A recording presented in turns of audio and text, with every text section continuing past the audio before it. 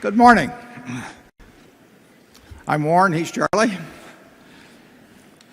He can hear, I can see. We work together for that reason. I'd like to make one correction in the movie. My fastball was filmed in slow motion. They tried it the regular way and you couldn't even see it. So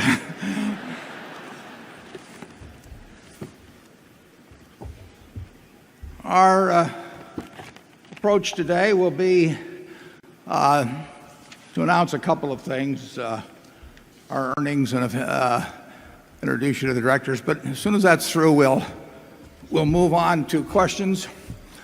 We'll have those until noon. We'll break for an hour, and we'll come back at 1 o'clock. Those of you who are in the overflow rooms may find that you can get into the main arena here at that time.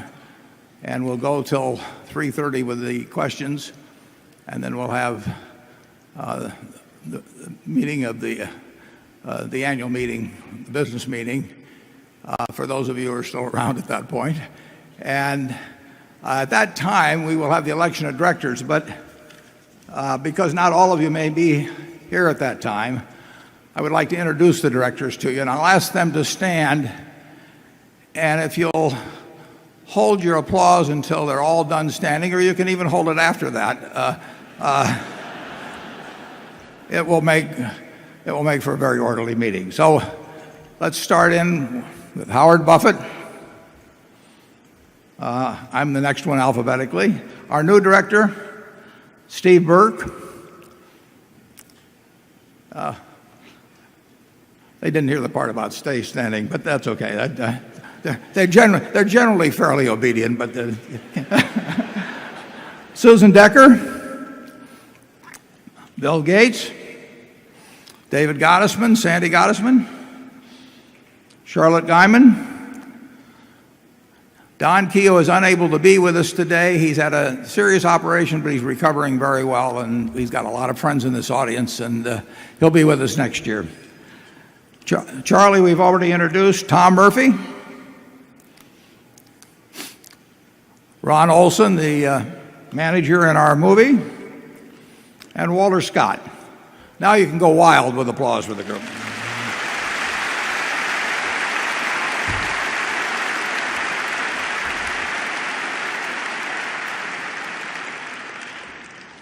Now, before we start with the questions, we do have preliminary earnings figures for the first quarter. And I'd like to ask the projectionist to put up slide A. There's nothing really very surprising in these numbers, but we'd like to give them to you. Are they up there okay? Yeah. If you have any questions on these later on, what we're seeing in our businesses is that in what was sort of a sputtering recovery a few months ago seems to have picked up steam in March and April. So in our businesses that kind of serve broad industry, such as the railroad or Marmon or ISCAR, we're seeing a pretty good uptick. It's a long way from where it was a couple years ago, but what was very spotty in the recovery a couple of months ago, the trends really seem a fair amount stronger in the last few months. And we always encourage you to focus on operating earnings. We have the figures there for our investments in derivative businesses. We don't really think they mean anything on a quarterly basis. Obviously, they're meaningful over the years. I mean, we piled up a lot of net worth over the years with capital gains, but in any quarter they mean absolutely nothing. And you'll notice another thing about our report. We don't even put down, we have to when we publish generally, but we don't even put down the earnings per share. We're not focused on that number in any quarter in a year. We're focused on the buildup of value.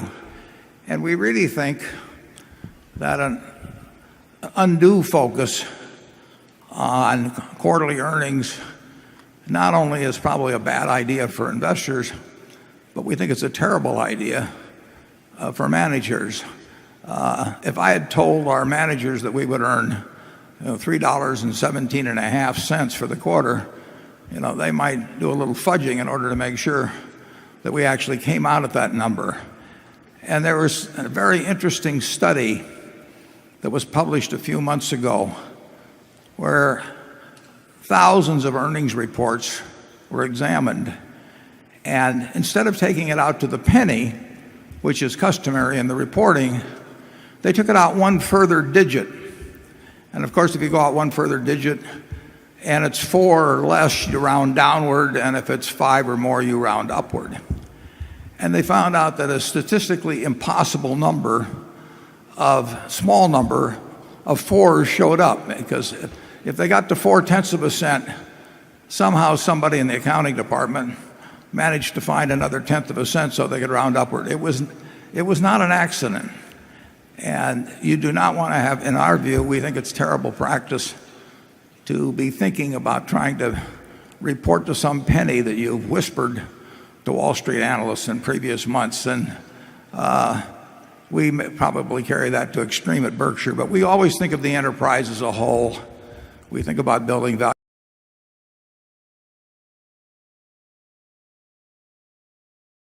Gains or losses. Charlie may want to weigh in on this one a bit. Charlie?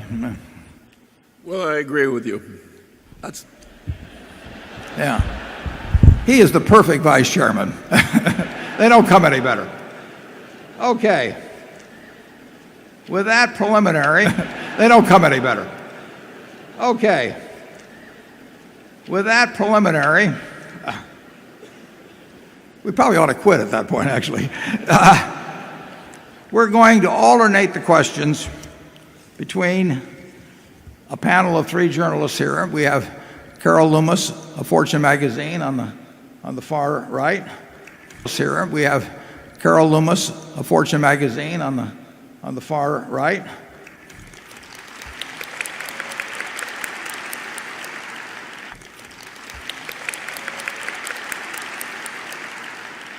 And we didn't do it quite alphabetically. We have Andrew Ross Sorkin from the New York Times, and Becky Quick of CNBC.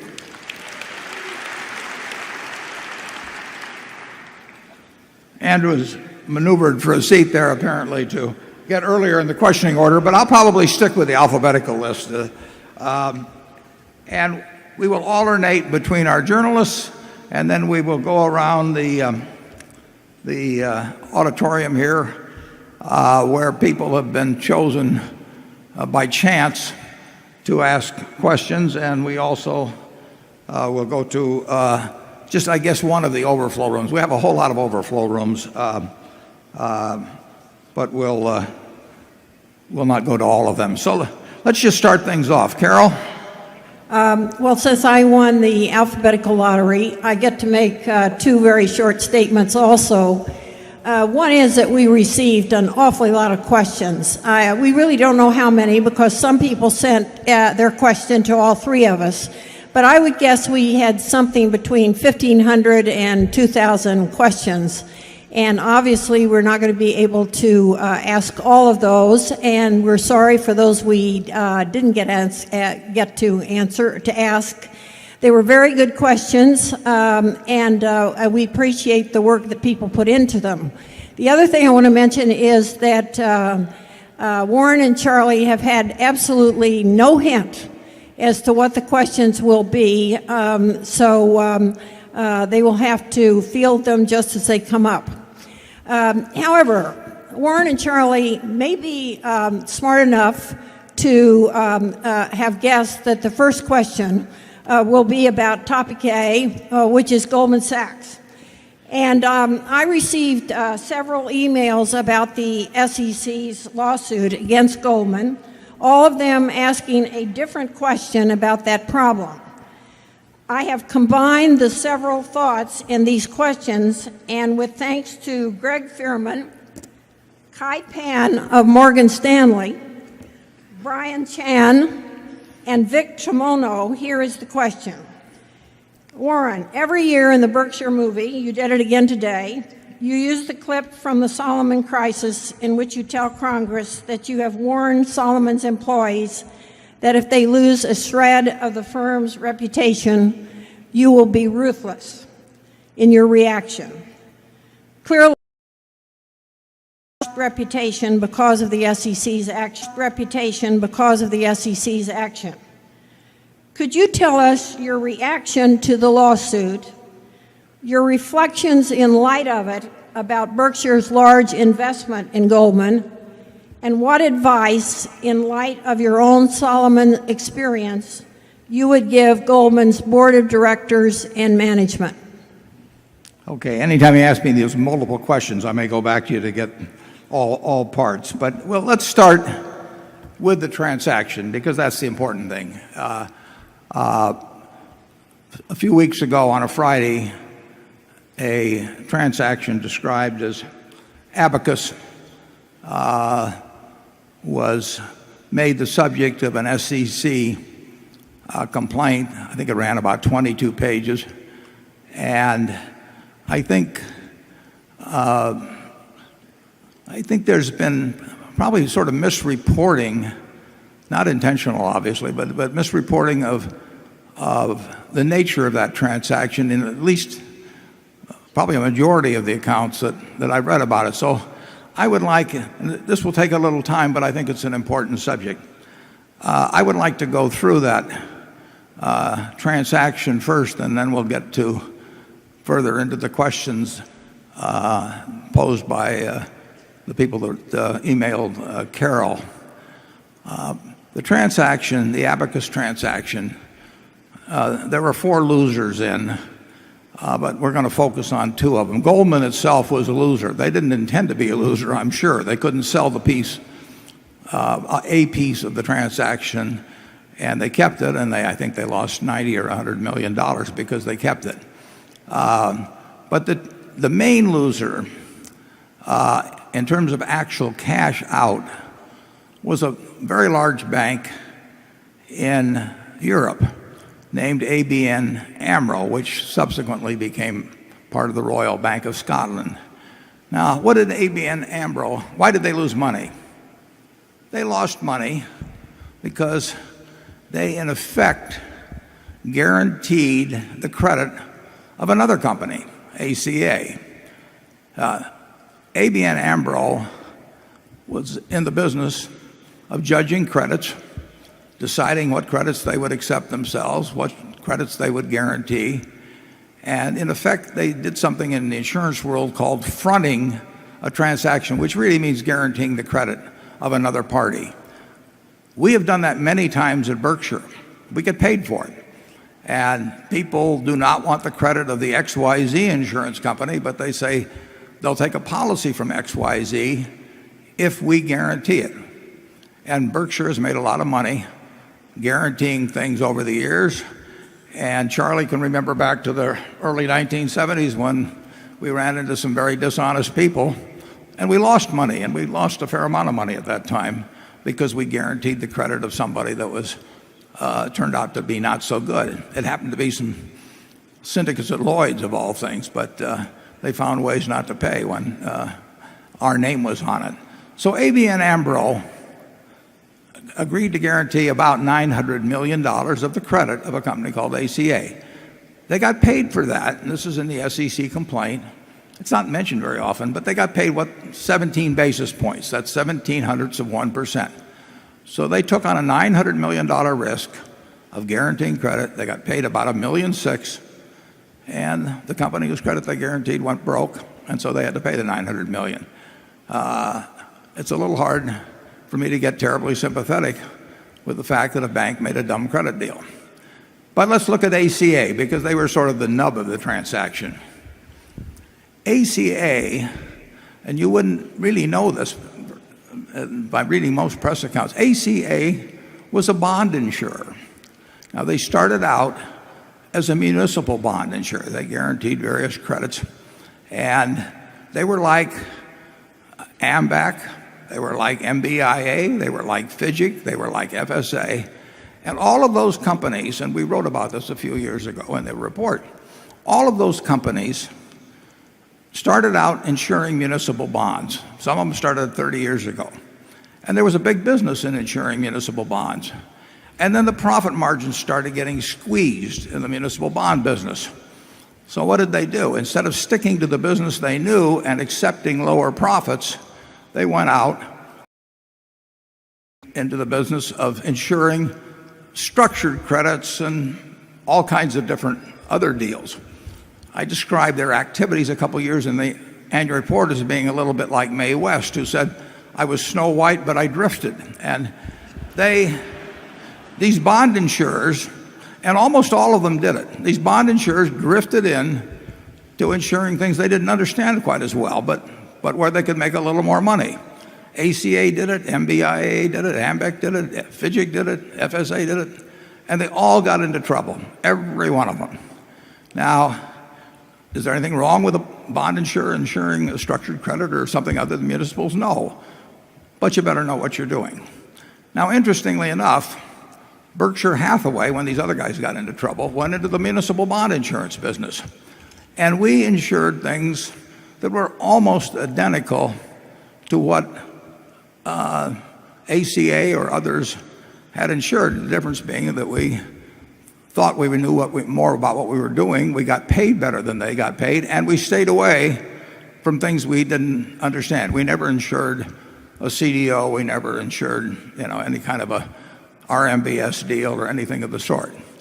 But I want to give you an example of something we did insure, because I think it will help you understand better this abacus transaction. So if the projectionist would put up slide number 1, I'm going to describe a deal to you. And as you look at this, is it up there yet? Yeah. Somebody came to us a couple of years ago. I'll tell you the name a little later. But a large investment bank came to us a couple of years ago. Now, we were insuring bonds regularly. We insured bonds here of the Omaha Public Power District that's familiar to many of you. We insured the bonds of the Methodist Hospital, which is 6 or 7 miles from here. We have told people that if the Nebraska Methodist Hospital does not pay its bonds, Berkshire Hathaway will pay them. And we've done that to the tune of about $100 million in their case. So we are in the business of insuring bonds. Now, a couple of years ago, somebody came to us, a large investment bank, and they said, take a look at this portfolio. And as you can see, it's got the names of a whole bunch of states. Yeah, it's up there. And very different amounts. I mean, it's got $1.1 billion for Florida. It's only got $200 million for the state of California. And they said to us, will you insure these states, that these bonds of these states will pay for the next 10 years? If any of the states don't pay, you have to pay as the insurer.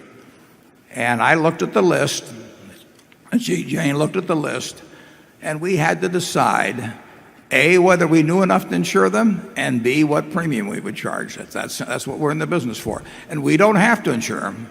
We can say, forget it, we don't know enough to make the decision. But we made the decision, and we offered to insure those bonds for about $160 million for 10 years. So we collected a premium of a little over $160 million. And somebody on the other side, the counterparty they call it, somebody on the other side for 10 years gets an assurance that if these states don't pay, we will pay as if they did pay. Now and this gets to the crux of the SEC's case or a complaint in respect to Goldman. Somebody came to us with this list. We didn't dream up the list. Another party came to us. Now there's about 4 possibilities. Now I'll tell you who the party was that came to us 2 years ago. It was Lehman Brothers. So Lehman Brothers, there's 4 possibilities roughly. Lehman Brothers might own these bonds and want protection against the credit. Possibilities roughly. Lehman Brothers might own these bonds and want protection against the credit. They might just be negative on the bond market and in effect be shorting these bonds and using this method as a way of shorting it. They might have a customer that owned these bonds who wanted to buy protection against the credit, or they might have a customer who was negative on these bonds and was simply wanting to short it. We don't care which scenario exists. It's our job to evaluate the risk of the bonds and to determine the proper premium. If they told me Ben Bernanke was on the other side of the trade, it wouldn't make any difference to me. If I have to care about who's on the other side of the trade, I should not be insuring bonds. They could have told me Charlie was on the other side of the trade. I mean, so in effect, we did with these bonds exactly what we did with the bonds that were presented to them. Now, ACA said with the bonds that were presented to them. Now, ACA said with the list of 120 that was presented to them, they said there's about 50 of these that we were willing to insure. And then they went back and negotiated and took on 30 more of them. We could have said, presumably, you know, we don't like Texas that well at $1.15 billion, and we'd rather have you give us more Floridas or something like that. We didn't do it. We just took the list and submitted. So it was totally the other guy's list that we insured. In the case of the Abacus transaction, it was sort of a negotiation as to which bonds were included. Now, a negotiation as to which bonds were included. Now, in the end, the bonds that were included in the Abacus transaction all went south very quickly. That wasn't quite so obvious they were going to do that in early 2007, as you could see by studying something called the ABX index. But the housing bubble, really mania, started blowing up in 2007. Now, there could be troubles in these states that we insured. You can say they have big pension obligations, and maybe the guy who's shorting them on the other side knows more about that than we do, but you know, that is our problem. I mean, if we want to insure bonds, in the case of ACA, in the case of MBI, they have teams of people do it. We just do it with a couple of people at Berkshire. But I see nothing whatsoever. I mean, if we lose a lot of money on these bonds, I am not going to go to the guy on the other side of the transaction and say, gee, you took advantage of me. I don't care if John Paulson is shorting these bonds to me. He has no worries that I'm going to claim that he had superior knowledge about the finances of these states or anything of the sort. So that was basically the Abacus transaction. I think the central part of the argument is that Paulson knew more about the bonds than the bond insurer did. My guess is the bond insurer employed more people than John Paulson did in his business, and they made what turned out in retrospect to be a dumb insurance decision. And for the life of me, I don't see whether it makes it any difference whether it was John Paulson on the other side of the deal, or whether it was Goldman Sachs on the other side of the deal, or whether it was Berkshire Hathaway on the other side of the deal. Let's say we had decided to short the housing market in some way in the early 2007. I don't think anybody should blame us for taking our position. If we did it, we didn't do it, but or if we take it the long side. I think before we get to the other part of Carol's questions, I'd ask Charlie to comment on this. Charlie has a law degree and in other ways is superior to me, so we'll get his views. Well, my attitude is quite simple.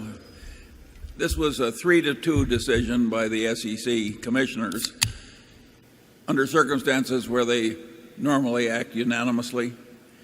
If I had been on the SEC, I would have voted with the minority 2 and not with the 3 who authorized the lawsuit. Carol, would you get to the 3 parts that we probably haven't answered yet, and then I'll tackle this one. But I really feel it's important to understand the transaction. I have seen ACA referred to as an investor. It's true that ACA had a management company, but it was 100% owned by ACA. ACA was a bond insurer, pure and simple, and they had this, very simple as it turned out, and they had one part of the organization did this and that, but ACA lost money because they were a bond insurer. Yeah, Carol? Well, I'm assuming that you have covered the part that says, could you tell us your reaction to the lawsuit? So the next part was your reflections in light of it about Berkshire's large investment in Goldman. And then the third was what advice you would have, given your Solomon experience and the thread of reputation that you have planted, those words you've planted. Those are the last 2 parts. Ironically, very ironically, it's probably helped our investment in Goldman in a certain way, because we have a $5 billion preferred stock that pays us $500 million a year. Goldman has the right, the legal right, to call that at 110% of par. So anytime they want to, they can send Berkshire $5.5 billion, and they get rid of this preferred stock, which is costing them $500 million a year. If we got that $5.5 billion in, we immediately would put it in very short-term securities, which probably would, under today's conditions, might produce $20 million a year or something like that. So every day that Goldman does not call our preferred is money in the bank. And it's been pointed out that our preferred is paying us $15 a second. So as we sit here, tick, tick, tick, tick, that's $15 every tick. I don't want those ticks to go away. I just love them. They go on at night when I sleep, they go on weekends. And frankly, Goldman would love to get rid of that preferred. I mean, they only agreed to sell us that preferred because it was sort of at the height of the crisis. The U.S., I'm not sure what part of the government, probably the Fed, but they have been telling companies that took TARP money whether they could increase their dividends or not, whether they could redeem preferreds and all that. Up till now, probably the federal government has been doing us a big favor by telling, even before this thing happened, they've probably been telling Goldman that you can't call that preferred until we tell you you can, and you can't increase your dividend. They've been pretty strong with all of the TARP companies. That has not been publicized too much, but believe me, that it's the case. So I was just sitting here hoping that basically that the Fed or whomever would continue to be quite tough in terms of letting Goldman call our preferred, but it wasn't going to go on forever. I think recent developments have probably delayed the calling of our preferred by some time. So the tick, tick, tick will go on, and we will be getting $500 million a year instead of $20 million a year. We love the investment, and I would expect that in the question about losing reputation, there's no question that the allegation alone causes the company to lose reputation, and obviously the press of the past few weeks, they hurt a company. They can hurt morale. They can a lot of things. Nothing. It's not remotely mortal or anything like that, but it hurts. Incidentally, Goldman Sachs had a situation that in connection with the Penn Central 40 years ago now, and that hurt at that time. They had a connection with one fellow in terms of Boesky that hurt at that time, and it was a source of great pain to John Weinberg, who was running Goldman. But I don't believe that the allegation of something falls within my category of losing reputation. If something is proven, then you have to look at it. My advice in times of some kind of an emergent, I mean, when some transgression is either found or alleged, basically, you saw Ron Olson in our movie. He was the manager of the team, and back when we were working at Solomon together in a somewhat similar situation, we had as our motto, get it right, get it fast, get it out, get it over. But get it right was number one. I mean, you have to have your facts right, because if you go out with the wrong facts, you get killed, and you can't redo it afterwards. But that does mean sometimes some delay. You have to gather information from within your own organization, and you are on the defensive. I do not hold against Goldman at all the fact that an allegation has been made by the SEC, and if it leads into something more serious, then we'll look at the situation at that time. But what I've seen in terms of the abacus activity, I just don't. I do not see that would be any different than me complaining about the list of municipals that were given to me to insure a couple of years ago. Charlie? Well, I agree with all of that, but I also think that every business ought to decline a lot of business that's perfectly legal and proper to accept. In other words, the standards in business should not be what's legal and convenient. The standards should be different.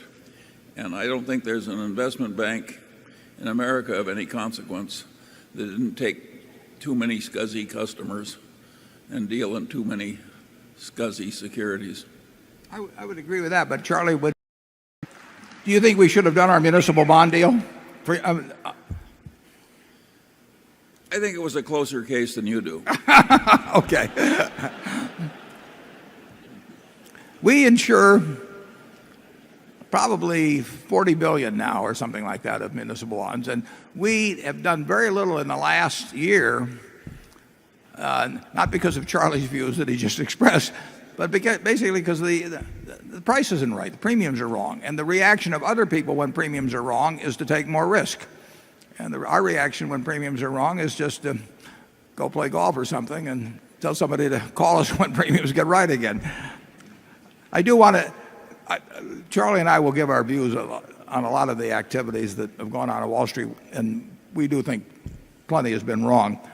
I do want to point out, though, that our experience with Goldman goes back 44 years, and during those years, we bought more businesses through them than through any other Wall Street investment bank. We've probably done more financing. They have helped build Berkshire Hathaway, and we trade with them as well. We don't hire them as investment advisors. I mean, they have a big investment advisory business, and if our reaction to that is no thanks. We are in the business of making our own decisions. But when we trade with them, they can very well be shorting to us a stock we're buying. They can be buying for their own account some stock we're selling. They do not owe us a divulgence of their position any more than we need to explain to them our reasoning or what we are doing in our position. We are acting there in a non-fiduciary capacity. I mean, and they are operating in a non-fiduciary capacity, in my view, when they are trading with us. Now, if they're working on our behalf on an acquisition or financing, that's a different story. But I would say that we have had a lot of very satisfactory transactions with Goldman Sachs, and I don't want to prolong this. I won't do this on any more questions, but I'd like to. Some people here will remember this. I'd like to take you back to the very first bond issue that Charlie and I ever did. This was our maiden voyage back in 1967, I believe. Yeah. And if we could put slide 2 up there, I will direct your attention to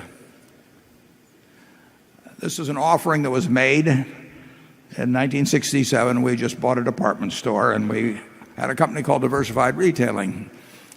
Now, Diversified Retailing only owned one retailing operation, but we were sort of imaginative in those days, so we called it Diversified Retailing.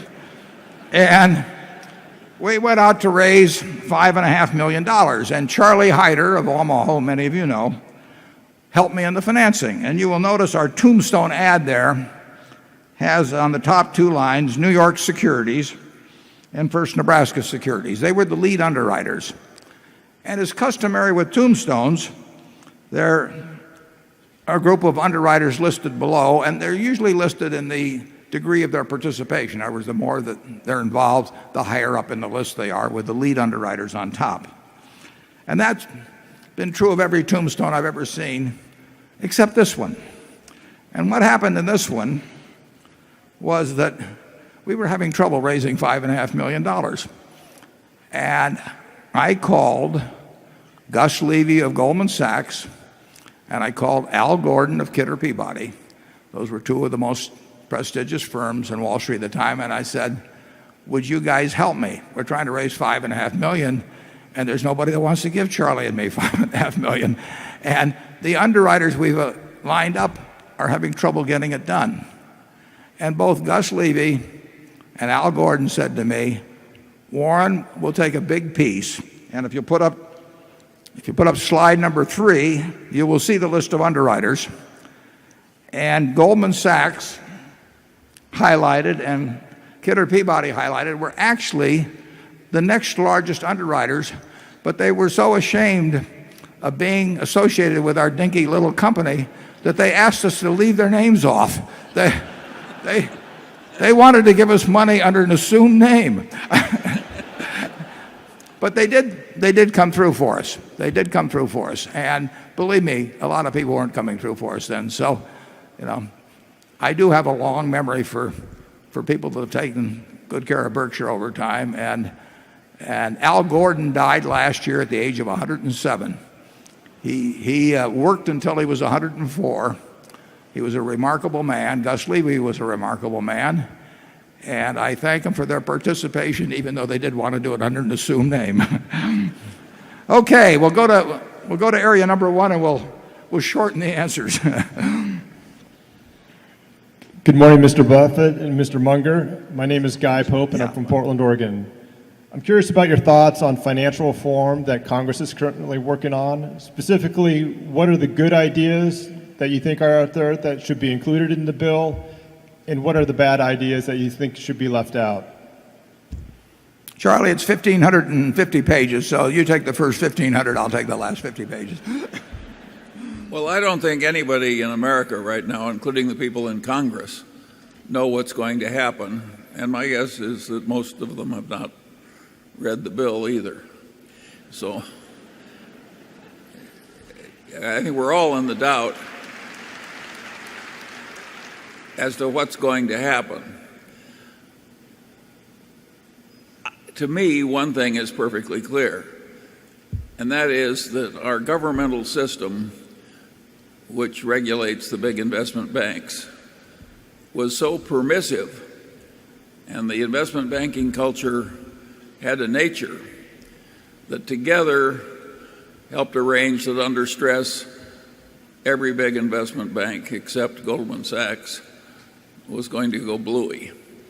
A system that likely to go bluey, that is so important to the country, should be changed so it's less permissive in what allows the banks and the investment banks to do. And people are thinking about that right now. The banks and investment banks just hate the idea of losing investment flexibility. For instance, on maintaining the biggest derivative book in the world at, say, J.P. Morgan Chase, they hate giving that stuff up. That doesn't mean that it's good for the country that they be allowed to continue to do as they have done. Based on what you know about the bill, and I know you haven't read all 1,550 pages, but would you vote for it today or not? I simply don't know enough about it. I know what I would do if I were the benevolent despot of America, and I would make Paul Volcker look like a sissy.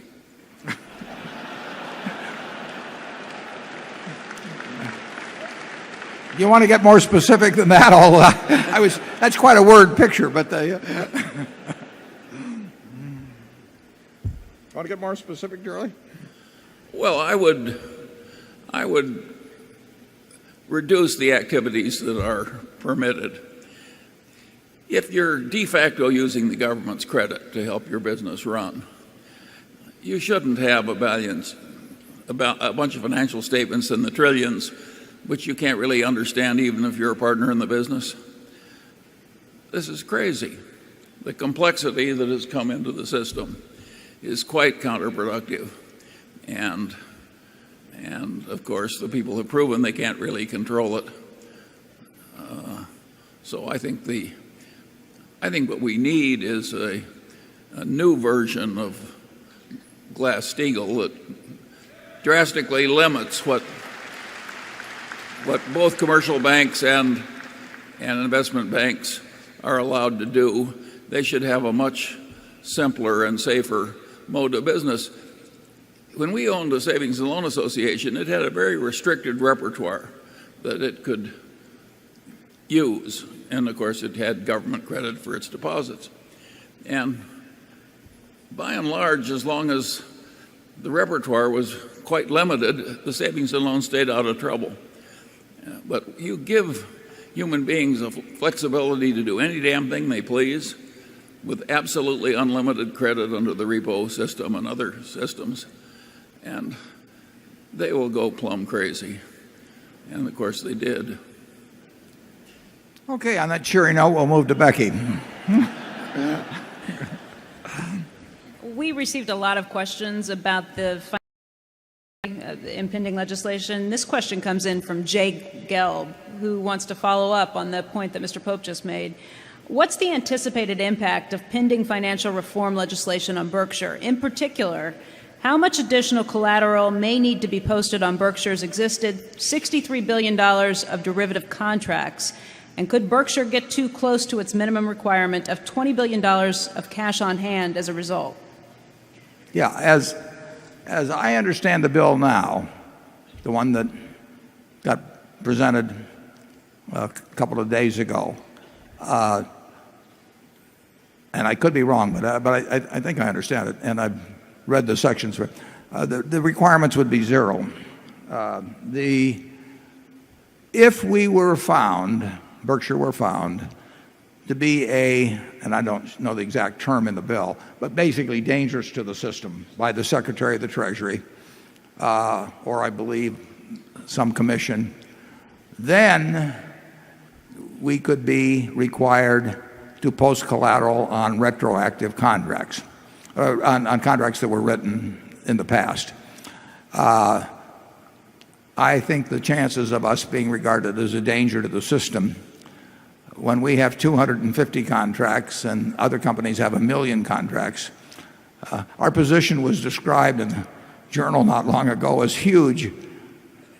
Our position is 1% in terms of notional value or liabilities or a lot of other ways of measuring. It's 1% of that of several other very large institutions. So I really wondered if you use the word huge to describe our position, what you would use for 100 times that position. That must be some adjective that lurks out there someplace to be attributed to those other positions. We had 23,000 positions 10 years ago when we bought Gen Re, and we proceeded promptly to get rid of all but less than 100 that are left. So we have absolutely, in my view, we have no problems. If for any reason, though, the Treasury or this commission should go back and maybe in some more sweeping declaration decide that they wanted all past contracts to be collateralized, we would comply, obviously. We also would feel that we were due substantial money because in negotiating those contracts, there was one price for collateralized contracts and there was another price for uncollateralized. So if I sell my house to you for $100,000 and wanted $120,000 if it were furnished, but you said I'll take it unfurnished for $100,000, and then Congress comes along later on and says all houses have to be sold furnished, and by the way, that's retroactive.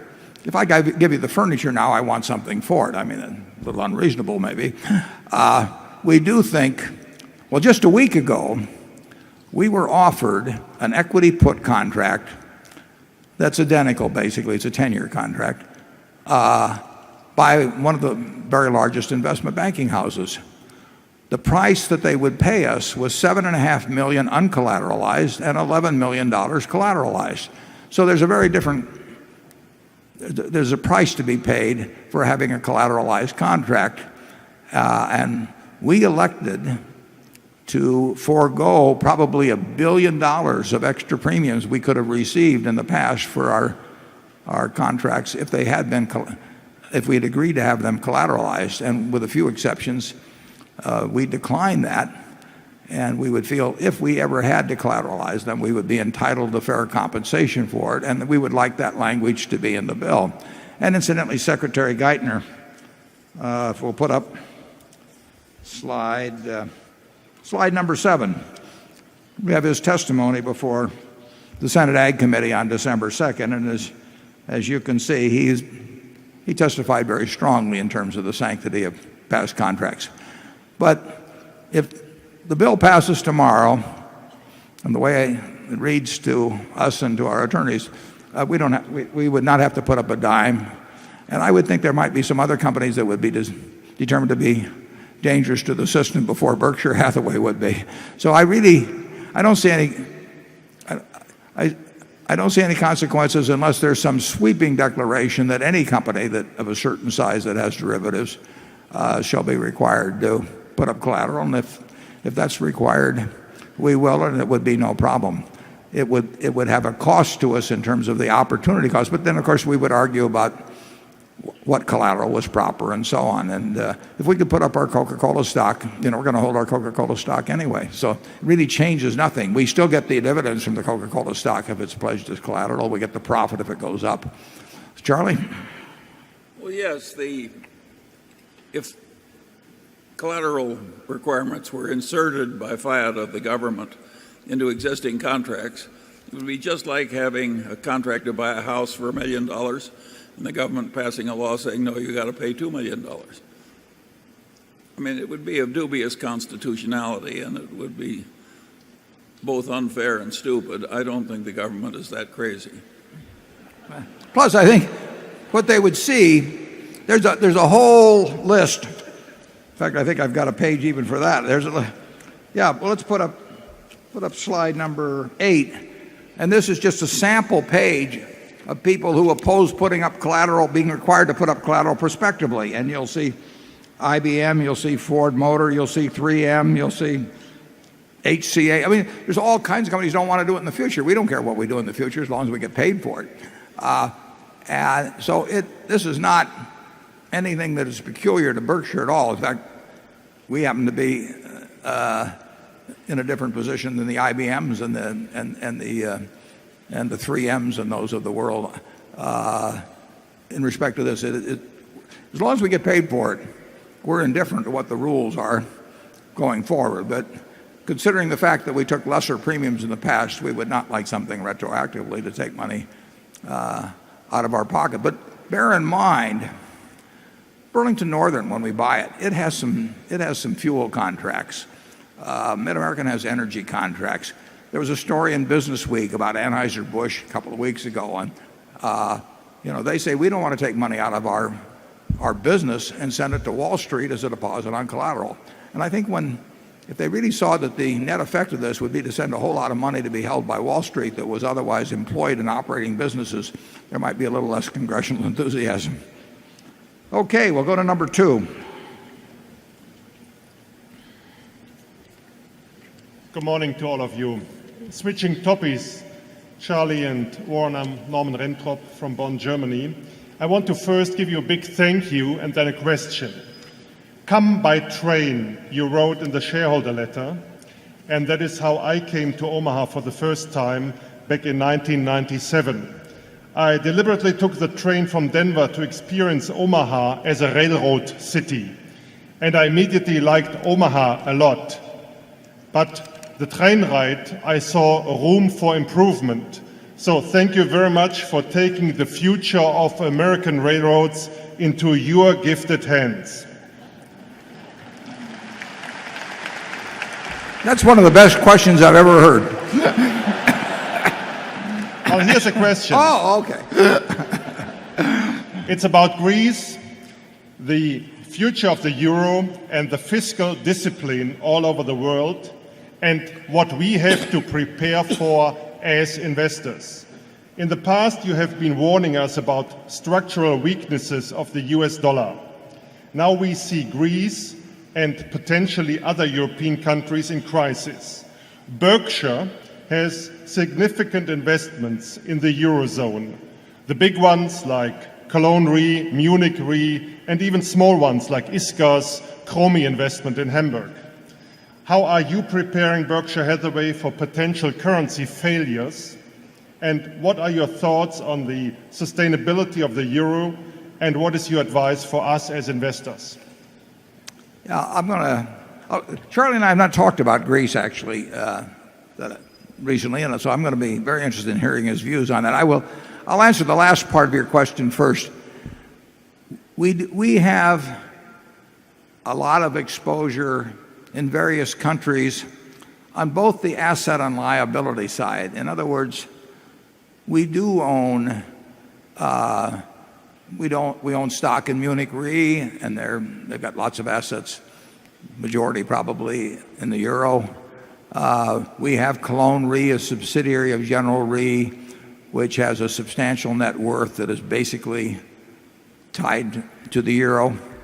On the other hand, we have very substantial liabilities that are denominated in other currencies, including fairly big time in the euro around the world. For example, when we reinsured 3 or 4 years ago, 3 years ago maybe, Equitas, we took on many, many, many billions of liabilities around the world, and we were paid by, in effect, Lloyd's, and we took that money and invested it in dollars. So we keep those liabilities for all kinds of old insurance claims arising from Equitas in foreign currencies.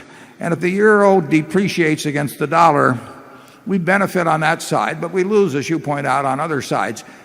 I can't tell you,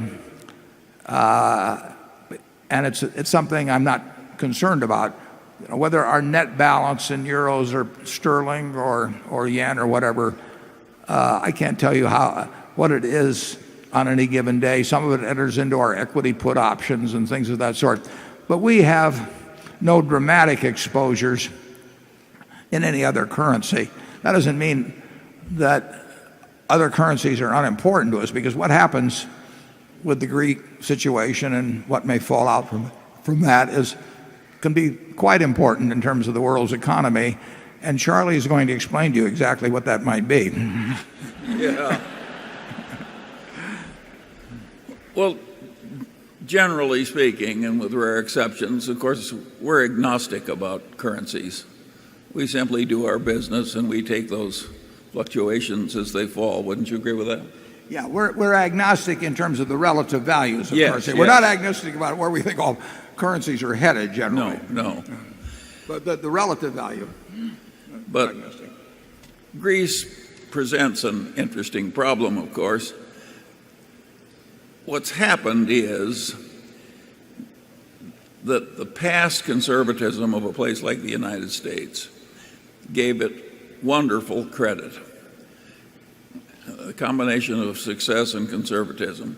And we used that credit to win World War II and help revive Germany and Japan, and one of the most constructive and intelligent foreign policy decisions ever made in the history of the world.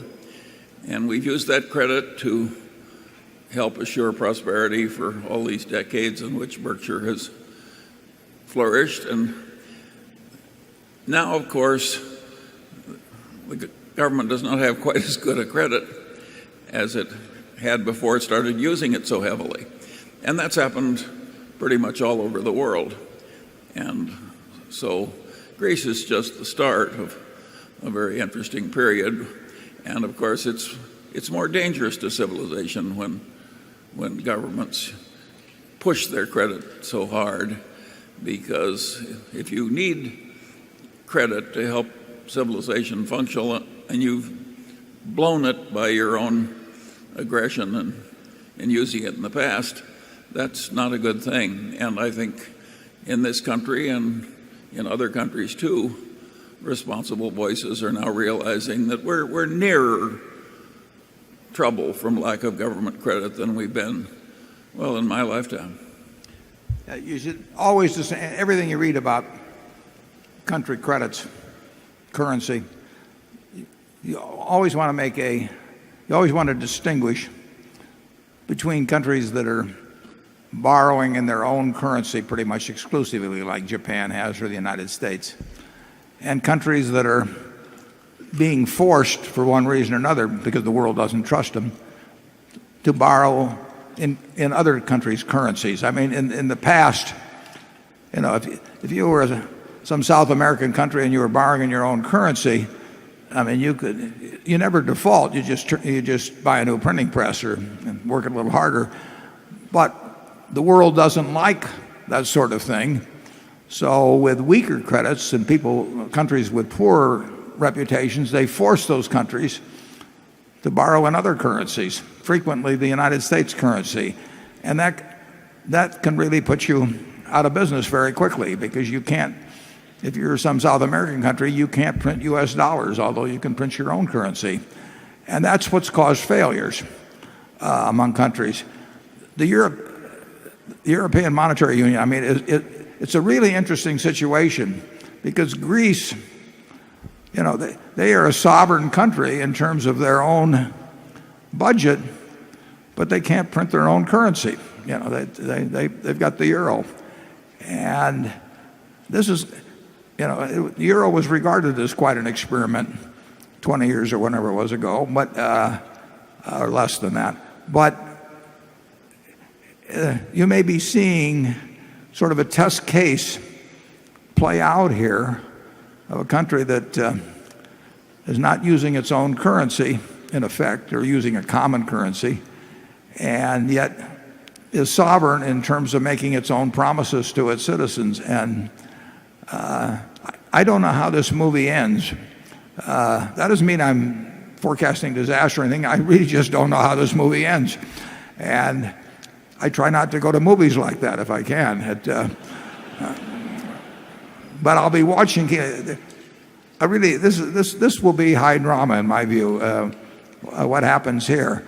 The one thing, Charlie says we're agnostic on currencies, and we don't make big currency plays. We did make one a few years ago, and we did all right on it. But we very seldom will develop a strong view on one currency versus another. I would say this, though, that events in the world of the last few years would make me more bearish on all currencies in terms of their future holding their value over time than previously. But it's not unique to the United States. It's not unique to the United Kingdom. If you really could run budget deficits of 10% of your GDP and do it for a long period of time, believe me, the world would have been doing it a long time before this. I mean, that's a lot of fun if you can keep it up. And the reason it hasn't been done in the past, I think, is probably that most people understand that it can't be kept up. And how the world weans itself off huge deficit financing by country after country after country is going to be easy. I mean, it's going to be interesting to watch. You do not need to worry. As long as the United States government borrows in US dollars, there is no possibility, none, of default. If the world won't take our obligations denominated in dollars, then you have a real problem. But you don't default when you can print your own currency. Well, yes, and of course, the published statistics are quite misleading, because the debts of the currencies of the countries are normally stated in terms of the government bonds outstanding, and the unfunded promises of the various governments are much greater than the government bonds outstanding. So whatever you think this problem is when you read the statistics, it's miles bigger, and those unfunded promises don't bind if you keep growing GDP at 2 or 3% per annum per person or something like that. You can afford the unfunded promises. But if you get to where the growth stops, then you're going to have enormous social strains. And God knows what the effect will be on government policy and on currencies. Andrew, you've been very patient. I've received over 300 questions just related to Goldman Sachs, and I know we've covered it already, but there are a couple outstanding questions, and one individual sent 3 specific questions that I thought I'd ask. The first is, as a Berkshire, since Berkshire is a Goldman shareholder, who would you like to see run Goldman Sachs if not Lloyd Blankfein? Were you made aware of Goldman's Wells notice or anything about the case prior to it being brought? Do you think the Wells notice constituted material information should have been disclosed? Would have you disclosed it? And finally, have you been contacted as part of the Galleon investigation and the allegation that a Goldman Sachs board member passed inside information about your pending investment in Goldman in 2008 at the height of the crisis to Galleon? I know there's a lot of pieces to that, but I thought we'd get Goldman out of the way right now. Good. Yeah. Well, let's answer the third one first. We've not been contacted in any way about Galleon. I read about that in the paper and about the allegation apparently of a contact between a Goldman director and Galleon, and I think in one of the stories I read something about presumably Galleon trading on it. But the answer is no contact from anybody. And I can't pronounce the name of the guy that runs Galleon. The Wells notice, I've talked to a number of lawyers about that, and I think when we didn't get the Wells notice, but when the Gen Re executives got the Wells notice, I'm quite sure we stuck that in the 10K or 10Q that came up. And maybe we filed an 8K announcing it. That was not us receiving it ourselves, but certain executives receiving it. I have been on the board of at least one well-known company over the past 40 years, and I won't narrow it down any more than that, but where they received a Wells notice and they didn't publicize it, and in truth it was nothing. I mean, lawyers tell me that if you regard it as material, you report it. I don't think if I'd received something relating to the Abacus transaction based on what I know about it, I would have considered it material to a company that was making many, many, many billions of dollars a year. Charlie? Well, I wouldn't have regarded it as material either. If every company reported every little thing that might happen with what they regarded a tiny probability, we'd just have unlimited confusing reports. There has to be some materiality standard, and you don't want to give blackmail potential to people that are mad at you and make claims. I'm not saying that's what the SEC was doing, but No, but it could happen with a lot of it. It could happen with individual lawsuits. It could happen with other people, yes. Yeah. And I don't know what percentage of Wells notices result in something that's material to the company, but my guess is that there are plenty of them that wouldn't be. And of course, the bigger the company, the less likelihood that it would be material. And then your other question about who I would want run it if Lloyd wasn't running it. I guess if Lloyd had a twin brother, I'd go for him. But I've never given that a thought. We think about who would run Berkshire plenty, but there's really no reason to think about that. There wasn't any reason to think about, in my view, back in 1970 when they had the Penn Central problem, whether somebody other than Gus Levy should be running Penn Central, be running Goldman, and when the event happened in connection with the Boesky thing, John Weinberg was running it then, and I thought that John Weinberg was a terrific manager of Goldman. So I just don't see this as reflecting on Lloyd. I think, as Charlie, and we've got strong feelings that way, there's plenty of stuff goes on in Wall Street that we don't like, but we do not think it's specific, and we know it isn't specific to Goldman. Charlie? Well, there are plenty of CEOs I'd like to see gone in America, but Lloyd Blankfein is not one of them. Okay, number 3. I was afraid he might start naming names.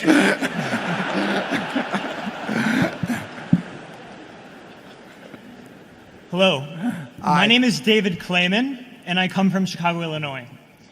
This question is for Mr. Buffett and Mr. Gates, principally as Berkshire shareholders, but also as Bill and Melinda Gates Foundation trustees. The leading cause of death for Americans my age are motor vehicle crashes. Over 6 million occur each year, and you insure a significant number of these crashes. The World Health Organization ranks motor vehicle crashes as the 11th leading cause of death in the world. A new category of technologies are reaching the market. These technologies not only reduce driver distraction, but also deliver positive feedback to drivers to help make drivers aware of how well they're driving or how much better they could be doing. Will Geico or the Gates Foundation make an aggressive, invisible bet on driver feedback technologies to stimulate road focus and save life, liberty, property, and insurance premiums? I have a note here for Mr. Gates and Mr. Buffett. I'd be happy if I could get these to you somehow. Okay, I think we know your position. The Gates Foundation, I think, has a fairly major initiative along with Mayor Bloomberg in terms of cigarette smoking, and I think you'll find a whole lot more people have been affected by that than auto accidents. Auto accidents per mile driven, have auto deaths have diminished. I thought I heard a figure of 6,000. I thought the figure was more in the 30 to 40,000 range, actually, but it's diminished over the years. There have been a lot of things done to make cars safer. I'm not sure that cell phones and Blackberries are among them. And I think that, I think they actually are. There will be more people die in auto accidents because the cell phone and various other instruments were invented than would otherwise be the case.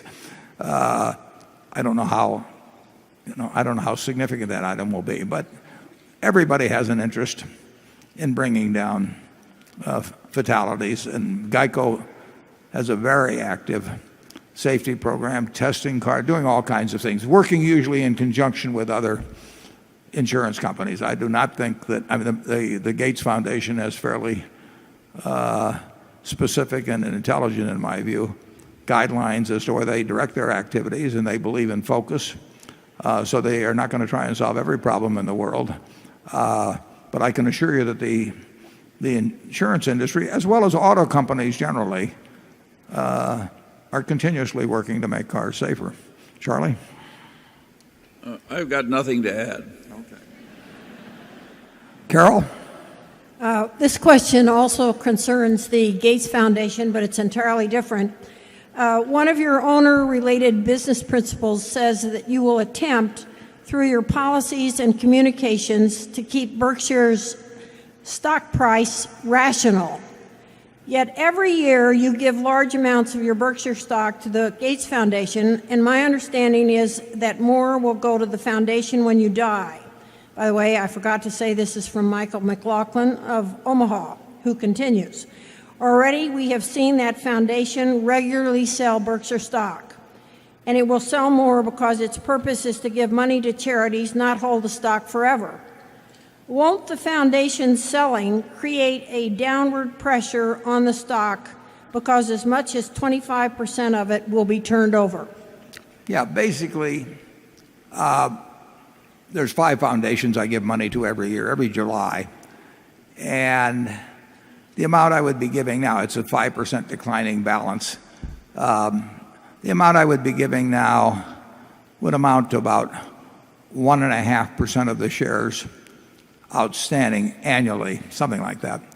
So if they sell, and they will, that stock fairly promptly after receipt in order to make charitable gifts, you basically have 1.5% of the shares being sold annually. Now, if you contrast that with trading on the New York Stock Exchange, which averages well over 100% of the amount of shares outstanding, it's not anything unusual at all in the way of sales. And it is a free country. I mean, I could sell 10% of the company if I wanted to. I've never sold a share in my life, and I never plan to sell a share in my life. And I won't sell a hell of a lot of shares after I die either, probably.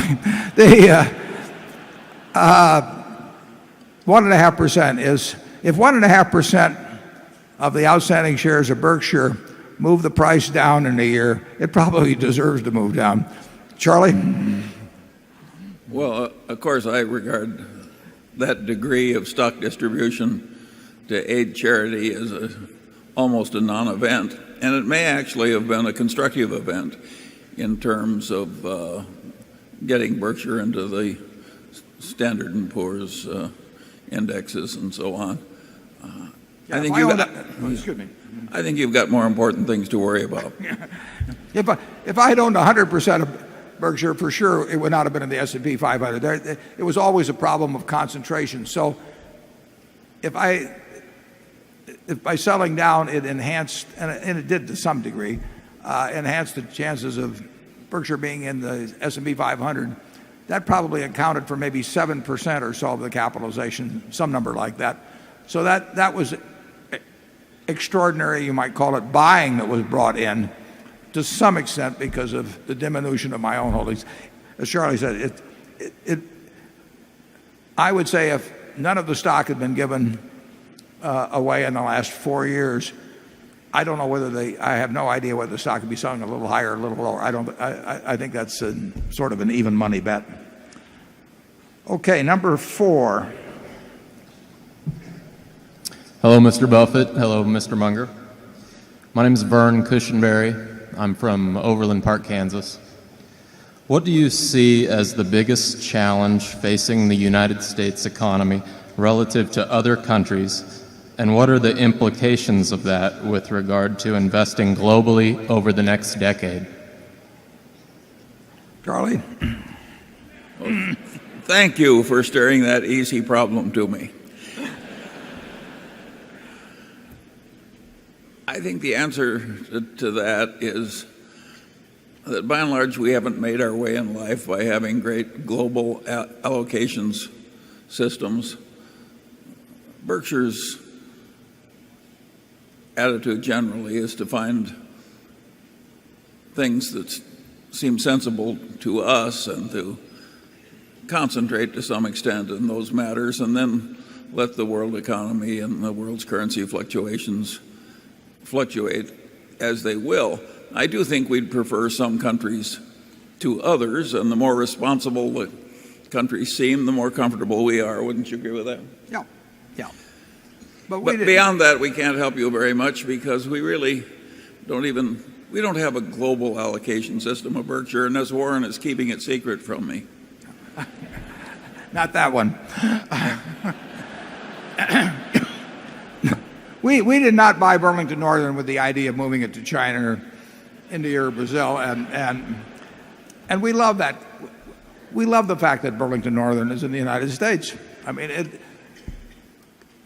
the biggest threat we have is some kind of a massive nuclear, chemical, or biological attack of one sort or another. And if you say what are the probabilities of that over a 50-year period, it's pretty high. If over a 1-year period, it's very low.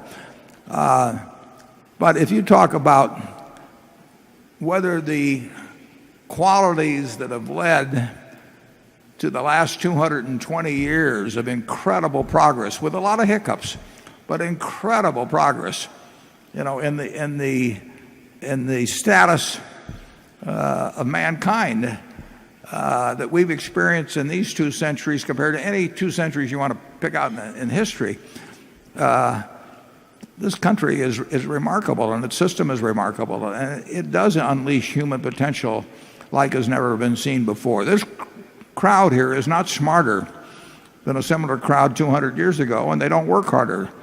But boy, do they live differently. And they live differently because this system has enabled fairly ordinary people over a period of time do extraordinary things. And that game isn't over. I mean, there is nothing that says we have come close, in my view, to the limits of what humans can achieve.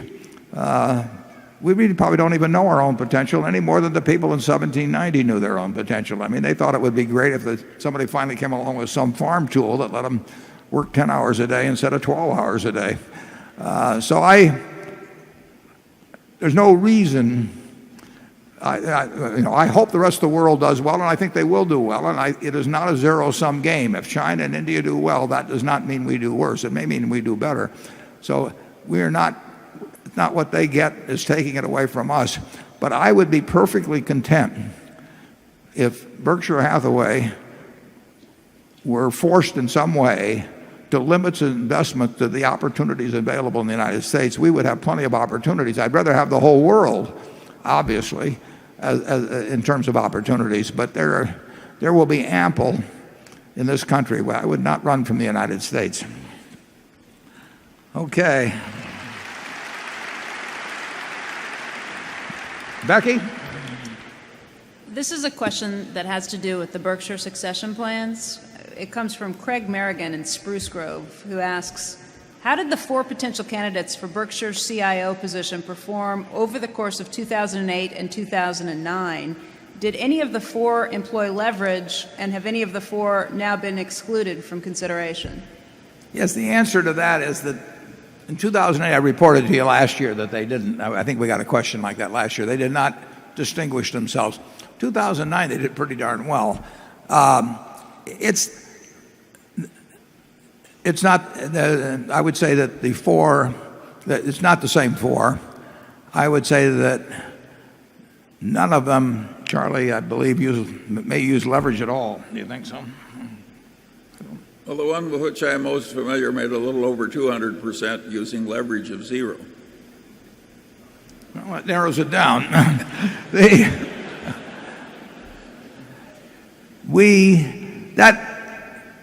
The potential investment people, that list will be subject to more movement around than probably the CEO succession, and it's really far less urgent. If I die tonight, there will be a new CEO in place in Berkshire within 24 hours, and all the directors know who it would be, and they're all comfortable with it. I mean, and there should be somebody in place within 24 hours. The investments, they don't need anything done next week. I can go on vacation on investments, and we could go, if we wouldn't do it, or the directors wouldn't do it. I won't be there, but they could wait a month. They could wait 2 months. I mean, the Coca-Cola isn't going to go away. Procter & Gamble's not going to go away. American Express. There's no great need to be doing things day by day. We don't do things day by day. So they can be fairly leisurely in working out, probably in conjunction with the new CEO, who they would like to bring in, how they would like to compensate them, what the number might be. That is not fixed in stone at all. The one thing I can tell you is that there's some very able people who would like very much, I think, to be managing money for Berkshire, and who would do a good job, and who are familiar to at least some of the directors, and that problem would get solved. The CEO problem, which is not a problem, but the CEO question, you want an answer for right now, and you want to be prepared to implement it the next day, although I did just have a physical. Came out fine. Charlie?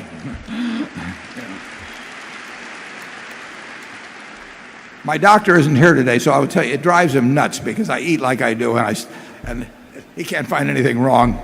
He wants to, believe me. And with that...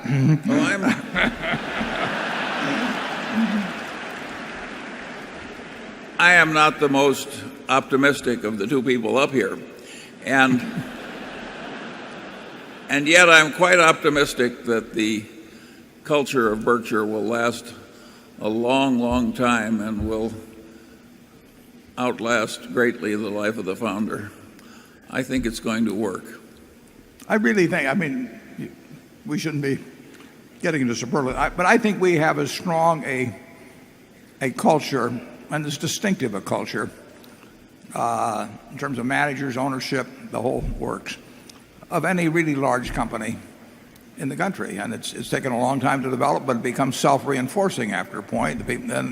And we love it, and I think they'll love it after I'm gone. Don't clap there. Okay. Number 5. Hi, I'm Steve Fulton from Louisville, Kentucky. Once again, I gave up a box seat to the Kentucky Derby to come ask you a question. And I appreciate that opportunity.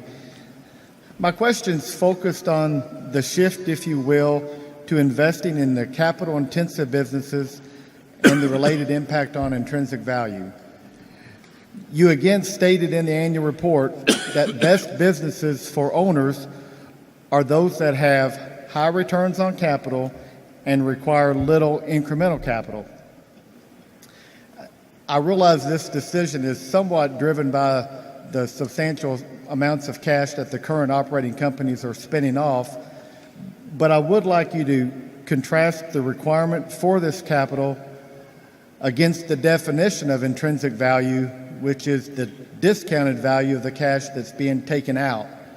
And just for all of us to be aware, you've mentioned the fact that you think these businesses will require tens of billions of dollars over the few decades, and just the time value of that. I'd like to understand a little bit more of your insight into that. Okay, although it's clear you understand the situation quite well, and it's as important a question as you could ask, virtually, I would say, at Berkshire. We are putting money into big money, into good businesses from an economic standpoint, but they are not as good as some we could buy when we were dealing with smaller amounts of money. If you take See's Candy, it has 40 million or so of required capital in the business, and it earns something well above that. Now, if we could double the capital, we could put another 40 million in at anything like the returns we receive on the first 40 million. I mean, we'd be down there this afternoon with the money. Unfortunately, the wonderful businesses don't soak up capital. That's one of the reasons they're wonderful. At the size we are, we earn operating earnings $2.2 billion or whatever it was in the first quarter, and we don't pay it out. And our job is to put that out as intelligently as we can, and we can't find the See's Candies that will sop up that kind of money. When we find them, we'll buy them, but they will not sop up the kind of money we'll generate. And then the question is, can we put it to work intelligently, if not brilliantly? And so far, we think the answer to that is yes. We think it makes sense to go into the capital-intensive businesses that we have. And incidentally, so far, it has made sense. I mean, it's worked quite well, but it can't work brilliantly. I mean, the world is not set up so that you can reinvest tens of billions of dollars and many, many tens over time and get huge returns. It just doesn't happen.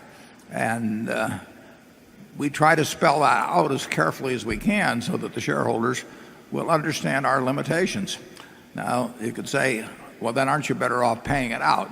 We're not better off paying it out as long as we can translate, as you mentioned, the discounted value of future cash generation. If we can translate it into a little more, something more than $1 of present value, we'll keep looking for ways to do that. In our judgment, we did that with BNSF, but the scorecard will be written on that in 10 or 20 years.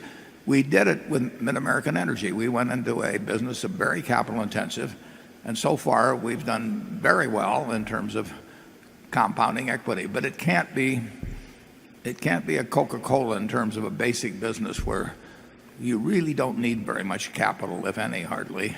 And you can keep growing the business if you're lucky, if you got a growing business. See's is not a growing business. It's a wonderful business, but it doesn't translate itself around the world like something like a Coca-Cola would. So I would say you've got your finger right on the right point. I think you will, you understand it as well as we do. I hope we don't disappoint you in terms of putting money out to work at decent returns, good returns. But if anybody expects brilliant returns from this base in Berkshire, we don't know how to do it. Charlie? Well, I'm just as good as not knowing as you are.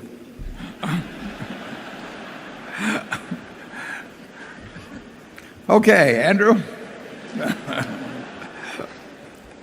This question comes from Victor and Amy Liu, who are shareholders from Santa Monica, California, and they ask, When you made investments during the financial crisis in February of 2009, why did you lean towards debt instruments rather than equity?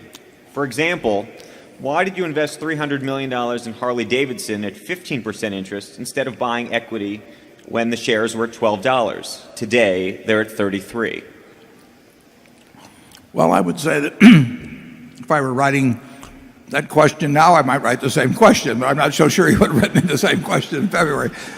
Now, there were different risk profiles, obviously, in investing. And the truth is, I don't know whether Harley-Davidson equity is worth 33 or 20 or 45. I just have no view on that. I don't, I kind of like a business where your customers tattoo your name on their chest or something, but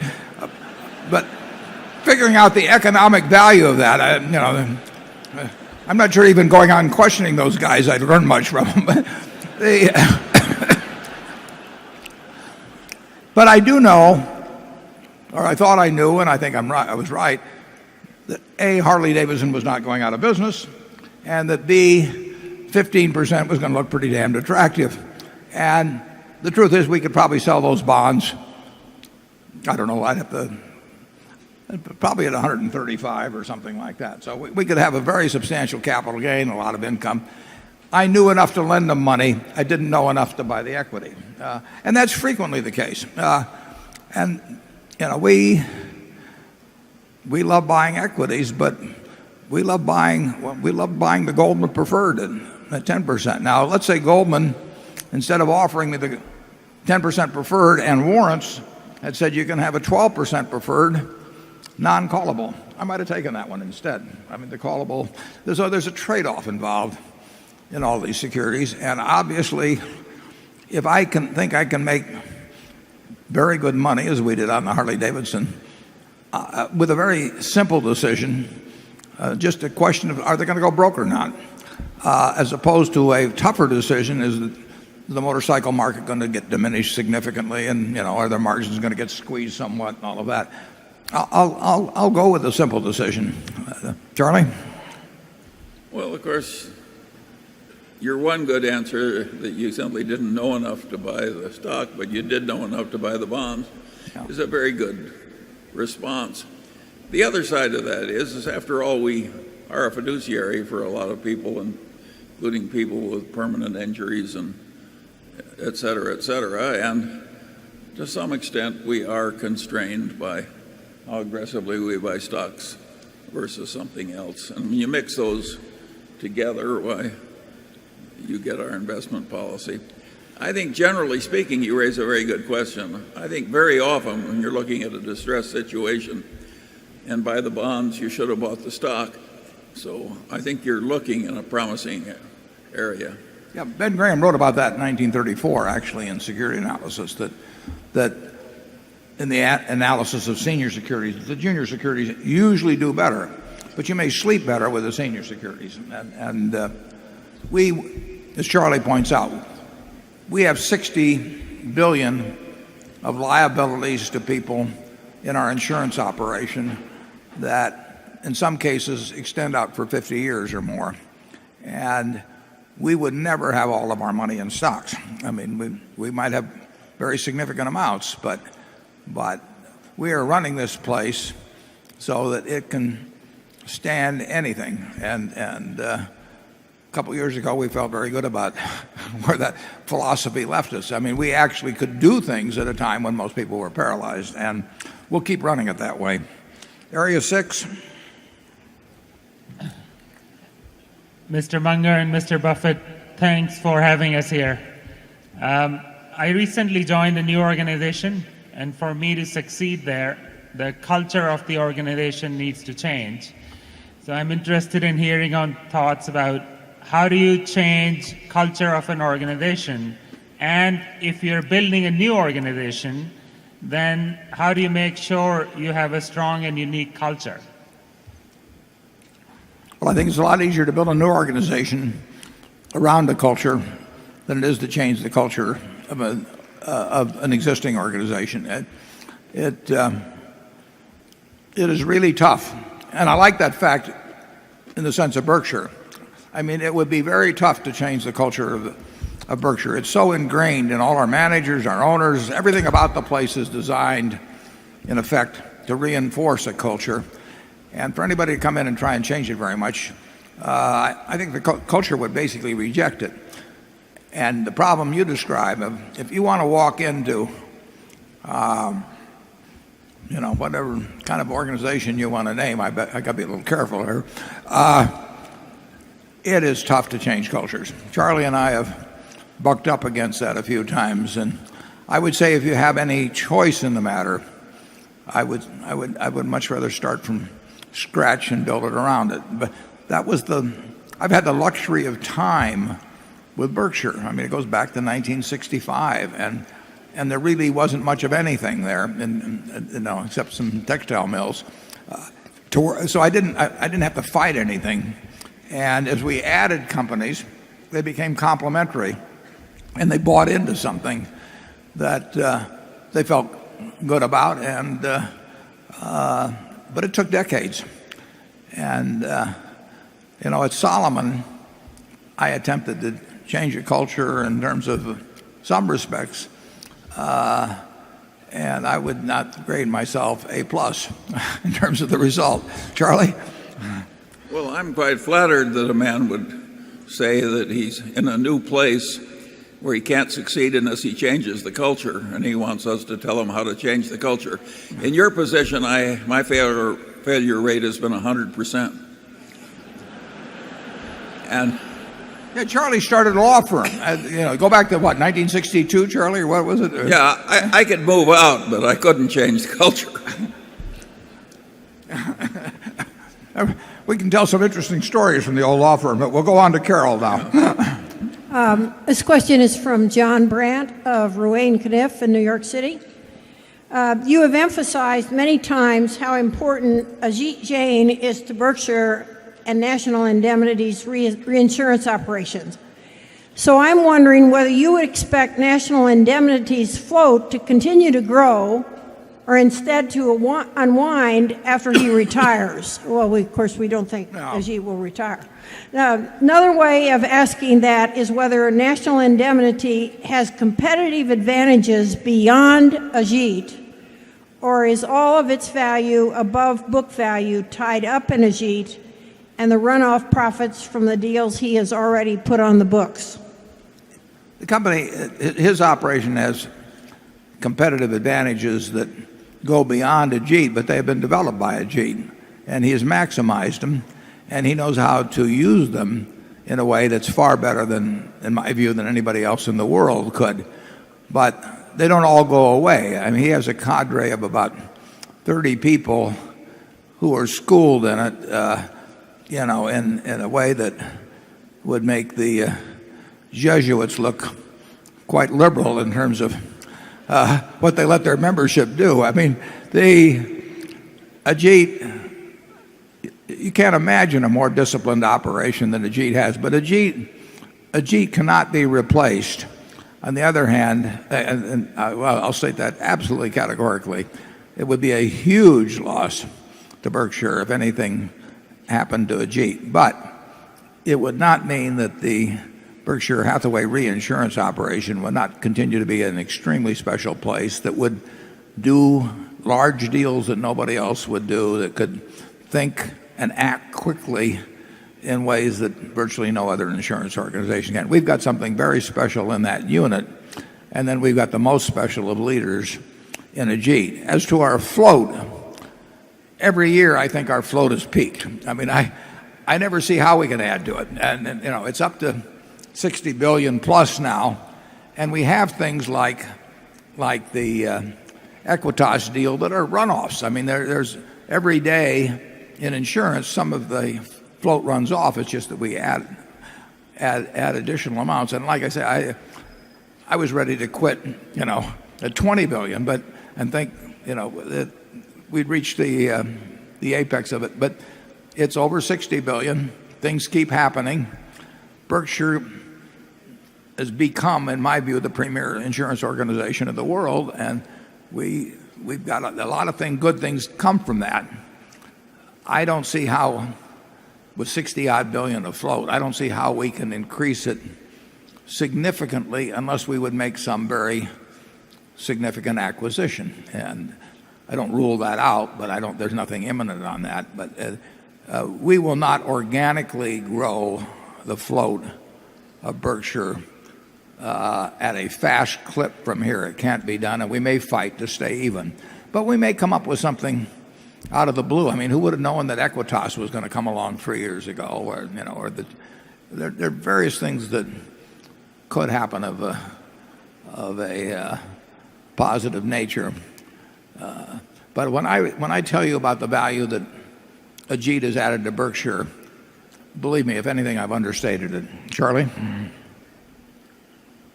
Well, I agree with you, and I've got nothing to add. Well, in that case, we'll go to number 7. Okay. There we are. Good morning, Warren and Uncle Charlie. I have to call you Uncle because my parents are from India, and we call anybody older than us Uncle or Auntie. You may have to call us Great Uncle. I'm Sabrina Chug from Los Angeles, and I'm 12 years old. My mom owns a bunch of Berkeys, which obviously I'm going to get one day. My question is, 17% of the world is Indian. That's 1 out of 6 people in the world. India's economy has been growing at 7-8% per year. At this rate, it will surpass total U.S. GDP in 2043. Can you please tell me, why aren't you investing in India? Well, it's a good question. And we have connections there, obviously. But it hasn't, in the insurance field, there have been very distinct limitations on what a non-Indian company, a non-Indian owned company can do. We've looked a lot, and mostly through Ajit. We've looked a lot at the possibility of being in the insurance business there. And actually, as of yesterday, I agreed next March to go to India because our ISCAR business is doing very well there, but I don't know what they think I can do additionally. But in any event, they said, come on to India in March and see if we can't expand it substantially. India is going to grow dramatically, and ISCAR belongs in every industrial country in the world. I mean, we are very basic to industry, and we've done wonders for our customers all over the world. And we have a good-sized operation in India, but ISCAR management hopes that if we take a trip over there in March, we might land a few more accounts. We do not rule out India, believe me, in looking at either direct investments or marketable securities. In fact, POSCO, Charlie can describe the POSCO situation better than I am, but they have big plans for India. Charlie? Yeah, the one trouble that India presents is that its governments tend to have a fair amount of paralysis, endless due process, endless objection, zoning is hard, planning permissions are hard, etc. And that has caused the very wise founder of modern Singapore to say that China is going to grow much faster than India because their government causes less paralysis. So these countries are different in the opportunities they present. Of course, we like India, and we kind of admire the democracy that causes the paralysis, but we still don't like the paralysis. It's not ordained, however. If you'd looked at China 40 years ago, you would have not, you wouldn't have dreamt of what would happen. So, countries do learn from each other. I mean, and they should. I mean, I think they've learned many things from the U.S. that they adapt. I'm not talking about India specifically. I'm talking about other countries. generally. They don't take on everything we have, but if you looked at a country that was as successful as this country's been over a couple hundred years, you might figure that there could be a few good ideas you could steal. And I think that you're seeing that around the world, and maybe they can improve on us. So I don't think I would feel that any impediments to growth that existed now are necessarily ones that have to be permanent. We ought to figure out a lot of ways to do business in those countries. My preference is obviously in something like insurance, which I understand, and where we've got terrific people.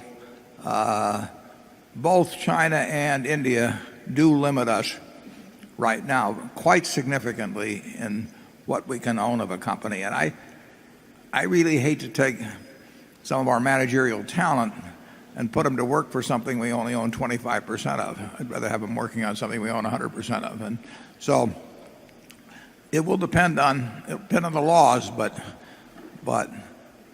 people in India are going to be living a lot better 20 years from now than they are now, as they are in China and as they are in the United States. Okay, Becky. This question comes from Jonathan Marsh in Sydney, Australia. He says, many shareholder letters in the 1970s and 1980s discussed various aspects of inflation and its potentially destructive effects on investment. The 2008 letter mentioned that current Federal Reserve's quantitative easing could again bring about inflation, yet the 2009 letter made no mention of this threat. What are your current thoughts on the risk level of higher inflation in the United States? Well, I may be a little biased on this, because I've always worried a lot about inflation, and there's been a lot of inflation. Charlie's pointed out, since I was born in 1930, the dollar's depreciated by well over 90%, but as he also points out, we've done okay. So it isn't the end of the world necessarily. I think that the prospects for significant inflation have increased, with what, not only here, but around the world, with the situation that governments have either been forced into or elected to embrace. And they may have well been the correct responses, but we may find that weaning ourselves from the medicine was harder than solving the original illness. And the medicine, has been massive dosages of debt, and like I say, not only here, but elsewhere. And I don't see any way that countries running very high deficits relative to GDP don't have a significant diminution in the value of their currency over time. Now, that it can be done for a while. I mean, we've done it through wars and everything else, and maybe we will correct the situation. But if we don't, I wrote an op-ed piece in the New York Times about a year ago on this, and I do think that if you wanted to bet on higher or lower inflation, bet your life on it. I'd bet on higher, and maybe a lot higher. Charlie? Well, again, I agree. Okay, number 8. My name is Lucas Remerswell, and I'm from Whangarei. And in case you don't know where Whangarei is, it's in New Zealand. At the moment, it's 4:15 in the morning in New Zealand, so I'd be safe to say that my wife will be sound asleep. So I'm an idealist. What can be done to educate the children about the sage of Omaha's philosophy of successful money management, and to prevent another reoccurrence of the financial mayhem that we've all seen and experienced in the 2007 and 2008 years? We will see financial mayhem, as you put it, from time to time. I hope we reduce it. I hope we reduce the magnitude, etc. But people do crazy things, and it's not a function of IQ, and sometimes it's not a function of education. In fact, I would argue that some of the problems, and not a small part of what's occurred in the last 30 years, has been because of what became the prevailing conventional wisdom in the leading business schools. So I'm not particularly positive about modifying the madness of mankind from time to time. The first part, though, however, is the kind of thing in our movie. I really do believe that getting good financial habits, other kinds of habits too, but what I'm thinking about here is primarily financial habits. Getting those early in life is enormously important. I mean, Charlie and I were probably lucky that we grew up in households where we were getting all kinds of unspoken lessons, even in terms of how to handle our life, but in particular how to handle finances. And not everybody gets that. And Andy Hayward, who did a terrific job with Liberty's Kids in teaching about the history of America 3 or 4 years ago, has come up with this idea of the Secret Millionaires Club. And if we get through to 2 or 3% or 5% or whatever it may be of the kids in terms of giving them some ideas they might not otherwise have, and they build some habits around it, it isn't going to change the world, but it can be a plus in their lives. It is very important to get the financial habits. And really, Charlie's a big fan, and so am I, of Ben Franklin's, and he was teaching those habits a couple hundred years ago. So we're just going to try and take Ben Franklin's ideas and make them entertaining on for children's stories, in effect. And I think that's about what you should be doing. I think it's much more important to have good learning at the elementary level than, frankly, the habit at the in terms of advanced degrees and graduate schools. Charlie? Yeah, there are other great educational institutions in America that help handle this problem. One of the ones I admire most is McDonald's. I had fun once at a major university when I said I thought McDonald's succeeded better as an educator than the people in the university did. And what I meant was McDonald's hires a lot of people who are quite marginal at the very start of their working career, and they learn to show up on time for work and observe the discipline. A lot of them go on in employment to much higher jobs, and they've had an enormous constructive effect about educating into responsibility a lot of people who were threatened with not making it. So I think we all owe a lot to the employment culture of McDonald's, and it's not enough appreciated. I learned a lot from a paper manager at the Washington Times-Herald named John Daly. Yeah. And probably 13 years old or 14 years old, and I was lucky to run into him. Basically, my life would have been somewhat different if I didn't get those lessons from a guy that taught them to me in a very enjoyable manner. He wasn't preaching them to me. He just told me I'd do better if I did this and that, and it worked. So you're lucky if you got the parents to teach you that, but anything that brings it into a broader teaching environment, I'm for. And like I said, I really think Andy has got a terrific project in this, and we'll see how it goes. And speaking of Andrews, or Andy's, Andrew?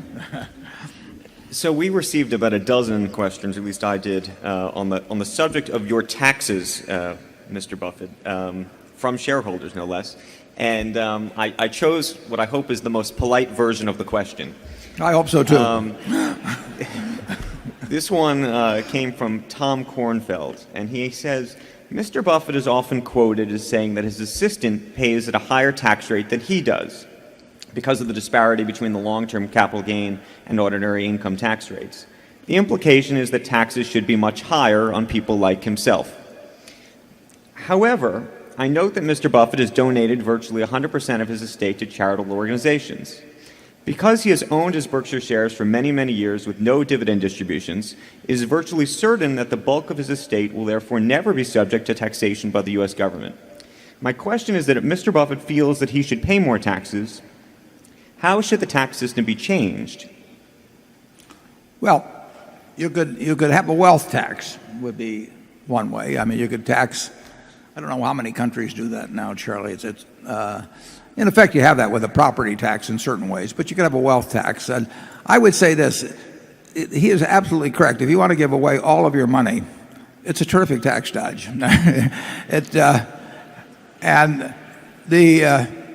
Although I will say this also, in the tax return I just filed, on the charitable contributions line, I have an unused carry forward of something over $7 billion that I haven't gotten a deduction for.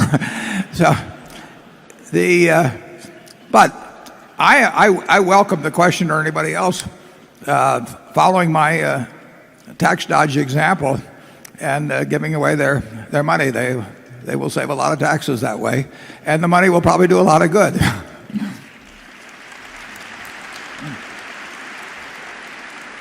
Taxes. If we continue to spend 25 or 26% of GDP as a country, and we made those elections to our representatives, we are not going to be able to keep taxation at 15%. We've got a deficit commission, and you couldn't have two better guys than Erskine Bowles and Alan Simpson heading it. I mean, you have got two classy individuals there. They're smart, they're decent, people like to work with them. I mean, the president made a great choice in picking those two.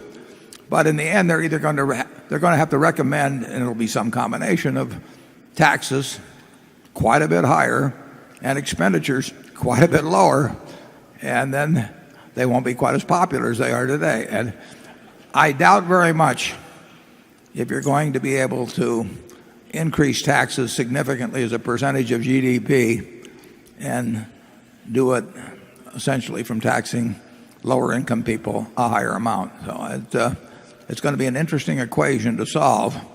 And I wish them the very best. They're two terrific fellows.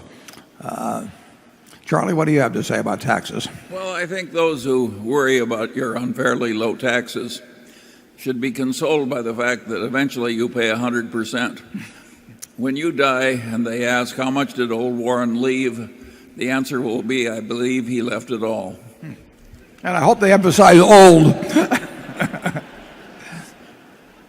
No, it's kind of interesting. I mean, just take Berkshire. You know, essentially, I will never sell a share of Berkshire. But I've known that for a long, long, long time. So basically, and that's fine.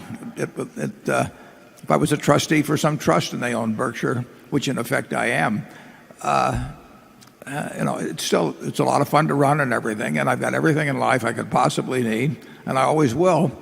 And in the end, because Berkshire's done well, we can give away the rest. Now, if you want, you can argue that if I gave it all to the federal government instead of giving it to the charities, society would be better off, but I don't think many of you would want to hold that position. Number 9. Hello.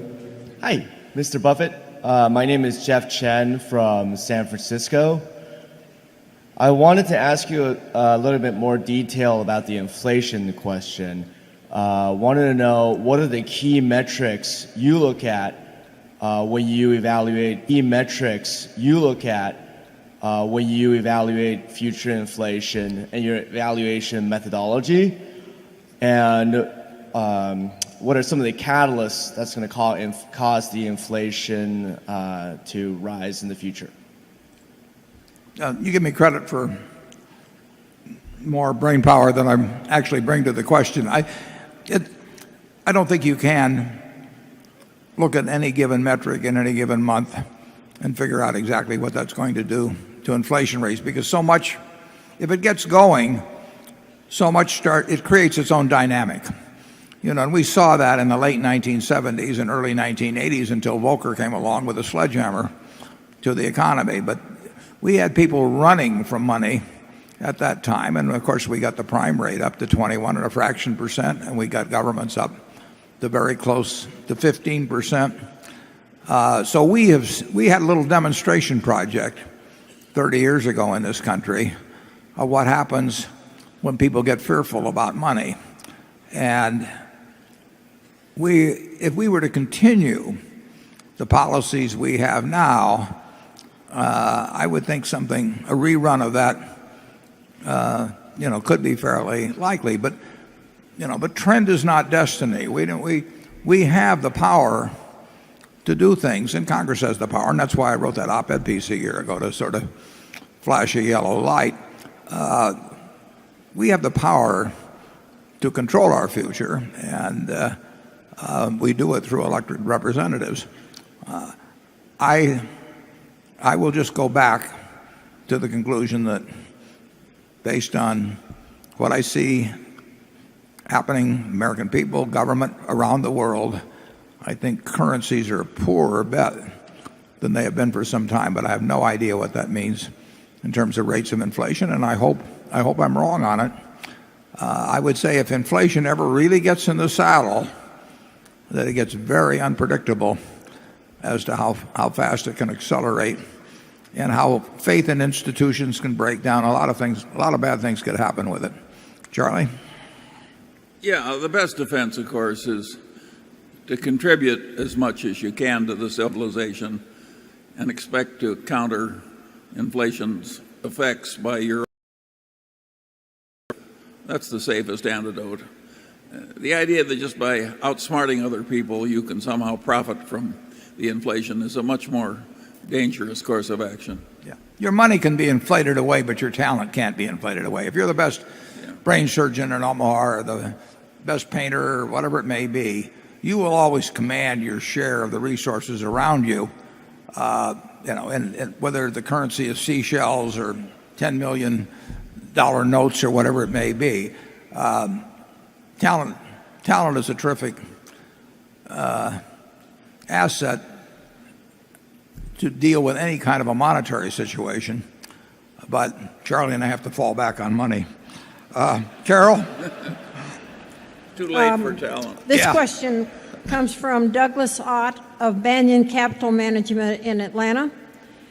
In your recent letter to shareholders, you wrote that it was clear you failed us in letting NetJets descend into such a condition that it has recorded an aggregate pre-tax loss over the 11 years we have owned the company.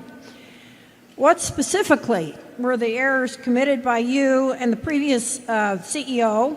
What have you learned, and how will you prevent such a thing from happening with any of our other businesses in the future? Well, I probably won't. We'll make mistakes from time to time, and some of our managers may make mistakes.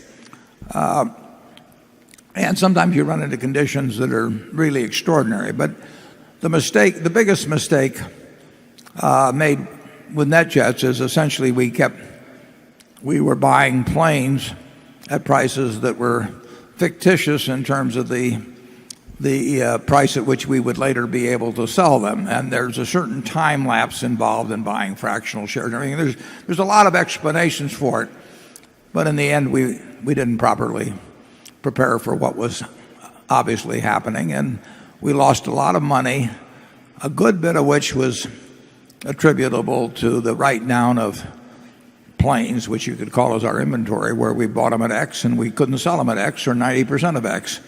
Some of those were new planes that we should not have taken on, and many of them were planes coming back from owners. We also let our operating costs get out of line with recurring revenues. But, I made plenty of mistakes. I stayed in the textile business for 20 years. And when I knew it was a lousy business. Charlie was telling me it was a lousy business in the first year, the second year. And 20 years later, I woke up. I was like Rip Van Winkle. I mean, it's kind of depressing when you think about it. But the one thing we will guarantee, we'll make some mistakes. It was a big mistake at NetJets. $711 million is the figure. We are now operating at NetJets at a very decent profit. The figures you saw there on the screen reflect a pre-tax profit of well over $50 million in the first quarter, and that's not with any big boom in plane sales or anything else. It's just with a business plan that involves not an iota of diminution of safety or service, but just got things in line that needed to be in line. And I give Dave Sokol enormous credit. I mean, he turned that place around like nobody could have. And all the shareholders here owe him a big vote of thanks for that. Charlie?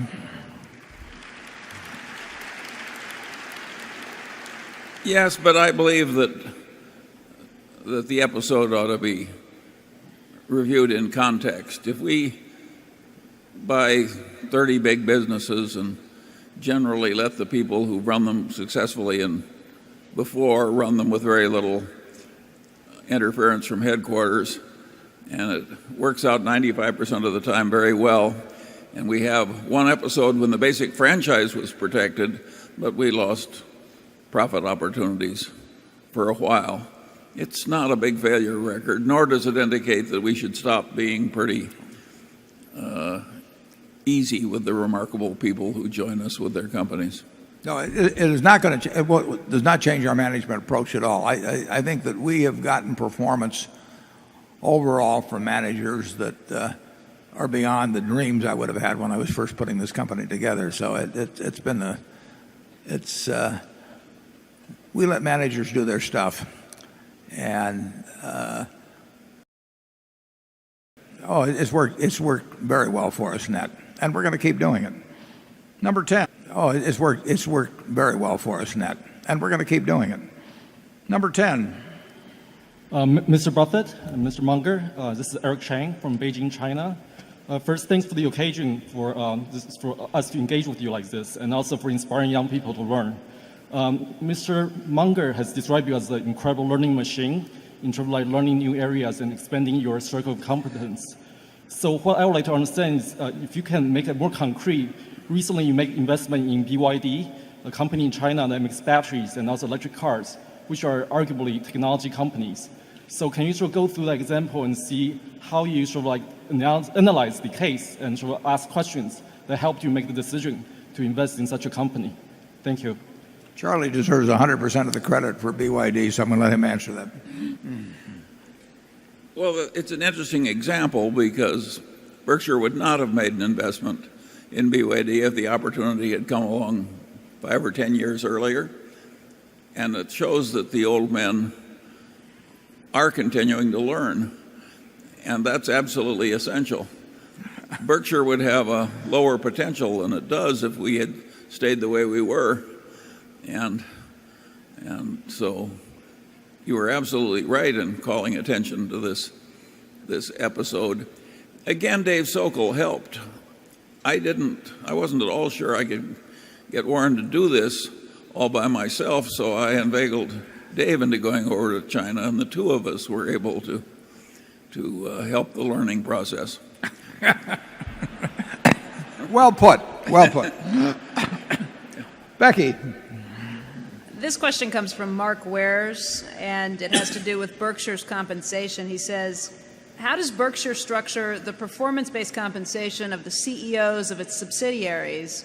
Please be as specific as you can regarding the metrics on which you focus the most and how the degree to which those metrics are attained translates into compensation. Yeah, well, the first thing we do is we never engage a compensation consultant. And we have, whatever it may be, 70 plus or whatever number of businesses we have. They have very different economic characteristics. To try to set some Berkshire standard to apply to businesses such as insurance, which has capital as a bulwark, but which we get to invest in other things we'd invest in anyway. So there's a minus capital involved, to a BNSF or a utility business where there's tons of capital involved, or in between C's where there's very little capital involved. We have other businesses that are basically just so damn good that, that a chimpanzee could run them. And we have other businesses that are so tough at times, that if we had Alfred P. Sloan back, we wouldn't be able to do very well with them. So there's enormous differences in the economic characteristics of our business. I try to figure out if I own the whole business, what is a sensible way to employ somebody and compensate them, considering the economic characteristics of the business. So we have all kinds of different plans. It doesn't take a couple of hours of my time a year to do it. We have managers who stay with us, so they must be reasonably happy with the plans. And it is not rocket science, but it does require it requires the ability to differentiate. If we had a human relations department, it would be a disaster. They would be attending conferences and people were telling them all these different things to put in equations and so on. And it just requires a certain amount of common sense, and it requires, incidentally, an interaction with the managers where I listen to them, they listen to me, and we sort of agree on what really is the measure of what they're actually adding to the company. What do you say to that, Charlie? Well, I think the U.S. Army and General Electric have centralized personnel policies that probably work best for them. And we have just the opposite system, and I think it clearly works best for us. And practically nobody else is entirely like us, which makes us very peculiar. And you? Yeah, we really like it that way. We get worried when people agree with us. We pay some very big money on it. I mean, we have managers that have made and will make in the tens of millions annually, and we have managers that when we suffer, they suffer. But you got to treat people fairly, even though they don't need the money. Everybody wants to be treated fairly, and so the rationale for how you're doing it should be understood. But there is no cross Berkshire rationale at all. I mean, if you run See's Candy, to put a cost of capital factor in or something like that, what the consultant will tell you, it's nonsense, and it isn't going to make any difference whether there's 40 million or 43 million or 37 million of capital in the business. And the main thing to do is in terms of market position and all of that sort of thing, the real thing I really want to pay managers for is widening the moat that separates our business from our competitors' businesses over time. Now that gets very subjective, so I don't have any perfect way of doing that, but that is always going through my mind in trying to design compensation systems. So far, like I say, can you recall any manager that's ever left us over compensation, Charlie? I think it's amazing how simple it's been and how little time it has taken and how well it has worked. And there's this idea that headquarters can do these wonderful things. Headquarters in a conglomerate kind of a company is frequently hated in the field. We don't want to be hated in the field. We don't want an imperial headquarters with big costs that's imposed everywhere. And averaged out, it's worked wonderfully well for us. Yeah, we make no headquarter charges. We charge for our credit with a couple of companies, but most companies are allocating a couple % of sales, maybe, or whatever it might be, to all the different operations, and usually it's resented out in the field. And is it ever? Yeah, so we don't do it. Number 11. Thank you. My name is Joe Bob Hitchcock. I'm a winemaker from the Napa Valley in California. I would like to suggest that the next time you and Charlie have a steak at Gorat's, that you accompany it with a new health food, a Napa Valley red wine. We just went into the wine distribution business, as you may know. Excellent. Warren is helpless, but I'm with you. Okay. I'll send you a bottle. One of the keys to the success of Berkshire is your policy to allow the managers of the various Berkshire Hathaway companies to operate with minimal interference from Omaha. But if you became aware of unethical or illegal activities at a Berkshire Hathaway-owned company, would you directly and personally intervene? Sure. We have to jump in. We have hotline, which I think was a very good invention it wasn't an invention, but a good policy embodied in Sarbanes-Oxley. And, that's been a plus to us. I get letters directly sometimes. So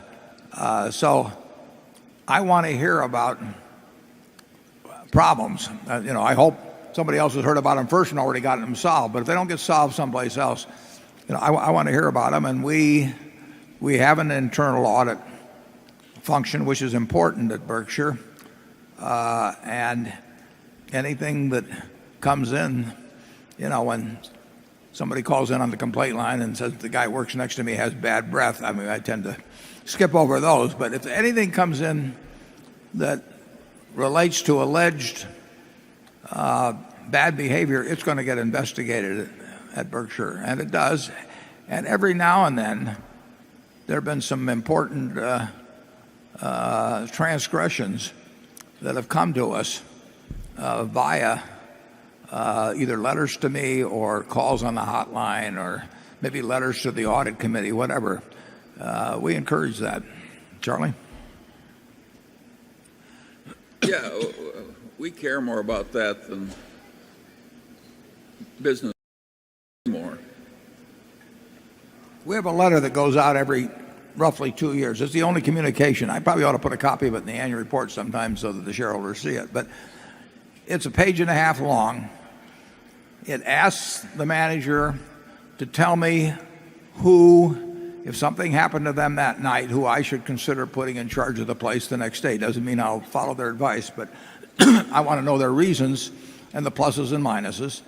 But it starts off basically, and it says, look, we've got all the money we need. We'd like to make more money. We love making money, but we don't have a shred more reputation than we need.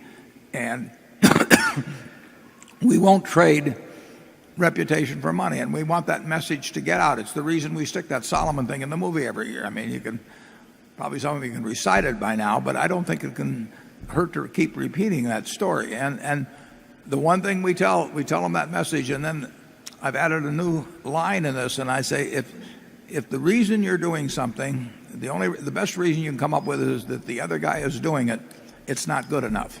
There's got to be some other reason besides the other fellow's doing it, or you're in trouble. And I tell them, call me if anything's questionable. If you think it's close to the line, give me a call.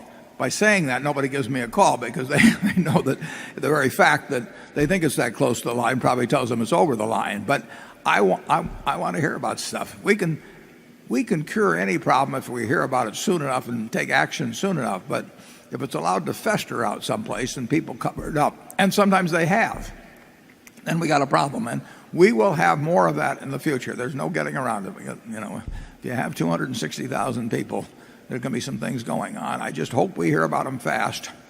And I hope their managers hear about them even faster and do something before it even gets to us. But we want very much to protect the reputation of Berkshire. It's the right thing to do. Charlie? Well, it is absolutely essential. And Berkshire averaged out has a very good reputation, as you can tell by the ratings from major media surveys. And that is absolutely precious to us. In a sense, you people are part of the culture too. The ideal is not to just make all the money that can legally be made without causing too much legal trouble. The idea is bigger than that. It's that we celebrate wealth only when it's been fairly won and wisely used. And if that idea pervades the culture of the place, including the shareholders, we think that's very helpful to us.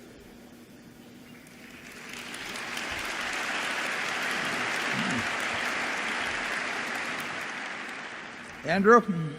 This question relates to your investment in Burlington Northern, and it comes from Josh Sandfield, who I believe is in New York City. And he asks, you mention in your annual letter that regulators of the railroad industry need to provide, quote, certainty about allowable returns, unquote, in order to make huge investments. If you were going to help the regulators calculate, quote, allowable returns, how would you suggest they do it? Well, I think they calculate, quote, allowable returns. How would you suggest they do it?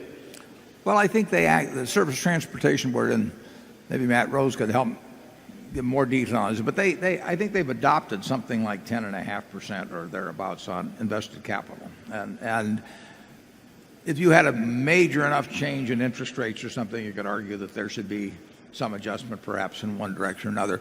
Usually in the case of regulated utilities, they talk about return on equity, and you have it different amounts in different states, but some states it may be 11% and some states it may be 12 or something like that. It's usually in that range.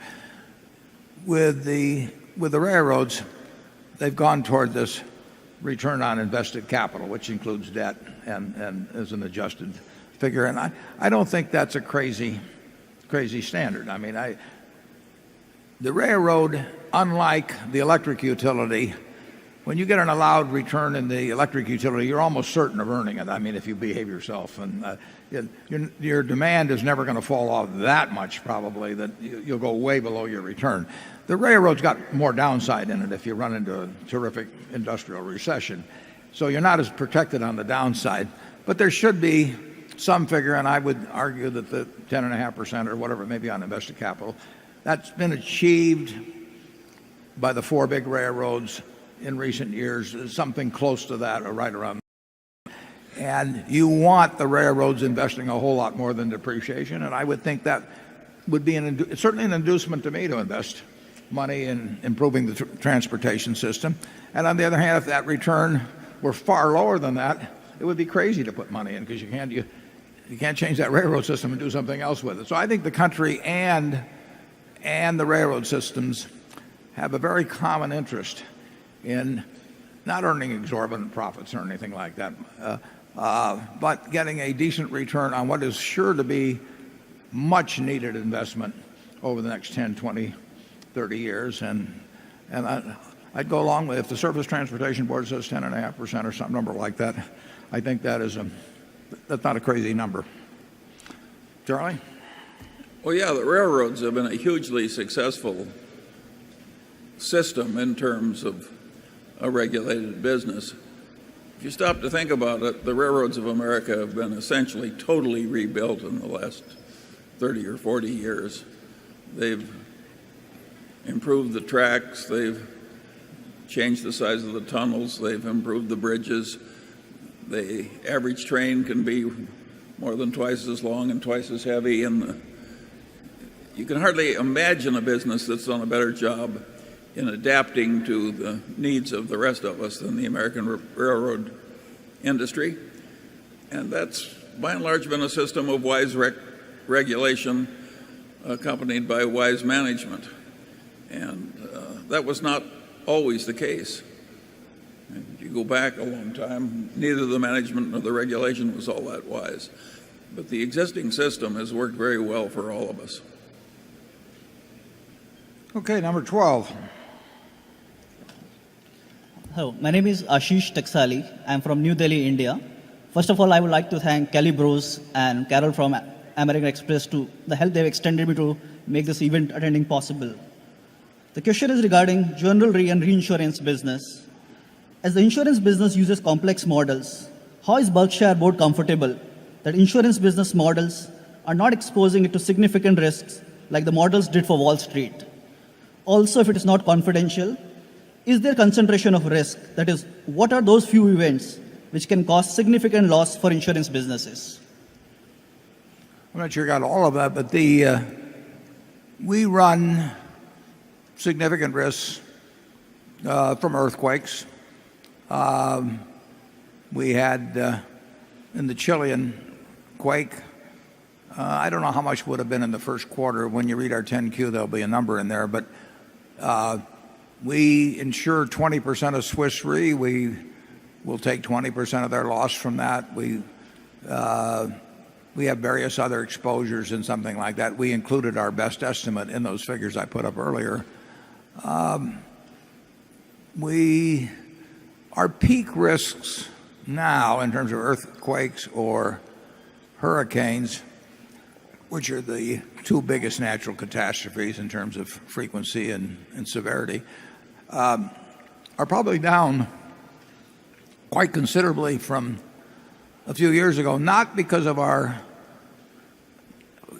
any diminished appetite for risk, but we just haven't felt that the rates were that attractive in those areas. But if we thought the rates were attractive, we're perfectly willing to take on a group of risks where if something very close to worst case happened, we would lose $5 billion or something like that. We lost $3 billion plus in Katrina. We lost well over $2 billion, I think quite a bit more than that actually, on 9/11.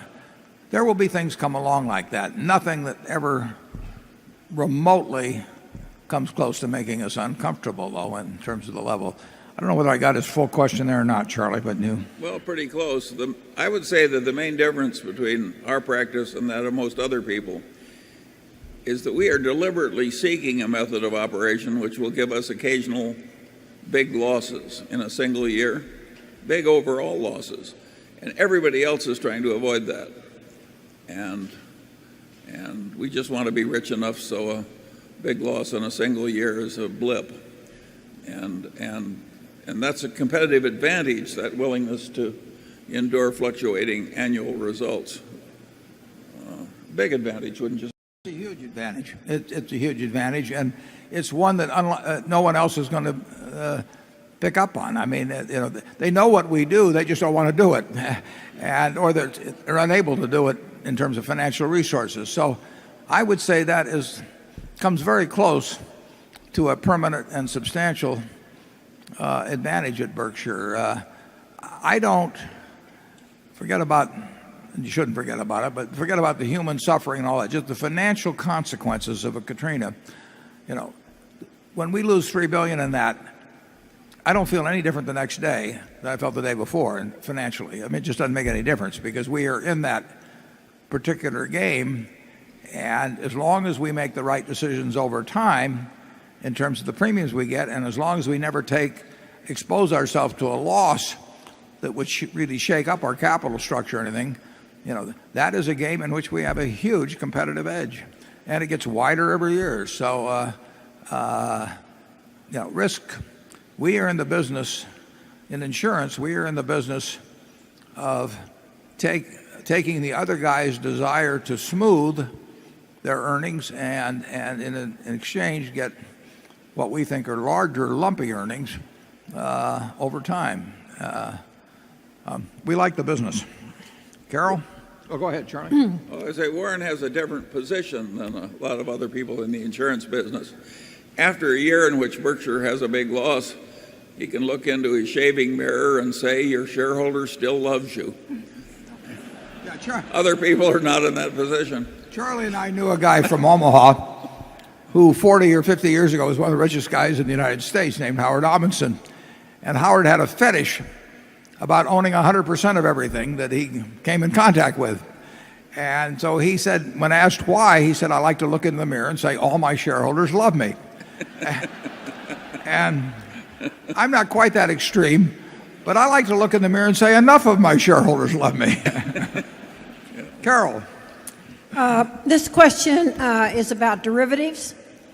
What useful function do derivatives serve in our economy? We got along quite well without them for many years. If they serve no useful purpose and in fact have demonstrated that they can do considerable damage to the economy, why are they not made illegal, especially the naked ones? There is precedent for that. I believe that short selling of stocks that one does not own or has borrowed or has managed to borrow is illegal.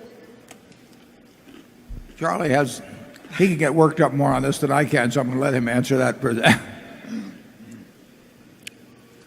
Well, I think the usefulness of derivatives has always been overrated.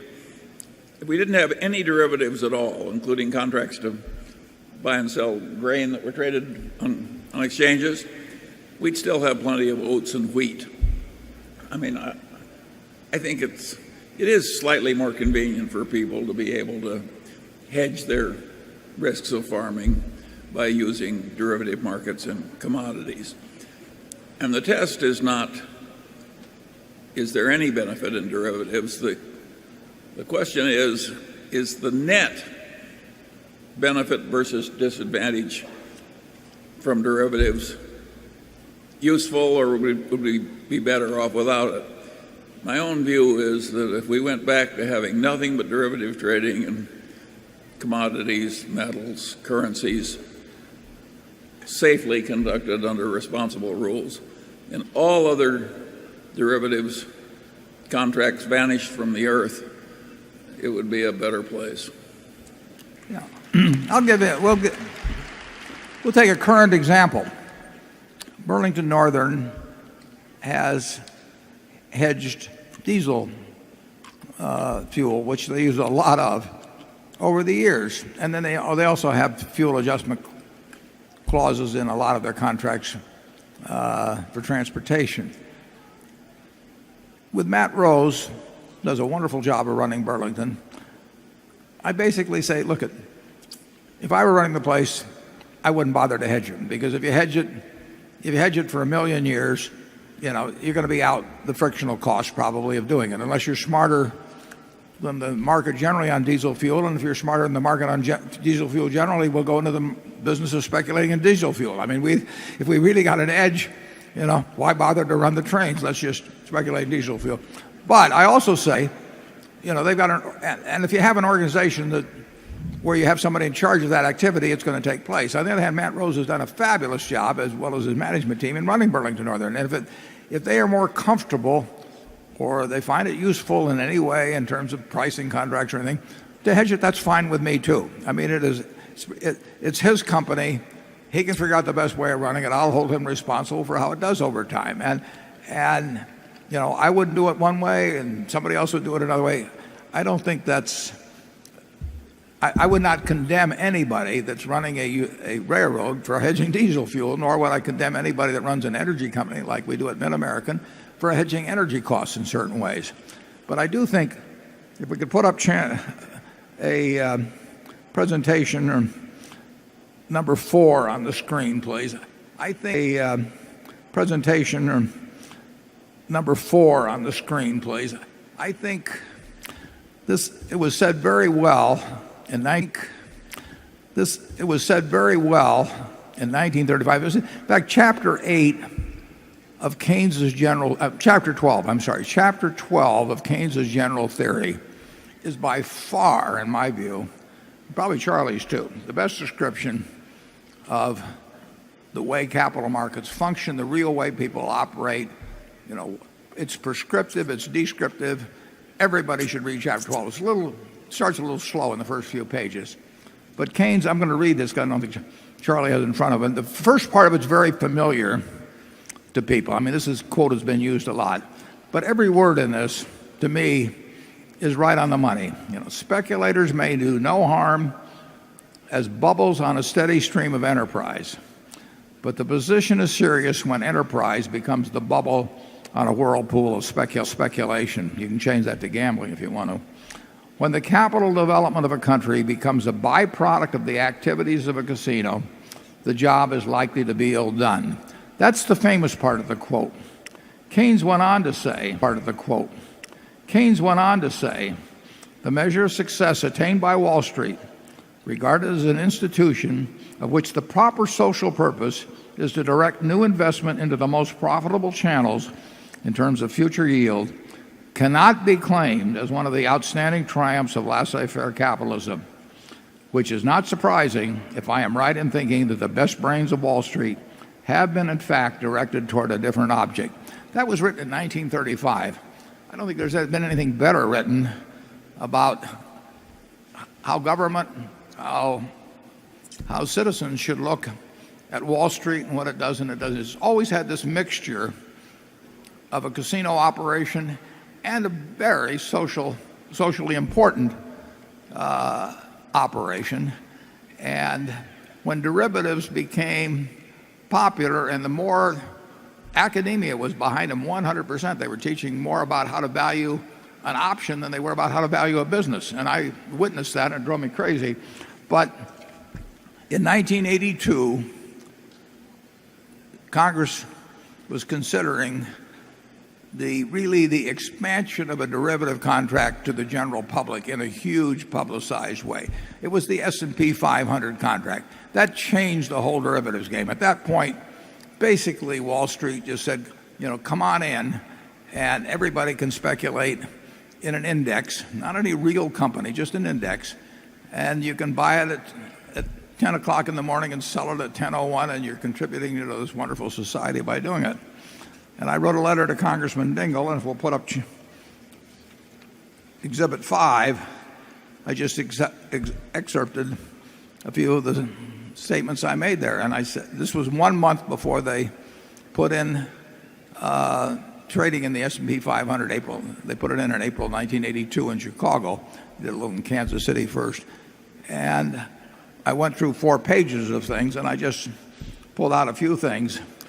But I think that to some extent what I forecasted then has turned out to be the case, and then it got squared and all of that in terms as both the people in Wall Street kept dreaming up new and new ways for people to gamble, and people in Wall Street kept dreaming up new and new ways for people to gamble, and as I say, academia was applauding all along the way and getting hired as consultants to various exchanges to tell them how wonderful they were in terms of their social purpose. And I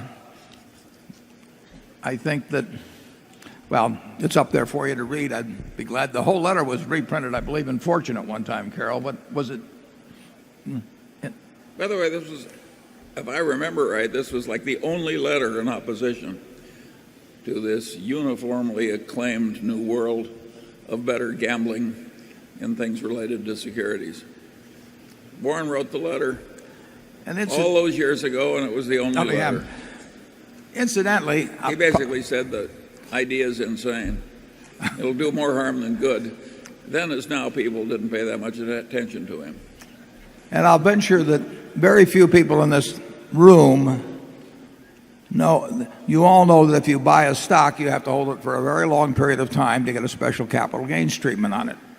If you buy an S&P 500 contract at 11 o'clock and sell it at 11:01 and have a profit, it's taxed 60% as a long-term capital gain and 40% as short-term capital gain. So you really get better tax treatment if you're gambling on an S&P 500 derivative, which is what it is, in Chicago, than you do if you invest for 4 or 5 months in some security and then have to sell it for some reason. It's a tribute to the lobbying power of a rather small group that has done very well off this particular activity. Charlie, can you think of any reason why it's 60% long-term gain if you hold something for 30 seconds? Well, of course it's crazy. It's neither fair nor sensible. And but if a small group with a lot of money and influence cares a great deal about something and the rest of us are indifferent, why, they tend to win before our legislative bodies. That's just the way it is. I always liked Bismarck's remark that you shouldn't watch two things, sausage making and legislation making.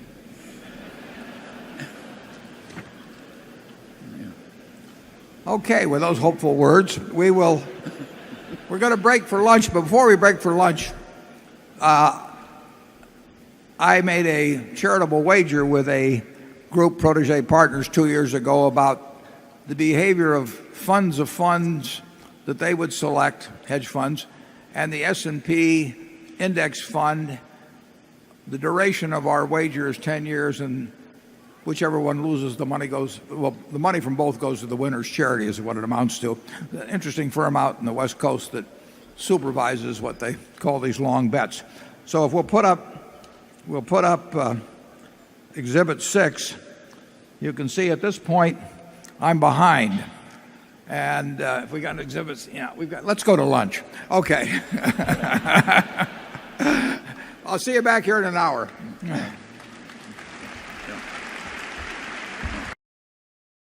And I think, therefore, we go to 13, which is in a separate room. And is there anybody at the microphone at 13? Yes, there is. Okay. Hello, Mr. Buffett and Mr. Munger. I'm a Tesla shareholder from New York.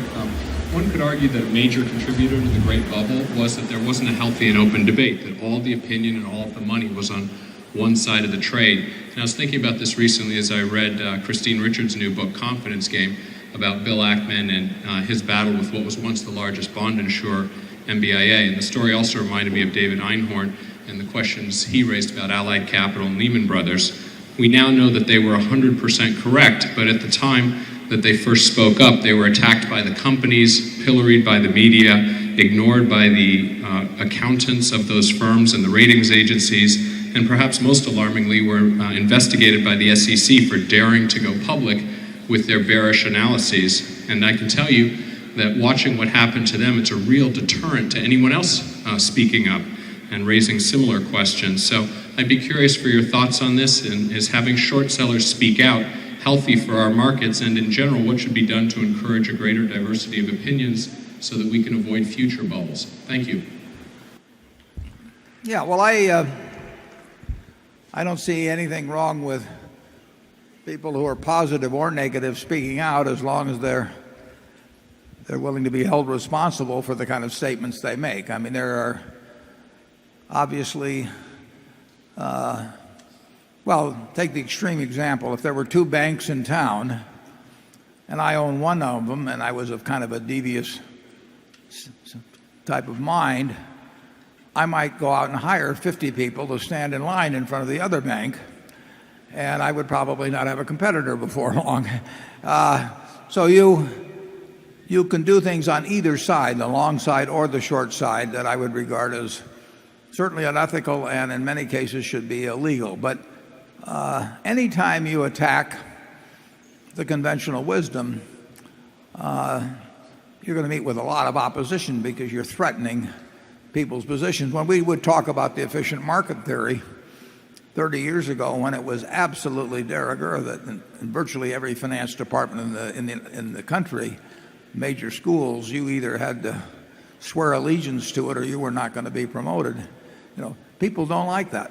And any institution, when they get a threat from the outside, they will attack both the threat and the threatener. But that exists on both sides. I have no problem with short selling, and I have no problem with speaking out responsibly about your reasons for doing so, any more than I have on the long side. There have been some very bad practices on the short side, and there have been some very bad practices on the long side in terms of people trying to really spread things that are untrue. But there's probably been more on the long side over the years than on the short side by some margin. Charlie? Yeah, I think to some extent you're criticizing the wrong people. In many cases, the accountants that allowed the lousy accounting are the ones that ought to be held in the dock. And they get very little criticism in America, and that's a mistake. Becky? This question comes from Ben Zo, who lives in the Metro Vancouver area in British Columbia, Canada. This is for either Mr. Buffett or Mr. Munger. He wants to know about synergies at Berkshire. Specifically, does it make sense that the Dairy Queen stores here sell PepsiCo products and would not accept American Express, only MasterCard or Visa? There are, around the world, there are pretty close to 6,000 Dairy Queen outlets of one sort or another. And some are called Grill and Chill now, different things. But roughly 6,000. And company operated are 70 of those. So the almost 99% are franchised. And at Dairy Queen, we do not control what the franchisees do. Most of the franchisees, last time I checked, some time back, but most of the franchisees, enlightened ones, but it is entirely their business. I mean, they can serve Coca-Cola products or Pepsi. It seems some of the other franchise operations seem to have more control over that than Dairy Queen, but if you think about it, Dairy Queen goes back before McDonald's, before Wendy's, before Burger King, before Kentucky Fried, all of those. It goes way back into the 30s. And a lot of the agreements with franchisees or territorial operators were, done on the back of a napkin or something of the sort. So to some extent, we have less control over what franchisees do, particularly in a few parts of the country, than other people. But we'll keep asking for Coke, and maybe you can cause them to see the light. The synergies, any synergies at Berkshire come about at the operational level pretty much. We do not tell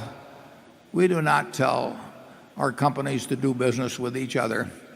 We hope they do business with each other, and we hope that each side of a subsidiary A offers good reasons for subsidiary B to do business with them. But the whole idea at Berkshire is that our managers are responsible for their businesses, and if they're going to be responsible for their businesses, it means we shouldn't tell them what to do, except in very limited ways. Charlie? Well, you've accurately described the way it is. What's interesting about it is we really like it that way.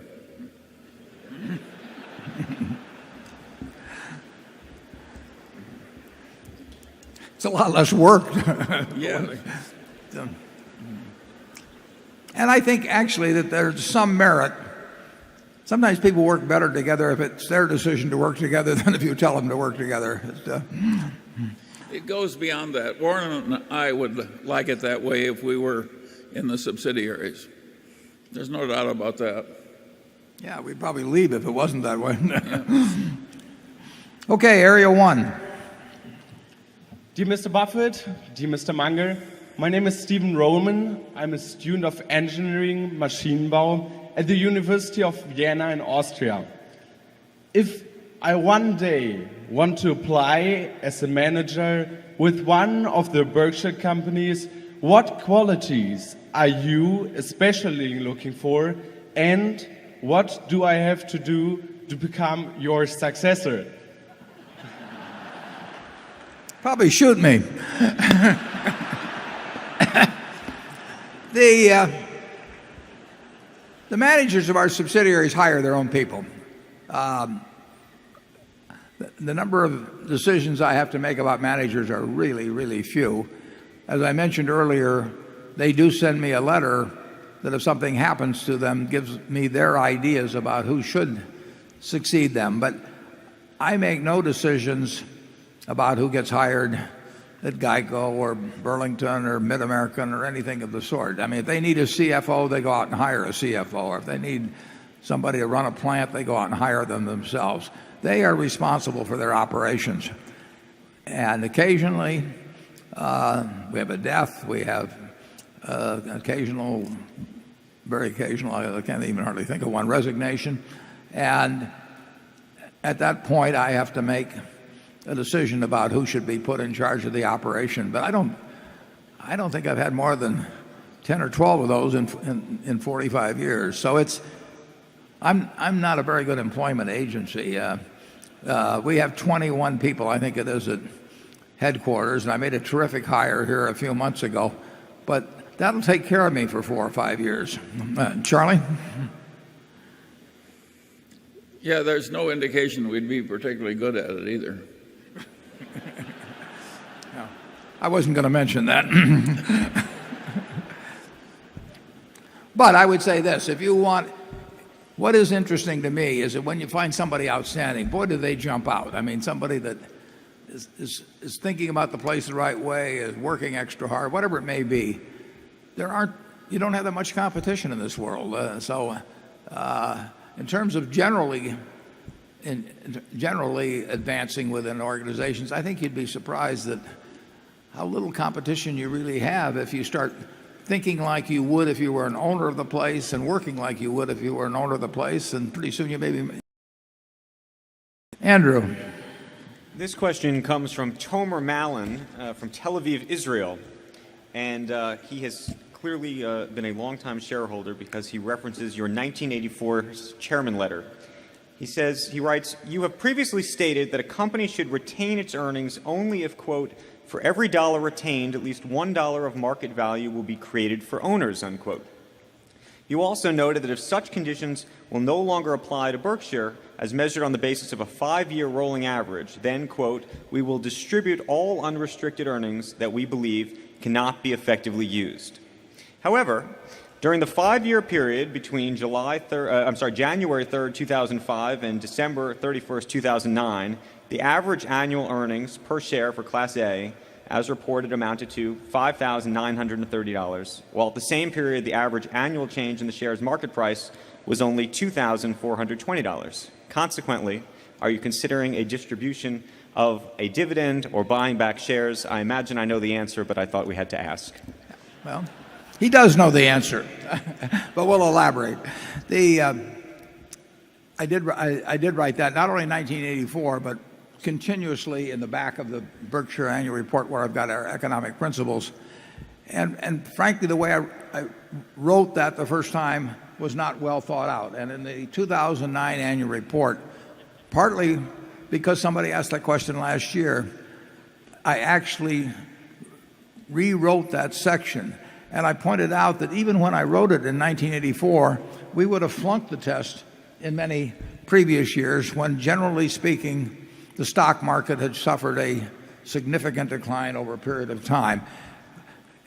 As you can tell by looking at our report, right now, every dollar that we have left in the business, has produced, in present value terms, something over $1.30 of market value. I mean, we have met the test of retained earnings proving their worth.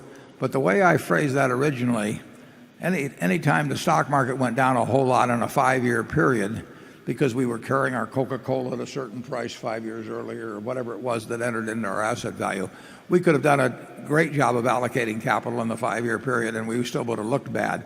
And similarly, if the stock market had gone up a whole lot, we could have done a dumb job and looked good. So if you will look in the back of the 2009 annual report, I think it's number 11, or I'm not sure about that. But read the economic principles. You'll see that I had to confess my error in how I originally worded that. But I think it is still intellectually honest in terms of meeting what I intended to say. I voted against this before I voted for it, or something like John Kerry said in 2004. I think it does meet the test of $1 of retained earnings, producing more than $1 of market value, and we will continue to measure ourselves based on whether we meet that test. If we don't, if keeping a buck doesn't produce more than a buck in present value, I don't mean every day or every week, but over time, we should figure out something else to do. Charlie? Well, I like people that parse through a long series of documents and find an error and rub my... I should have had him worded originally. Actually, I think those were his words. Now that it's just coming back to me.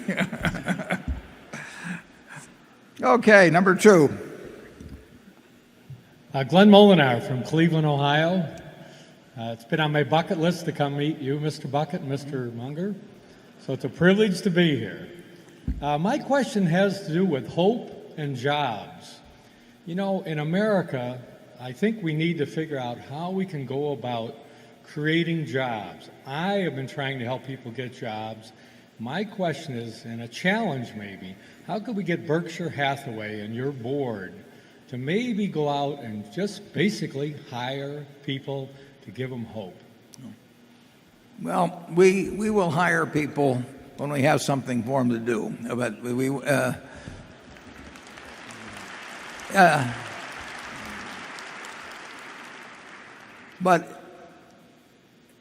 we are actually net hiring.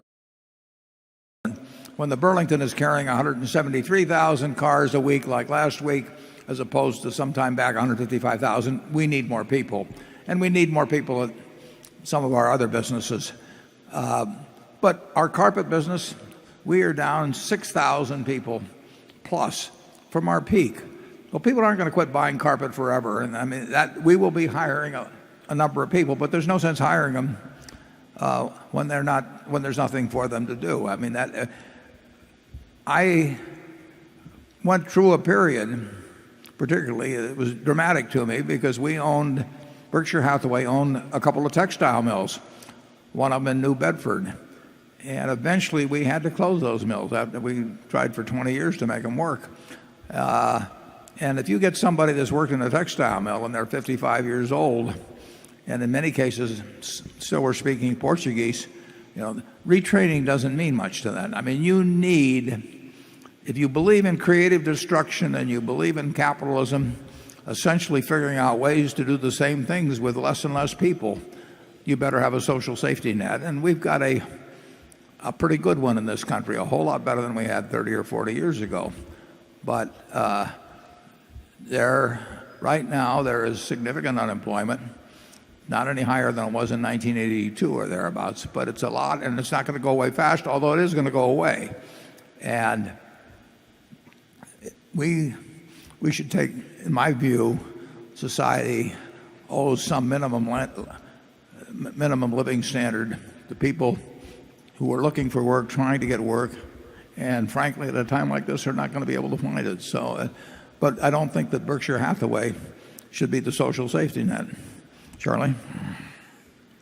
Yeah, I would say that if Berkshire started out to create a bunch of make-work jobs in order to increase human hope, the net effect over time would be to reduce human hope.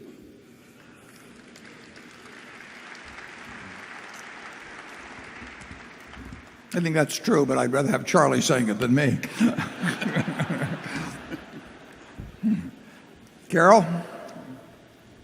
Our car insurance business, this comes from a New York man who asked that I use his initials, AJ. Our car insurance business has continued to return excellent profits and expand its business within the United States. Why hasn't Berkshire made any progress in the car insurance business in China or India or even Europe? As BYD has shown, these markets are exploding in automobile sales, so aren't they ripe for the picking? Yeah, we've known for a long time there's no shortage of drivers around the world. There may be a lot of business in the United States. There's a whole lot of business elsewhere. In terms of India and China specifically, we can only own a limited amount, I believe 24.9% of a company in either of those countries. And we're not eager to work hard on something where we own 24.9 when we can work hard on something where we can own 100%. Obviously,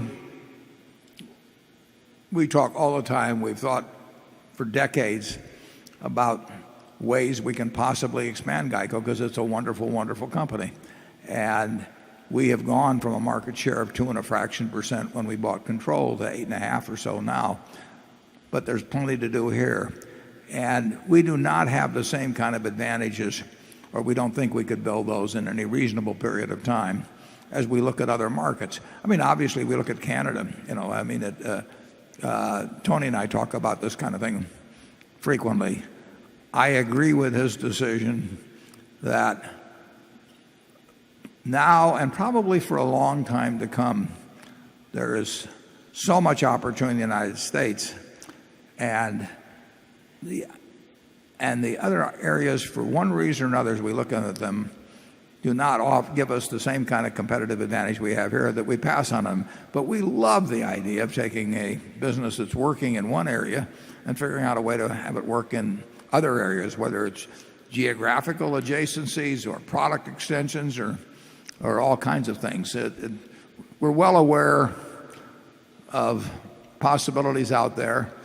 In the case of GEICO, we have not decided to go to other countries, but it isn't because we didn't know there were cars there. Charlie? Yeah.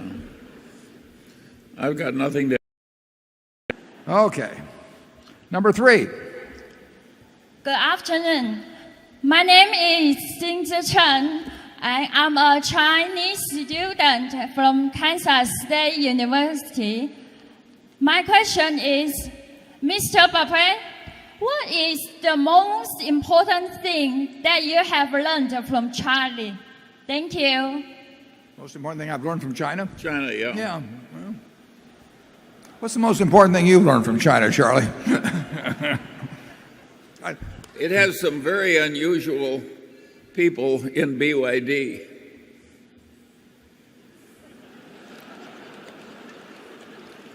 I've learned no other lesson is as important as that one. I've learned they like Sprite better than Coke. Sprite outsells Coke in China by 2 to 1, but they're both growing dramatically. I think China is an amazing economy. I mean, there's no just under 4 million. There were 290 million in China in 1790. Just as smart, just as hardworking, resources of the land, the minerals, everything, climate, very, very similar. And for 170 years or so, relatively little progress was made in the standard of living for those people, like I say, who had all the native abilities that America had. But, in the recent decades, the potential of the Chinese is being unleashed, and it's huge. And, I think it's very, very interesting to watch. Charlie and I and a group of some of the directors are going over there at the end of September, and I was over there a couple of years ago. It's a sight to behold. But in terms of specific lessons, they haven't taught me how to eat Chinese food, I will say that. I think I always knew that the Chinese people had an enormous potential for huge and rapid progress, because I could see that in all the Chinese Americans that I dealt with. And indeed, people came in here as Chinese coolies, in effect slaves, and they rose so rapidly that it was a marvel. So I always knew that China had a potential to be a huge credit to human civilization. But I think I underrated how fast it could happen. China is setting a new record for advancement of civilization at a very rapid rate. It's fun to watch. Becky? This question comes from a shareholder in Aiken, South Carolina, who asked not to be identified, but he asks that Mr. Buffett or Mr. Munger discuss changes that have been made in the Berkshire annual report in the last several years and the reasons for making some of these changes. Two of the changes that he's noticed are, number one, look-through earnings no longer seem to be discussed, and number two, the unaudited combined financial statements of the business groups no longer seem to be included, although at least some of the business group's materials seem to be covered in other places in the report. Yeah, the second point I'm confused about, because we have broken them down into 4 groups and tried to give the relevant financial information for what we thought was a logical grouping, and we'll continue to do that. So I'm not sure I totally get that. We really do have 4 fairly logical breakdowns. Now you can break it down 70 ways and all that, but there's a point at which adding 100 pages to an annual report obfuscates information rather than illuminates. And that's what we're trying to. We're trying to, in a reasonable number of words, Carol might say too many, but in a reasonable number of words, convey as much as we can about the information we want to have if we were in your place and you were writing to us. And we think these four classifications: regulated industries, terribly capital intensive, insurance, capital really not a factor, but the amount of capital it gives us being a factor, and so on. So I don't think we really changed on that. Now, when you get into look-through earnings, or sometimes when we talk about the earnings per share and the investments per share, some of that I don't repeat every year, because we try to run it maybe 12,000 words or something like that in the annual report. And I really think if you extend it too much, I'll say this: nobody's told me it was too short yet, including my editor who was here today. And every other year I may do that breakdown between operating earnings but that takes 1,000 words or so to explain it to people. The whole report is guided, as it has been ever since I really started taking it seriously in the mid-'70s, is guided by the idea that I'm writing it to my two sisters who are here, and I have my audience in my mind is two very intelligent, interested people, but who are not around the place, been gone for a year, and they're very capable of understanding anything, but they're not necessarily familiar with all the lingo. If I get too esoteric on it, so I should explain that. And I really want them to understand how I'm thinking about the business, and by implication, how I think they should think about it, and to answer the questions that I think would be in their mind and they've got most of their net worth in it, so they're going to read to the end, and I really haven't changed that framework in my mind for how I've written it. I start mentally off writing Dear Doris and Bertie, and then I just cross them off and put to the shareholders of Berkshire Hathaway, but that's the way it's done. Charlie? Yeah, but the details can change as the facts change. The undistributed earnings of corporations in which we hold shares but do not control used to be way more important than they are now. Yeah. It's perfectly natural that the emphasis would shift. Yeah, the undistributed earnings now, without me looking at it very carefully, are probably, they're not more than probably 15% of our reported earnings or something like that. They used to be a much higher percentage, and they're still important, but I don't think I think the people that understand that Coca-Cola and American Express aren't paying out all their earnings, and it's not a big enough number that I would want to spend a lot of the report explaining it. Number 4. My name is Joe Hudson, a shareholder from Culver, Indiana. I doubt either of you have any money in Roth IRAs, but what are your thoughts on the opportunity this year for anyone to convert IRAs to Roth IRAs, thus having all future growth on Berkshire or other investments 100% tax-free? Is the government making a big mistake here, and should people be concerned about the deal changing down the road? I'll take this one because I have an IRA that I am going to convert to a Roth IRA. So there's your answer. Well, I still don't understand it, but you don't have to. Okay. He's always telling me that. I assume if Charlie said it, it must be true. Let's go to Andrew.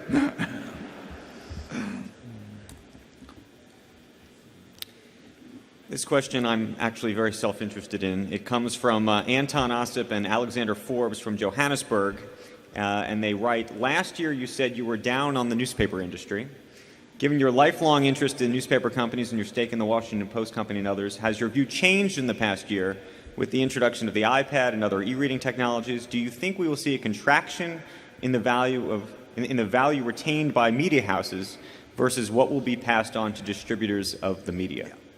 Well, you could probably answer it better than I can. My relatively uninformed opinion, because I'm not that up on the technology, but I just have a feeling that when the money to run good newspapers has come from advertising, 3/4 of the money or thereabouts. The papers become less useful to advertisers. I mean, they were the only game in town for a long, long time. They are not the only game in town. And what a difference that makes if you're selling something. So when the Philadelphia Inquirer, Stan Lipsey is here, I called Stan up and I said, Stan, this is probably like an old fire horse or something, but let's think about it anyway a little bit.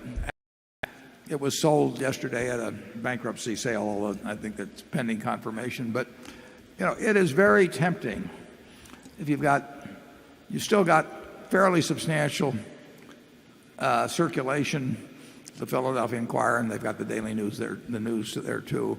But the math is really tough. I mean, the distribution costs, the printing costs, everything, and maybe all this changes that in some way that you would understand better than I would. But since I don't understand it, I have to stay with there's plenty of things I don't understand, and I cannot make an affirmative decision on newspaper ownership. I just got the ABC puts out Fast Facts, this big yellow publication. I just got it a couple of days ago, and I can't resist looking through there. And I flipped the pages and looked at circulation of all kinds of papers. Actually, in Buffalo, we were down less than a great many papers, even though our population demographics are very tough. We were down less than Rochester, I might mention, which is owned by Gannett.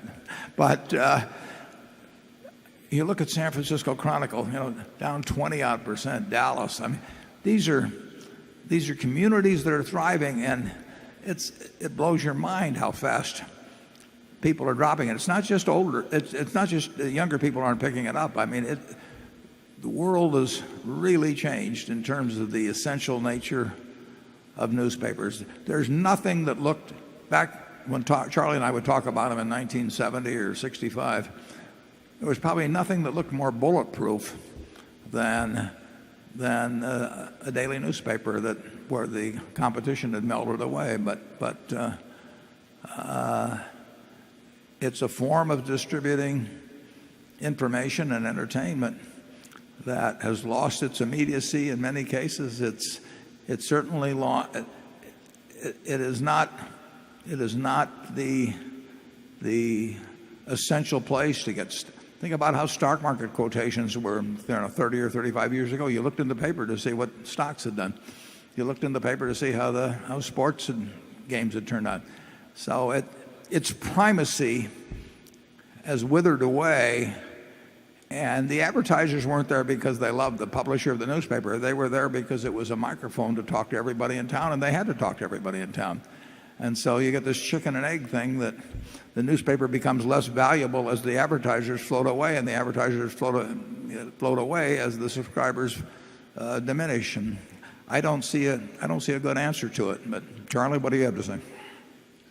Well, the independent newspapers, due to the accidents of history, as they became dominant in their individual towns, for decades had impregnable economic strength. And by and large, they behaved better because they were so strong. And they were called the Fourth Estate. They were really a branch of the government. They helped keep government honest. And if you take the state in which we're located, the World Herald has been a very constructive force net over a long period of time. And as those dominant franchises have weakened and weakened, it's not good for the country. I think we're losing something that we have no substitute for. And I think it's very sad, and I don't have the faintest idea what to do about it. Charlie and I love newspapers. I think the World Herald hit a 300,000 circulation peak on Sunday at one time. I don't think they averaged that for the 6-month period, but I seem to remember that. I could be wrong. And the figures, 100,000 off that or something of the sort. And the state has gained population, the city's gained population. I think it's as vital to me as ever, but it has changed for the populace as a whole. And when I look at the Philadelphia Inquirer, and I forget what it was, 350,000 or something like that of circulation, and I'm not worried about Philadelphia going away, but when I look at the figures of being down, I don't know, I forget what it was now, 30 or 40,000, in a year, it doesn't work very well as that goes along, because the advertiser just does not need you the same way as they needed you 10 or 15 years ago. So your ability to price evaporates. It used to be, Charlie and I met Lord Thompson in 1970 or so, and he owned the paper in Council Bluffs right across the river. And he was a jovial fellow. He was very happy to see us. And we said to him, Lord Thompson, we said, we noticed you own the paper in Council Bluffs. Have you ever been there? He said, I wouldn't dream of it. And then I said, well, Lord Thompson, I said, you seem to increase the price of your paper every year, and your poor advertisers, the advertising price. And he says, what can they do about it? He says, nothing. And then I said to him, well, in that case, how do you decide how much to increase prices, since it's totally at your discretion? And he said, I think Charlie will remember these words. He says, I tell my U.S. managers to price to make 40% pre-tax. Above that, I feel I may be gouging. Well, those days are gone. Yes, and the politicians are not behaving better as the newspapers are weakening. We're going to miss the newspaper power. I agree with that. Number five. My name is Robert MacArthur from Boston, Massachusetts. I'm starting a career in investing, and many, if not most, investors my age think they're value investors. Also, there's a record number of people here to see you this year. And the same value investors who were laughed at 3 years ago are now celebrated by the financial press. Will there be fewer metaphorical $100 bills left on the street going forward? And if so, should I look for a career in managing a business instead of managing money? There will probably be fewer, but I would say there will always be, except in the most bubbly of markets perhaps, but there will always be opportunities if you're not working with large amounts of money. The money manager, there's a basic conflict. There's conflicts in most businesses. Everybody's pointing out the conflicts now in the investment banking business, but the investment management business has a conflict that's equally as significant in the fact that asset gathering can become a way more important part of your income than asset managing. But if you manage moderate sums of money, I think there will always be opportunities to overperform. That doesn't mean lots of people are going to do it, but they will be out there. And, it might have been easier many years ago when there were fewer people looking and not as much information was available on the internet and all that. But people still make the same mistakes, and they still get, well, I'll give you an illustration. Charlie has a company called the Daily Journal Company. Called the Daily Journal Company. And the Daily Journal Company has a bunch of cash. And it sat there with cash, and it sat there with cash. And I own 100 shares, which is all he'll let me own. And I got their annual report here a while back, and in their fiscal year of 2009, they never bought stocks before that I'd seen, and all of a sudden they bought $15 million worth of stocks, and they were worth $45 million. So by sitting around for a while, but waiting until things got really ridiculous in certain cases, he put $15 million out that became $45 million within probably a 6-month period or so. So opportunities come around. You have to be prepared to grab them when they come. And you can't do it with the kind of money, you can't get the extraordinary things with the kind of money that we're running. With moderate amounts of money, I think there will always be opportunities. Charlie's going to tell you something more pessimistic now, probably. Well, yes, one piece of advice that Warren frequently gives, and it's particularly useful to those going into money management: take the high road. It's far less crowded.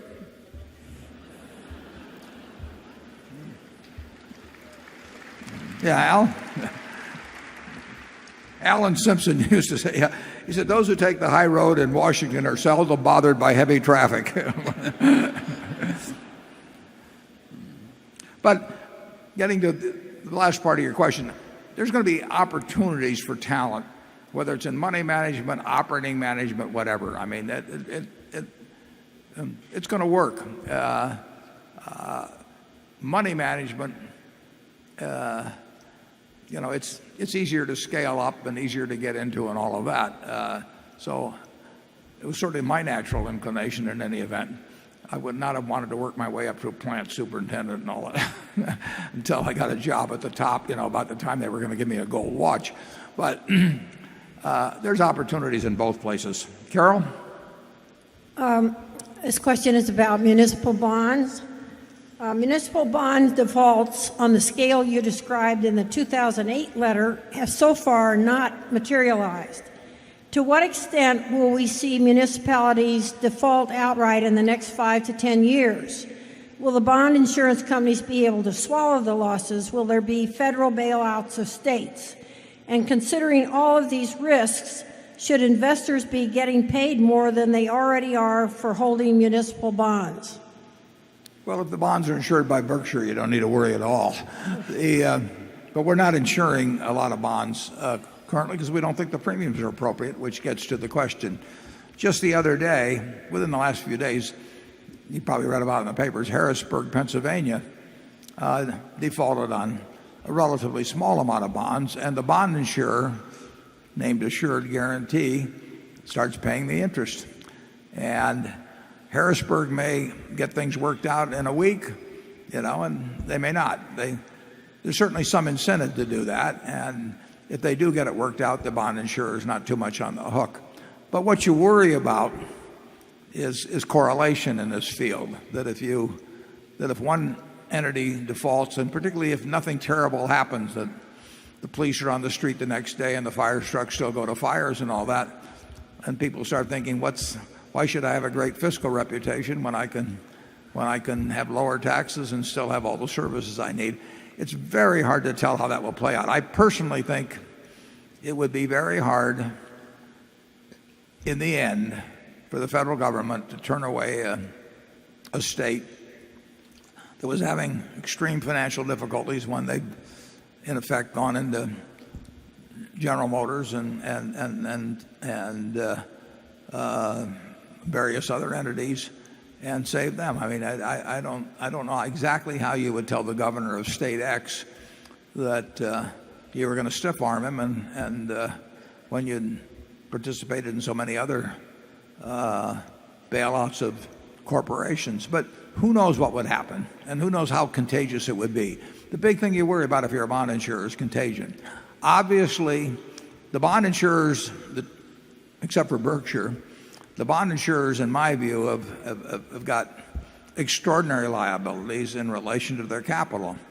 And virtually every one of them either failed or effectively failed, had to spin off a bad bank versus a good bank type thing or something like that, with merely the troubles they encountered when they got into structured securities. And I think they've had a very optimistic attitude toward what could happen in the field. But I don't know the answer on what default rates are going to be over the next few years. I knew that I felt I was getting paid fairly for taking that risk on a year and a half ago, and I don't feel that we're getting offered a premium that's fair now, so we're going to let somebody else do it. Charlie? Well, yeah, with the municipal bonds, I would try and invest in places that were both prosperous and disciplined. You want to invest in the prosperous because Ben Franklin was right when he said it's hard for an empty sack to stand upright. And you want to invest in the disciplined places because integrity still matters.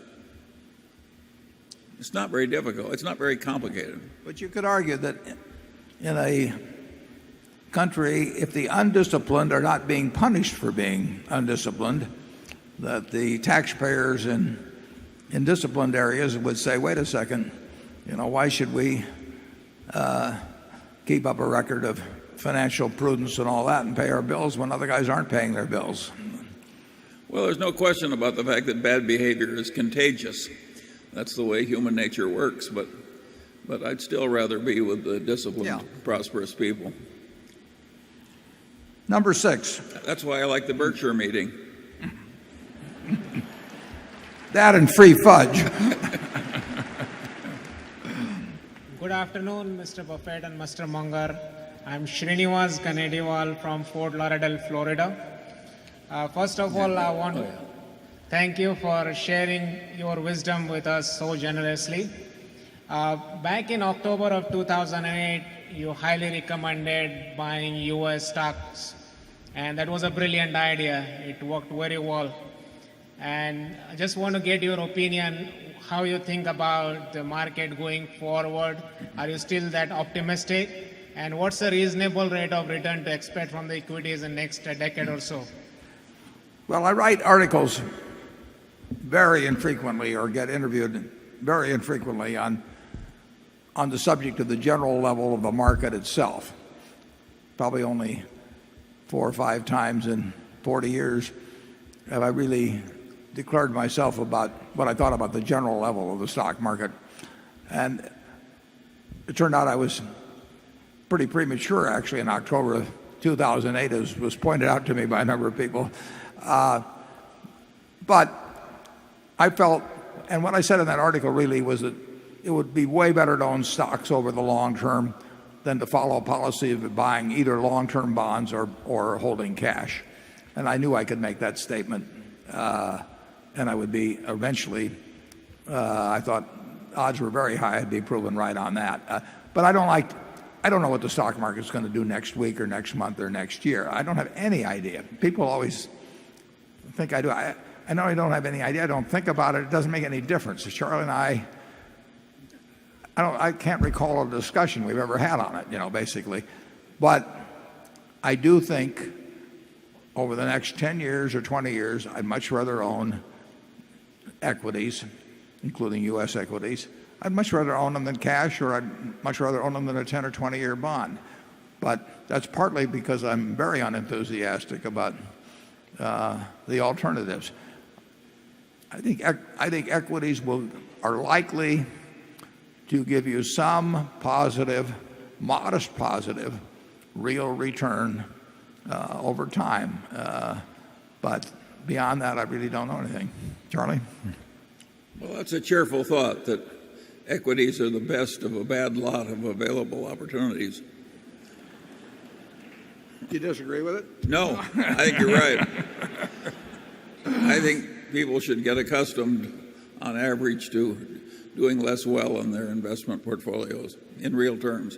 Charlie and I think we're in for a long period of where the ordinary result is not going to be very exciting. But we like owning businesses, and we're in a position where we can own entire businesses. But we also like partial ownership of businesses, and we want to own businesses where we really think they have some competitive advantage over time, and where we feel good about the management, and where we think the price is reasonably attractive. I think you can find things like that now, but they aren't dramatically attractive at all.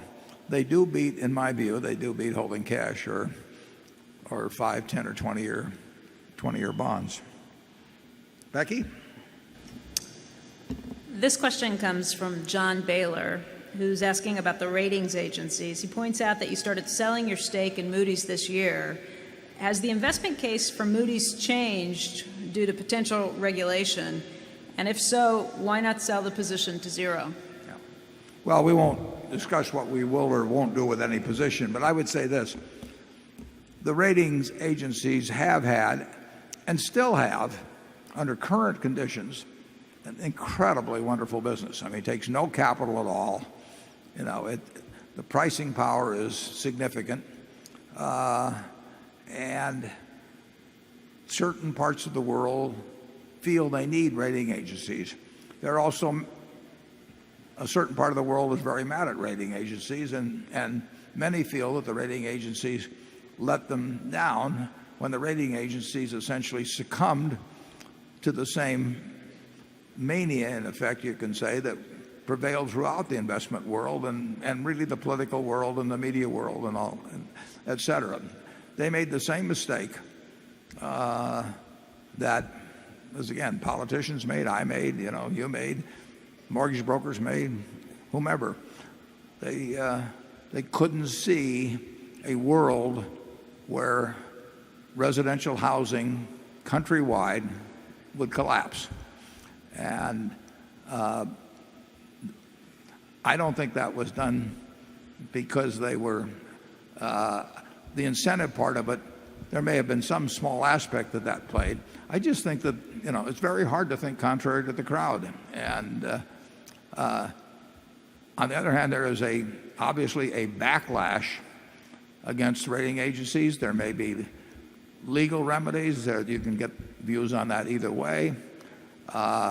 If they are not forced to change the whole structure around them does not change in some dramatic way, it's a pretty darn good business, in that that you can't shop pricing in the rating agency business. That we have never paid any attention to ratings for bonds. I mean, at Berkshire, we don't think we should outsource investment judgment. If we can't do it ourselves, we just don't do it. And we're not going to rely on somebody else's opinion, whether it's a rating agency or an investment advisory organization or a management consulting firm or anybody else. So it's not a business that we rely on, but we do recognize that if the sort of the social model doesn't change, it still remains a phenomenal business. Charlie? Well, I would argue that the rating agencies, in their present form and structured with their present incentives, have been a wonderfully constructive influence in our country for a great many decades. And what happened, of course, is that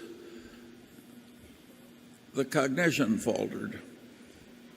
They drifted with the stupidity of their times in a way that was regrettable.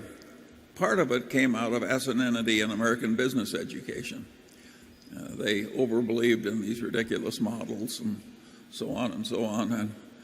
And I've yet to hear a single apology from business academia for its huge contribution to our present difficulties.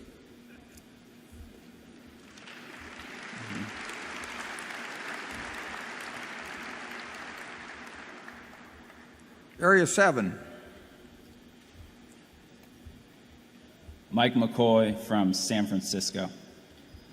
Chairman Buffett, you frequently speak favorably about the prosperity of future generations, that our children and our children's children will live better than us. How much of our current prosperity do you attribute to us being able to get oil out of the ground at a fraction of the cost of its value to us in the economy? And how will we be able to live better in the future when we can no longer get more and more of this free lunch and we become dependent on more dilute sources like solar and wind? Couldn't this turn out like trying to satisfy a drug addict with a Coca-Cola? The oil business, obviously the discovery of oil, when was it, about 1850 something? Colonel Drake at Titusville, Pennsylvania or something. That changed the world in a very major way, and it was only 150 years ago.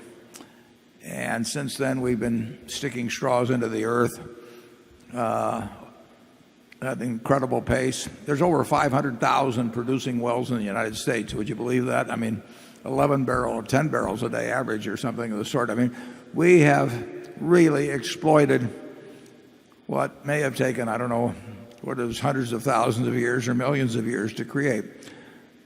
It's contributed in a huge way to the prosperity of the world, but the world, in my view, will not be dependent upon that particular, call it windfall, for the next 100 years. And Charlie knows way more about this subject than I do, but there will be other free lunches available, whether it's solar or there's lots of possibilities. Don't ever give up on humans' ability to innovate in ways that create solutions to problems that seem insolvable. We've faced all kinds of predictions. All of the inventions having been invented. There's some famous statement, I forget who made on that.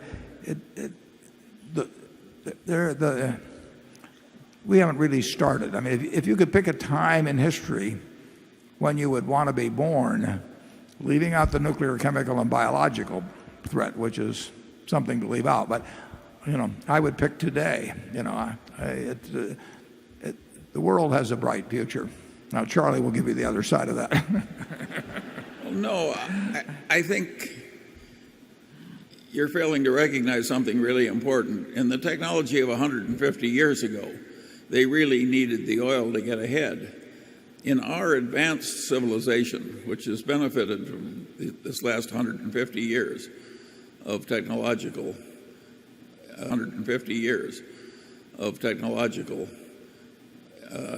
expertise, we can get ahead without the oil if we have to. Now, Freeman Dyson is not a physicist who is not an economist but a genius, and he's been very good at pointing out that it isn't that horrible to contemplate a world which goes off oil, provided that world is as rich and knowledgeable as ours is now.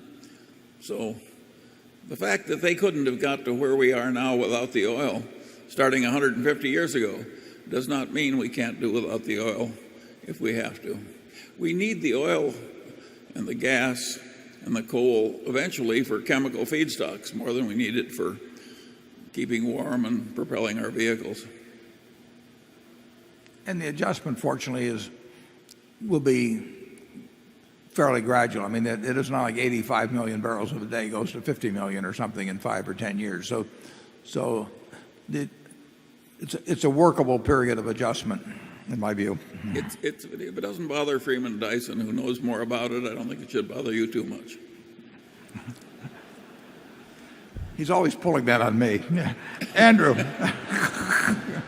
I received a number of questions regarding Kraft, and this one comes from a shareholder who says they prefer to remain anonymous. The question is, given your stake in Kraft and your public criticism earlier this year about the Kraft-Cadbury deal, how would you grade the Kraft Board of Directors' capital allocation and management compensation abilities? What did you think of Kraft CEO Irene Rosenfeld's $26.3 million compensation package for services including her leadership in completing the Cadbury acquisition and selling Kraft's North American frozen pizza business? Well, I didn't like either the Cadbury decision or the pizza decision, but we've made our share of dumb deals at Berkshire, so I've gotten more tolerant of other people. And incidentally, the fact I think it's a dumb deal doesn't for certain make it a dumb deal, but I think the odds are it was a dumb deal. In fact, I think the odds are that both deals were dumb. The pizza deal was particularly dumb, but in my view. But just think of all the dumb things we've done, right? Starting with that department store in Baltimore. Oh, yeah. A few Irish banks, Yeah, right. We never get over it. Yeah. We expect to do some dumb things. It's just we get mad when other people do dumb things with our money. The pizza business, somewhere I probably have some figures on that, but when they sold the pizza business for $3.7 billion, they announced it as selling it for $3.7 billion. They didn't sell it for $3.7 billion. That's what the other guy paid. What they got was about $2.5 billion. And that was a terribly tax inefficient deal when they'd already shown their ability to understand that you could do a tax efficient deal when they sold the Post cereals business earlier. And when they referenced, well, they didn't reference at all what pizza was earning beforehand, but I think that Nestle said it was earning something like $280 million pre-tax. But that was referring to the previous year. When they talked about the Cadbury earnings they were buying, they were talking about next year. And when they talked about the pizza earnings they were selling, they talked about last year. Pizza in 2009, believe it or not, earned $340 million pre-tax.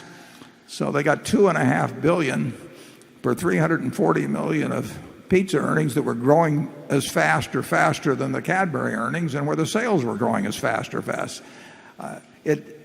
It really didn't make sense in my view. Now, Irene is a perfectly capable manager, and she may know a lot of things about that business I don't know. And like I say, we've made plenty of mistakes ourselves.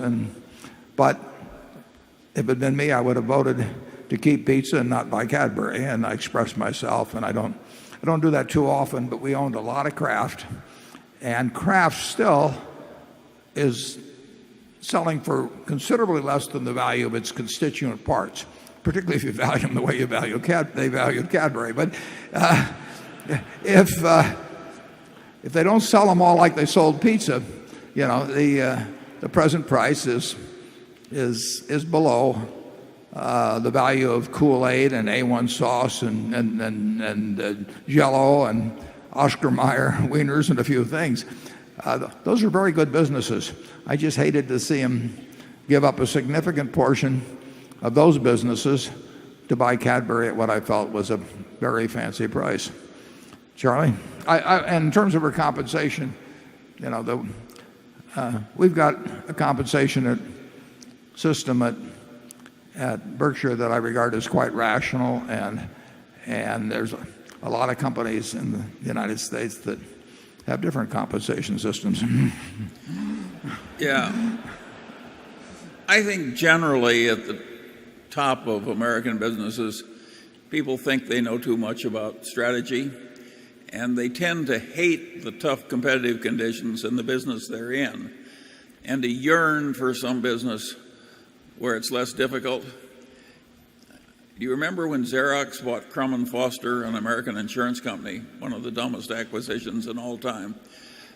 The reason Xerox did that is they didn't have any tough Japanese competing in the insurance business. They were really tired of facing the tough competition they had in the business they were in. I think it's quite typical to dream, if you're in business, that something that's a little different, no matter how much you pay for it, will make your troubles less. And you will have an absolute army of lawyers, investment advisors, public relations people, all of whom will have a strong economic interest in having you push ahead on deal after deal after deal, regardless of how the shareholders come out. I mean, it's the way it works. Okay. That's why Berkshire is a better deal. Well, we are very stupid in many ways, but we have avoided a slight subset of stupidities. And they're important. Okay, number 8. Dear Mr. Buffett, dear Mr. Munger, my name is Richard Rantrop. I'm a shareholder from Germany. Mr. Munger, you just mentioned again the importance of integrity. My question is about changes in integrity of management. One of your 3 key questions is, does management love what they do, or does management love the money? So, how do you see the crisis having changed integrity of management?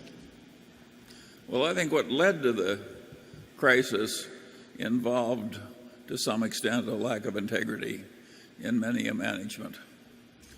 Fortunately, some of them are now gone. So integrity is very important. It's the safest way to make money also. There's an occasional perfect knave who succeeds pretty well with money, but that kind of success reminds me of what Pope Urban said about Cardinal Richelieu. He said, if there is a God, Cardinal Richelieu has much to answer for. But if there is no God, he's done rather well. And too many people want to be like Pope Urban's view of Cardinal Richelieu. And the integrity is important. It's terribly important. And of course, everybody mouths the integrity even when it's lacking. So it's difficult to be sure that professing integrity is the same as having it. The everyone else is doing it is the toughest thing. I think. Yeah. You had this classic example in about 1993, roughly. The Accounting Standards Board came out and says what was obvious to everybody all along was that stock options were actually expensed, and that expenses, for some reason or another, belonged on the income statement. And corporate America fought back like you cannot believe. I mean, it was like World War III had broken out in terms of armies of CEOs marching on Washington. So the Accounting Standards Board backed off. Senate voted 88-9 to tell them that, what the hell did the Accounting Standards Board know about accounting, and that the Senate would tell them what accounting was all about. When the Accounting Standards Board backed off, they said we'll now say that you can do it one of two ways. Number one is preferred, which was the expense. Number two was acceptable, but not preferred. Of the Standard & Poor's 500 companies, 498 chose number two, the non-preferred way. 2 took the preferred method. And I talked to a number of people in that 498 that I would trust to be a trustee of my will. I'd love to have them as a next door neighbor. They could marry my daughter. But in the end, they said, I can't do it if the other guy isn't doing it. It was a variation on I'm doing it because the other guy is doing it. They basically said, I'll be penalizing my shareholders if I report less in the way of earnings than I can report. And all the other guys are doing it that way, and I understand your point. And the situational ethics problem is huge. It gave you earlier that illustration of how rare it is to find, if you carry it out to tenths of a cent, a 4 in reported earnings quarterly. That's not accidental, but if you talk to the people that played games to get that 4 up to 5, they would say, well, everybody else is doing it. Your own statistics prove that. And that is it is a tough problem to deal with. We try to create as few situations in Berkshire as we can that would induce such behavior. I don't have the managers submit budgets to me. There is no Berkshire budget. They can use them in their own operations. Some do and some don't. Many do. A great many do. But if they submit them to me, and the temptation becomes, if they're not quite making it and they think I'm looking at that all the time, the temptation becomes to fudge in some way. And very few would do it. But the more that thought the other ones were doing it, the more that would do it. It's just human behavior. And you want to kind of create a structure that minimizes the weaknesses in human behavior. And I think Berkshire's about as good a place at that as any, although I'm sure we're not perfect at it. Charlie? Yeah, what's really interesting on this issue is that so much of the bad behavior does not come from malevolence or overweening greed or anything like that. It comes from subconscious poor cognition that justifies a lot of behavior that's really not justifiable if it's better understood. And that happens to practically everybody. And the cure is very difficult. The best cure is to have a system where the people who are making the decisions bear the consequences. And that's why the system that Wall Street created, where nobody really owned the mortgages, they just passed them rapidly to somebody else at a profit. And so nobody felt any responsibility that the mortgages be any good. Systems like that at a basic level are irresponsible systems. And it's deeply immoral to create irresponsible systems like that. But the people who create them don't realize they're being immoral. They think those systems are wonderful. Who do you see apologizing for the behavior you now find so regrettable in our recent mess? There are very few apologies, you'll note. People think they did fine. Carol?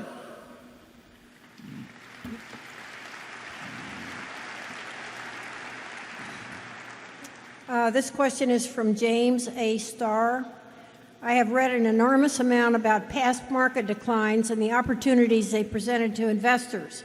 The last 2 years have seemed to me, a 43-year-old investor, a real opportunity.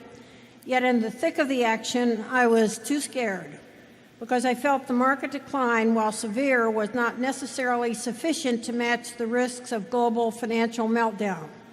So my question is, given that we are possibly not totally out of the woods, how did the two of you assess this latest buying opportunity against the previous opportunities of your life? It's not the greatest one. We've seen a few that scream at us, and we've seen a few periods of overvaluation that scream at us. And 90% of the time, we're somewhere in between, and we don't know exactly where we are in between.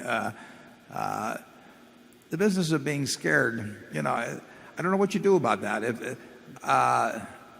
If you're of that, if you have a temperament that when others are fearful, you're going to get scared yourself. You are not going to make a lot of money in securities over time in all probability. People really, if they didn't look at quotations, but of course the whole world is urging them to look at quotations, and more than that, do something based on small changes in quotations. But if you didn't, think how much more rational, we've talked about it before, but think how much more rational investing in a farm is than the way many people buy stocks. If you buy a farm, do you get a quote next week? Do you get a quote next month? If you buy an apartment house, do you get a quote next week or month? No, you look at the apartment house or the farm and you say, I expected it to produce so many bushels of soybeans and corn, and if it does that, it meets my expectations. But they buy a stock and they think if it goes up, it's wonderful, and if it goes down, it's bad. We think just the opposite. When it goes down, we love it because we'll buy more, and if it goes up, it kills us to buy more. And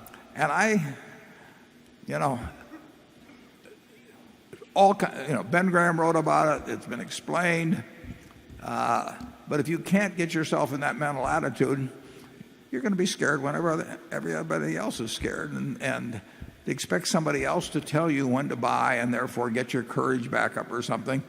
I could get this fellow's courage up substantially by saying it's a wonderful time to buy. And then a week from now, he'd run into somebody else that tells him the world is coming to an end. And he'd sell. I mean, he's a broker's friend, but he's not going to make a lot of money. Charlie? Yeah, I think I developed more courage after I learned I could handle hardship. So maybe you should get your feet wet with a little more failure. Well, I've certainly followed that advice.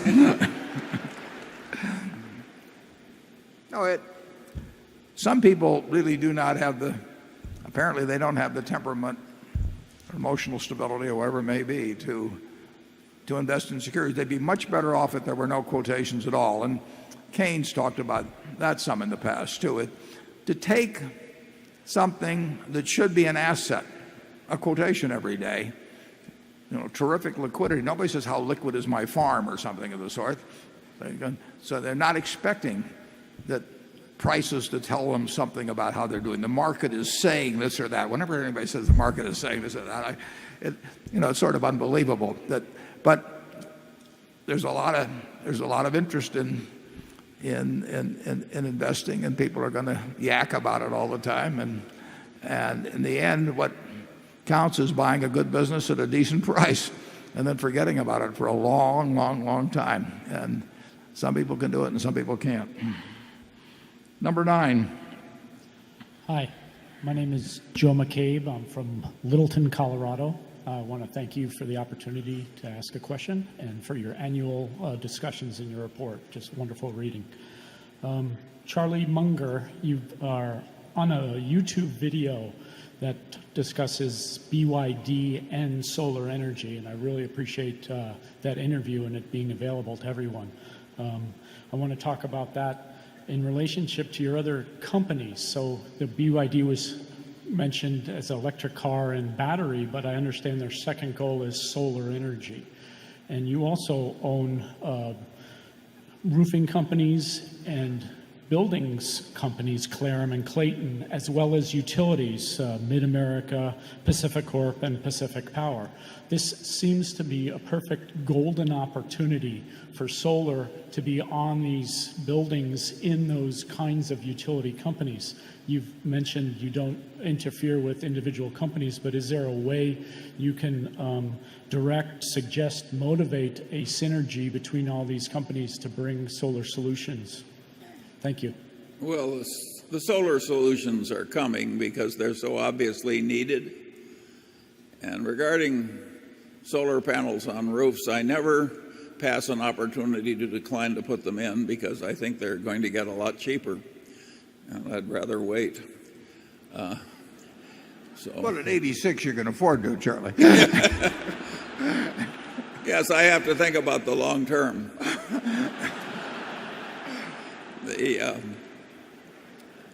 And I'm going to miss you terribly. Touché.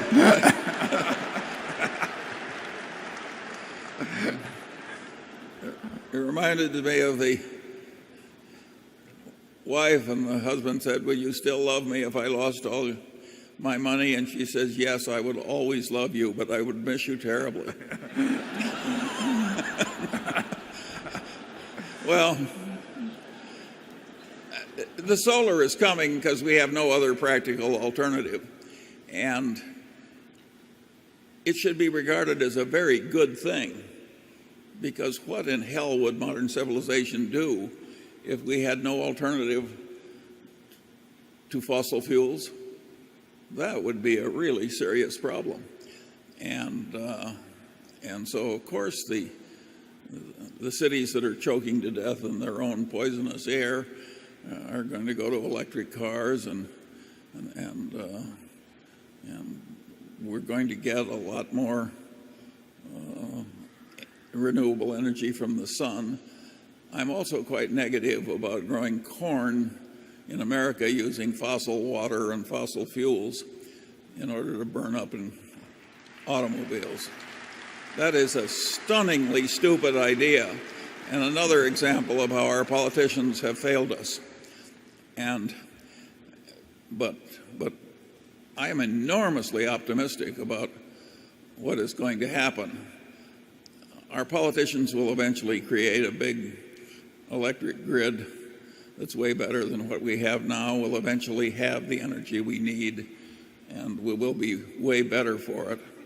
And it's wonderful that these technical problems are proving solvable. It is not all that important over the long term if solar power costs twice as much as what we're used to. That's a blip in the economic future of our country. It's just a blip. And I think it's probably a good thing that we have all these big capital needs coming that will create a better system in the end and solve our problems in the end. So I'm quite optimistic. But in terms of immediate business decisions, I think frequently the right answer is counterintuitive, like mine, and say, if you want to put in solar panels, wait. They're going to get cheaper. Warren, you want to criticize that? I have nothing to add. Becky? This question comes from Jennifer Mancuso, who's a shareholder here in Omaha, and she's hoping that you can settle a debate between her husband and her. That's a promising assignment. She says that he believes that Berkshire Hathaway stock will rise significantly in the next 1 to 2 years because of all the smart buys Warren made last year in Fortune 500s when stock prices were bottomed out.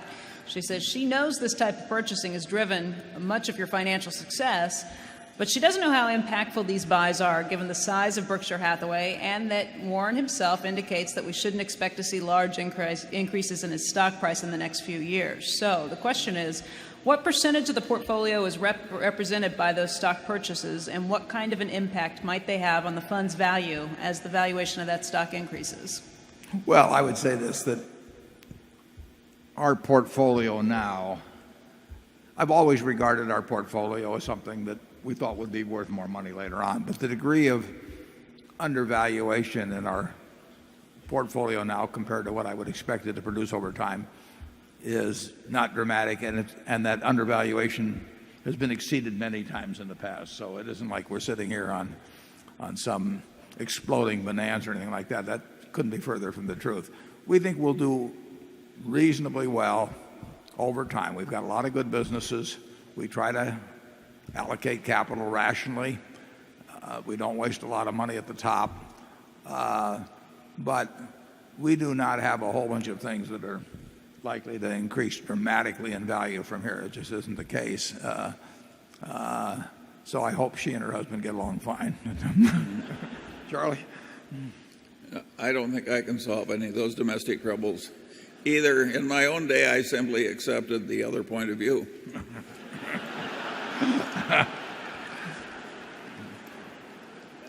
Number 10. Hello, gentlemen. My name is Randy Bellows, and I'm from Rock Hall, Maryland. I've been coming here for many, many years.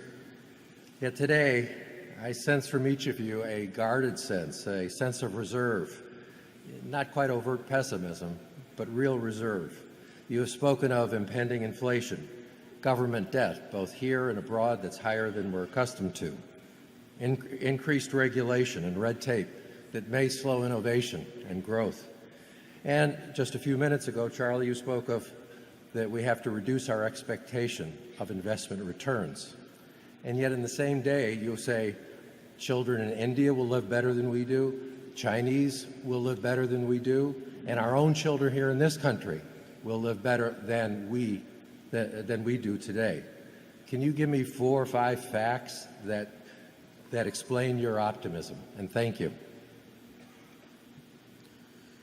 Well, having the main technical problems of civilization, which of course are all energy related, having a solution that's on the horizon and nearly here, that is not a small benefit to humanity. That is the biggest single problem we have. So of course I'm optimistic about that. And I'm optimistic about the culture that generally pervades in Berkshire, because I think it will continue to work. And of course it gives me some pleasure to see people that have had it tough for a long time, through their own extreme efforts and talents, rising rapidly, as in many parts of China and India. All of that gives me pleasure. And why shouldn't it? Of course there are terrible problems, and of course reduced expectations are the rational way. There is no better way to be happy than getting your expectations down. It's much easier than getting your results up. You know? It's just we never know anything here except the most elementary common sense. It's amazing that it's sufficed for us. So no, I'm optimistic about life. If I can be optimistic when I'm nearly dead, surely the rest of you can handle a little inflation.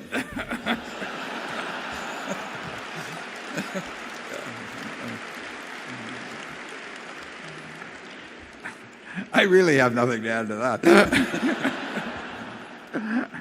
Andrew?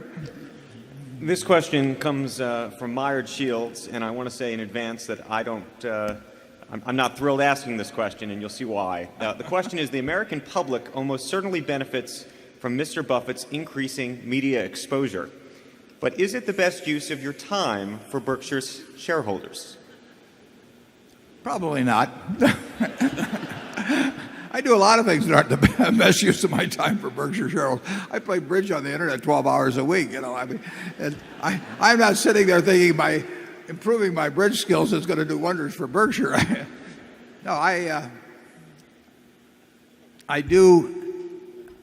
have seen over the years the development of broadcast television as opposed to print, and I would say that if you want to have a record of exactly what you said as opposed to interpreted through not only reporters but editors who bounce back things and say take 6 paragraphs down to 4 paragraphs and why don't you ask this question, I would much rather have a record on Charlie Rose which is permanent, where people can go back and look at exactly what I said and my body language and whether I was kidding. I'm sure Lloyd Blankfein would have preferred to have a television interview. He'd like to take back that remark about doing God's work under any circumstances. But I would bet that was delivered as a throwaway line in terms of something that was said earlier.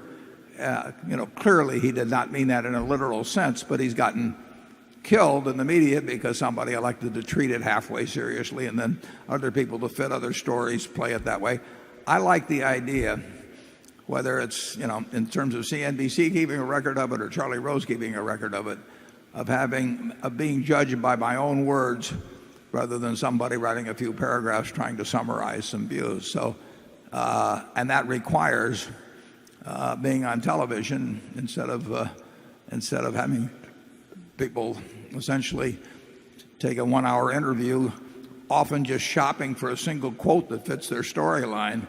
and having that somehow become representative of what I think. So the clearer I can be about what I think, whether writing my own annual report or whether being in broadcast, the better I feel about the accuracy of the reporting. And I figured that out a few years ago, so that's the direction I go now. And whether it's the best use of the time, it works fine. I'll tell you one story on that. You even have to be a little careful about broadcast. After we made the Burlington deal, Charlie Rose, who may be here, did an interview with me, and we taped it on a Friday morning. And we did the tape. We had a good time doing it. And during the tape, there was a little section on it showing great railroad scenes. And one had Cary Grant and Grace Kelly, and another one had Marilyn Monroe and Some Like It Hot. And then it showed a bunch of the kind of things we had about railroads in our movie this morning. And when we got all through that, he asked me some question. And just to give a flip answer, but it did tie in with what I just seen, I said, well, I would have paid more for the Burlington if they'd thrown in Grace Kelly and Marilyn Monroe. Well, this taped interview ran an hour and 6 minutes. So when they ran the tape that night, they had to take out 6 minutes, and they took out these railroad scenes that showed Grace Kelly and Marilyn Monroe. So to anybody that viewed this thing, it looked like I was spending my time there fantasizing about these while Charlie was talking to me. So even television isn't safe. Number 11. Hi, my name is Kip Johann Burkle from Boston, Massachusetts. First, thank you both for your writings, annual shareholder meetings, and even the Charlie Rose interviews, as they have helped me grow both as an investor and as a person. Berkshire has, in my opinion, the best and most loyal shareholders of any publicly traded company or mutual fund. How do you attract and retain a shareholder base, particularly when many of the same behavioral tendencies that produced mispriced securities also produced fleet-footed shareholders? Thank you. Yeah, the interesting thing about marketable securities is that basically anybody can buy them. I mean, you might elect to join somebody in buying a McDonald's franchise or a farm or an apartment house or something. But if you're running a public company, you can have anybody from Osama bin Laden, to the Pope as your shareholder. I mean, they elect you. Don't elect them; they elect you. Now, if you want a shareholder body that is going to be in sync with you, it's important that, in my view, it's important that you let them know exactly what sort of institution you plan to run. And we've got the annual reports, we've got television interviews, we've got various ways of conveying to people what kind of a place Berkshire is. And to some that says come in, and to others it says stay out. Phil Fisher wrote a great book on investing back in the very early 1960s. And he described the situation this way. He said, look, you can have a restaurant, and it can say French food. And if you have French food inside, you're going to get a satisfied and returning clientele, and you can have another one that says hamburgers. But what you can't do is have hamburgers on the outside on the marquee and deliver French food inside. And so many companies sort of try and promise everything to everybody. Their investor relations department tells them that any shareholder they can get interested, they want. We want people who think the way we do. And we think on balance we won't disappoint them too much. But if we get a bunch of people who think that the earnings next quarter are going to be up 10% for some reason, and that's the reason they own the stock, we're going to have a lot of disappointed people. And our goal in life is not to spend our time associating with people that are going to be disappointed with us. And if it's our fault if we give out the wrong advertisement. So we try to advertise what we are, and then we try to deliver on that. And I do think we have the best group of shareholders in the world, among large publicly traded companies. And I think it's because we've got people that basically look into buying a business, becoming our partners over the years, and they know we'll treat them like partners, and they in turn give us a lot of comfort in having a stable shareholder base and a good feeling about just running the whole place. Charlie? Well, what happened here is, to some extent, an accident. Warren and I started out investing money for our families and friends, and the people who trusted us when we were young and unknown, of course, we developed a strong affection for. And we morphed into controlling public companies from that base. And so we tend to regard our shareholders, including the new ones, as family. And that's not put on. That's the way we regard you. Other people can't do that because they morphed into their situation in a different way. And if you were a CEO and dealt with the average institutional investor who is interested in having his portfolio management look good the next 6 months, you'd find it hard to love your shareholders. They're sort of a hostile force that are putting unreasonable expectations on you. And so I don't think Warren and I deserve such wonderful credit for the fact that we have better relations with our shareholders. We came up in a totally different way. Now, we did have enough sense when we saw that it was such a good thing and so satisfying that we stayed with it. But Warren, we got into this by accident, didn't we? Yeah, we got in by accident, and we also were blessed with the fact that we did not have an investor relations department that wanted us to go out and pump up. But that was on purpose. Yeah, yeah. I mean, it is. I've seen them in operation at dozens of companies I've been involved in one way or another. I mean, it is really ridiculous. The idea that you go out and try and cater to the expectations of people that are expecting you to do things you can't do by operations, but maybe you can do by accounting for a short period of time. It leads to worse behavior, and in the end, somebody's going to own all your shares. You know, there's no way that shares remain empty, you know, in the shareholder list. So why not get a bunch of people who are going to stick with you who are in sync?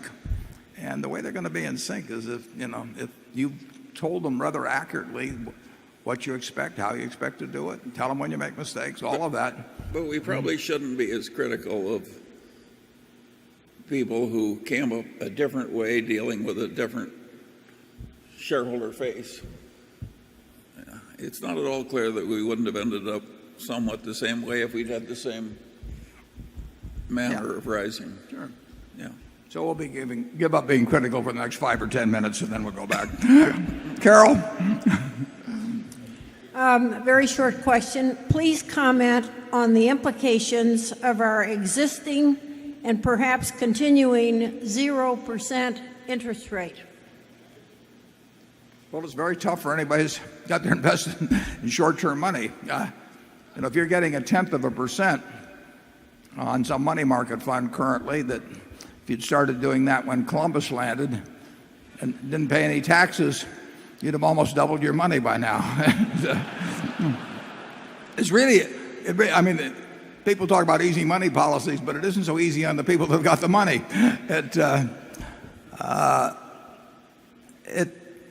It won't go on forever, but it may seem like forever to people that are on fixed income. I'm very sympathetic with them that basically many of them became fearful when the world looks like it was collapsing in late 2008, and the price they pay is really, I know some people like that it's terrible in terms of returns, and their purchasing power will be eaten away. But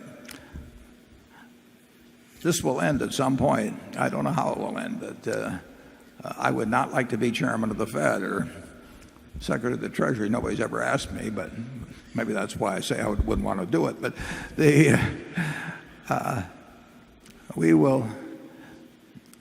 it won't work forever to run huge budget deficits and try and have very easy monetary policy. And if we do run into trouble, the blame should not go to the Fed. The blame should go to Congress.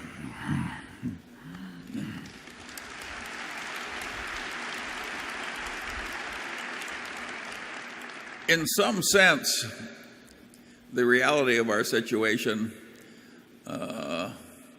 is almost amusingly depressing. Stocks are up because the return from loaning your money out at interest in a safe way is so lousy. And of course, one answer is that can't last, in which case stocks won't be as pronounced a value, relatively speaking. And of course, if it does last, as it has in Japan, we won't like that either, because it will mean we're mired in some horrible stagnation. This is a very cheery message. The pressure that is exerted by extremely low interest rates, short-term rates, on the value of everything else it's hard to overestimate that. I mean, the reason people have their money out at 0.1% is that they're afraid of everything else. But as their being afraid of everything else abates, as it has over the last couple of years, the pressure to push stock prices up, push real estate prices back up, it's enormous. And of course, that's understood by people who have something to do with those matters. But I don't think you should underestimate the degree to which the last year of stock prices has been a result of the agony that people are being put through that keep their money in short-term money instruments. Unless they're terrified of the world, they get pushed into other investments, and I think we've seen a lot of that, and we'll see what happens when money rates do go up, if they do. 12.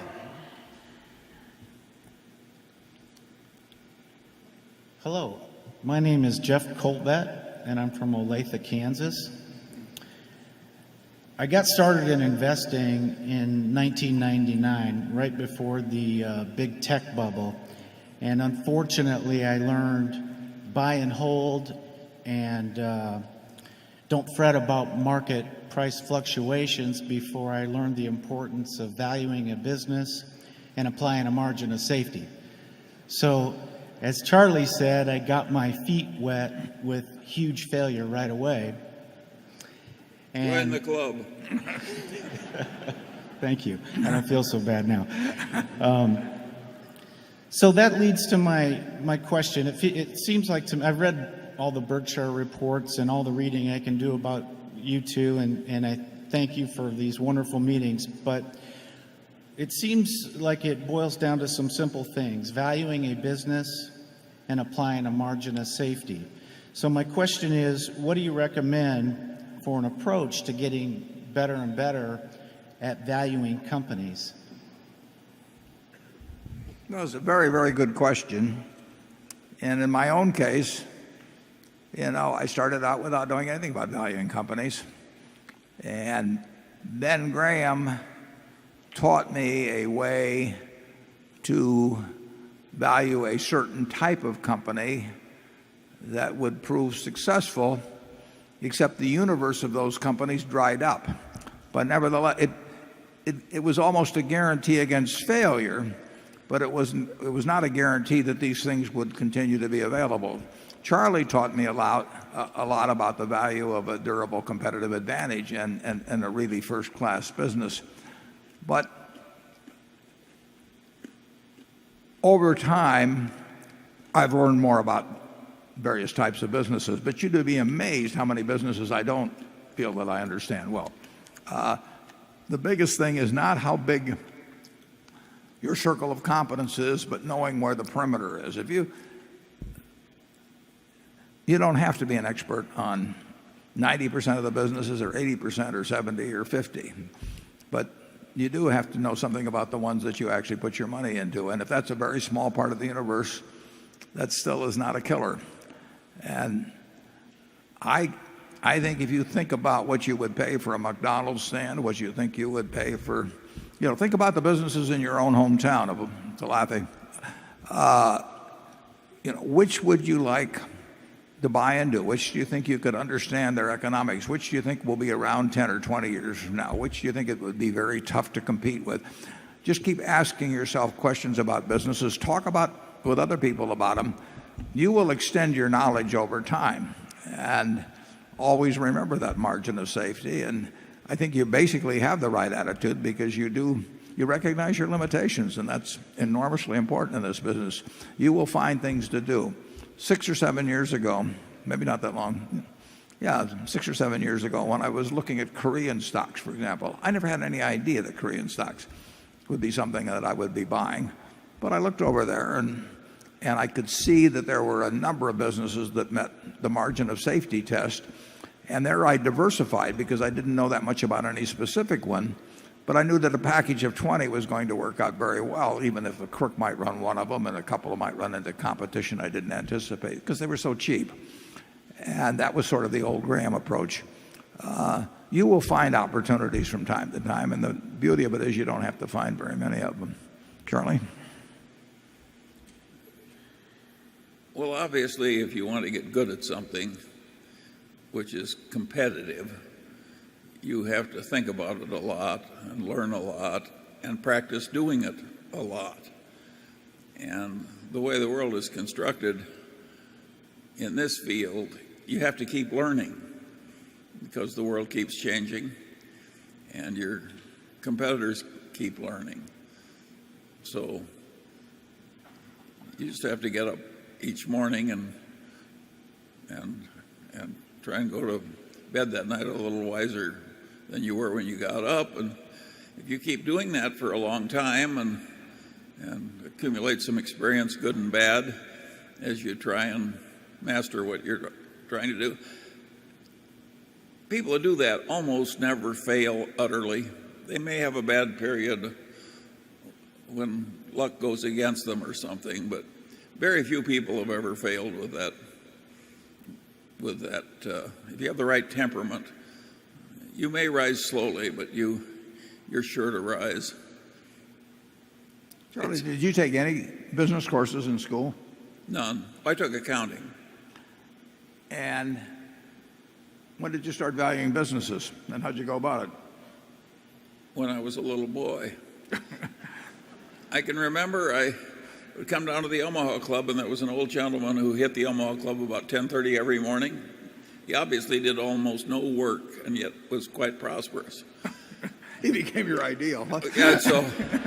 Well, but he made me very curious as a little boy. I said to my father, how in the hell does he do that?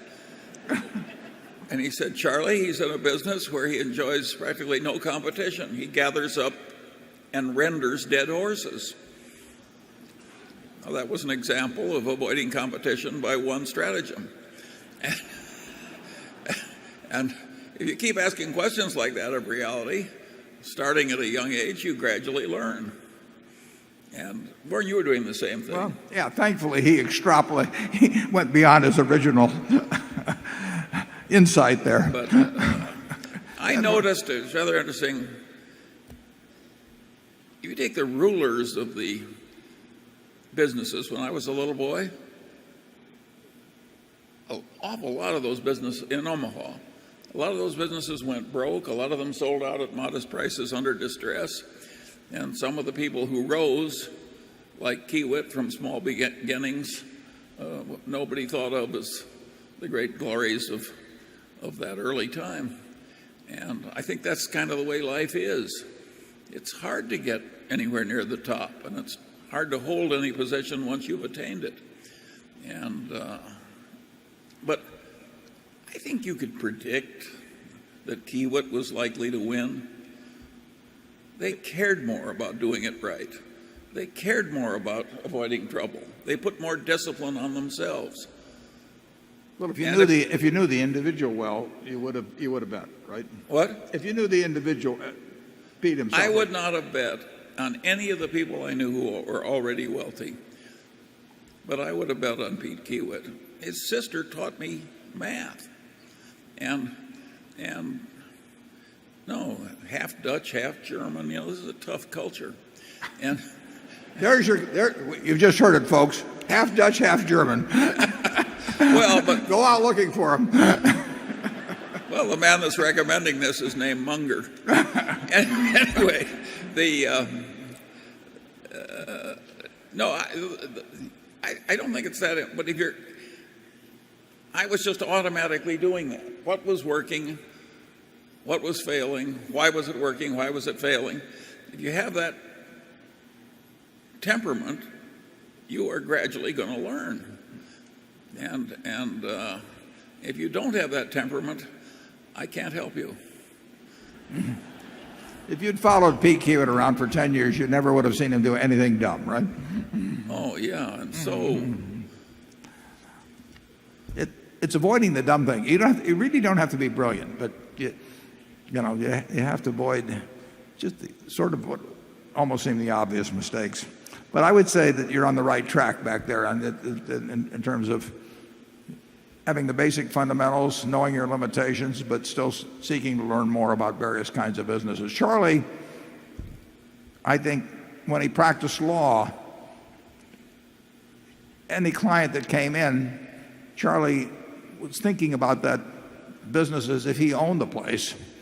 And he probably generally felt he knew more about the place than the guy that actually owned it, who was his client, who was the client. But I remember talking to him 50 years ago, and he would start talking about Caterpillar dealerships in Bakersfield or something of the sort. He was incapable of looking at a business without thinking about the fundamental economics of it. How'd that guy do with the Caterpillar? Well, he sold it for a perfectly ridiculous price to a dumb oil company. It wasn't worth half what he got for it. Yeah. But they had a concept and a strategy. They had a concept and a strategy, and no doubt they had consultants.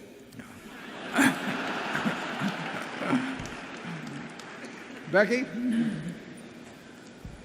This question comes from Carson Mitchell in Aberdeen, South Dakota, who asks both of you, what business has had the best return on capital for Berkshire, and what business of any on earth has had the best return on capital? And he adds, P.S., I would have come by rail, but there are no seats in the grain rail cars.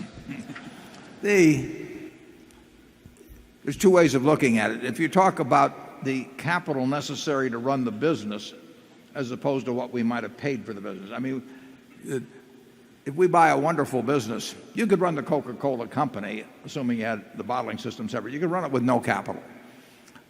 Now, if you buy it for $100 billion, I mean, you can look at that as your capital, or you can look at the basic capital. When we look at what's a good business, we're defining it in terms of the capital actually needed in the business.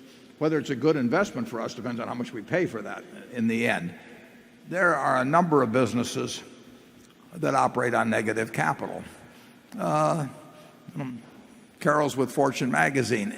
Any of the great magazines and operate with negative capital. I mean, the subscribers pay in advance.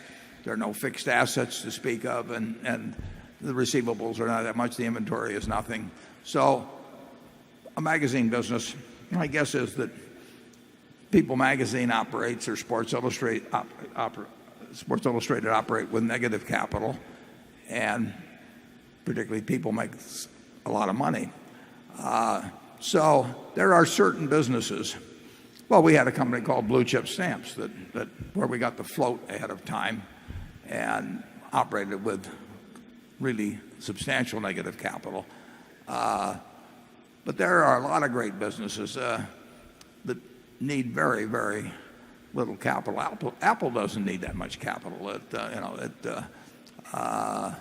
The best ones, of course, are the ones that get very large while needing no capital. See's is a wonderful business, needs very little capital, but we can't get people eating 10 pounds of boxed chocolates every day. Except here. We want to. Generally, the great consumer businesses need relatively little capital. The businesses where people pay you in advance, magazine subscriptions being a case, insurance being a case, you're using your customers' capital, and we like those kind of businesses, but of course so does the rest of the world, so they can become very competitive in buying them. We have a business, for example, that's run wonderfully like Kathy Barron-Tamraz called Business Wire. Business Wire does not require a lot of capital. It has receivables and everything, but it is a service-type business. And many of the service-type businesses, consumer-type businesses, require little capital. And when they get to be successful, they can really be something. Charlie? I've got nothing to add, but at any rate, the formula never changes. If you could own one business in the world, what would it be, Charlie?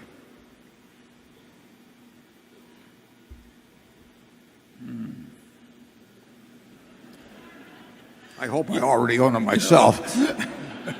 You and I got in trouble by addressing such a subject many decades That's ago. right. And I don't think I'll come back to it. Okay. Number 13. If you name some business that has incredible pricing power, you're talking about a business that's a monopoly or a near monopoly. Sure. And I don't think it's very smart for us to sit up here naming as our most admired business as something that other people regard as a monopoly. Okay. We'll move right along. Let's see. Have we done number 13? No. No, I don't think so. That's in the other room again. Anybody there? Yes, Mr. Buffett, Mr. Munger, greetings from the breakout room. My name is Glenn Tung from New York.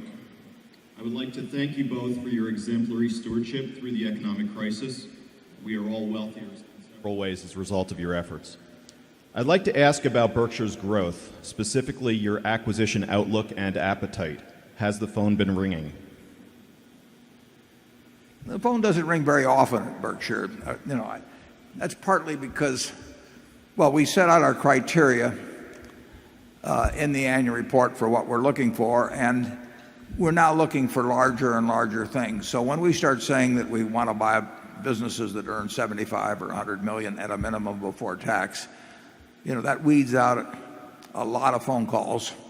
And I would say that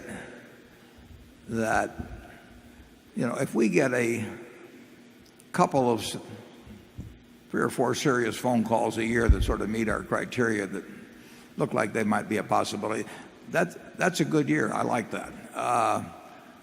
I don't think there's been any major change in the frequency that something comes along that might interest us. The answer is, in terms of being interested, we're as interested as ever. I mean, we wrote a big check and issued shares in the connection with BNSF, but I would love it if Monday morning my phone rings with some big deal. We'll figure out a way to do it. Charlie?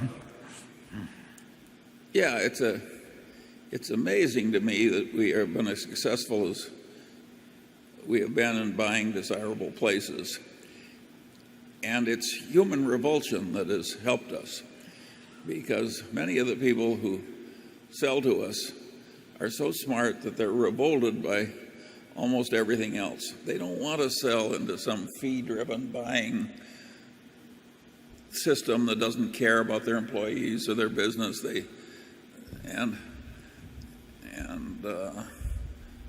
finally decide they want to join this one. They don't want to join the alternatives. And of course, that's marvelous for us.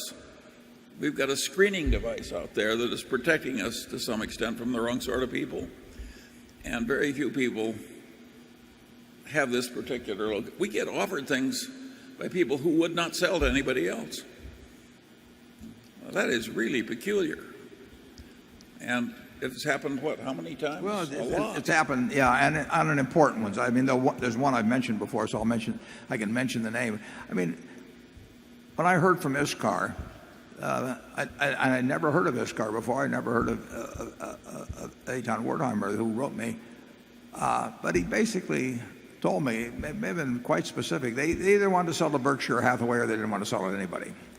And we met and we made a deal. And there was another person, I won't even define exactly the time period, but he came in and he'd been thinking about it for about a year on his business, and he'd built it over many decades. And he said, there were 3 possibilities. One was to sell it to a competitor, and he said they would have ideas immediately about all the people they could take out of his place and move the headquarters and everything, and they would dismantle something that he'd spent 30 years or so building, and he decided that he didn't want to do that, even though it was probably worth more to a competitor, because that's often the case, than to anybody else. And then he looked at selling to a leveraged buyout firm that now would call itself a private equity firm, and he decided he did not want his place being basically a piece of meat that would be resold in not that many years. He really wanted to find a permanent home. So he said, when I come to you, I don't come to you because you're so damned attractive. He said, you're the only guy left. And we bought the business. That happens from time to time, and it's accidental. It's when something happens in someone's life that they decide they really want to assure a permanent home. It may be because a family isn't getting along. It may be, a half a dozen reasons. Maybe somebody wants to monetize it because they want to give away a lot of money. But periodically that will come up, and we are a logical place to get the call, and we will get the calls, but there's not much we can do to accelerate the process or do anything of the sort. We are ready to act when it happens. I mean, if I get a call and it's a $10 billion deal on Monday and I like it, I will say yes. I mean, and then I'll figure out how we do it. Yeah, I don't think it's over. It may be, in fact, it will be slower than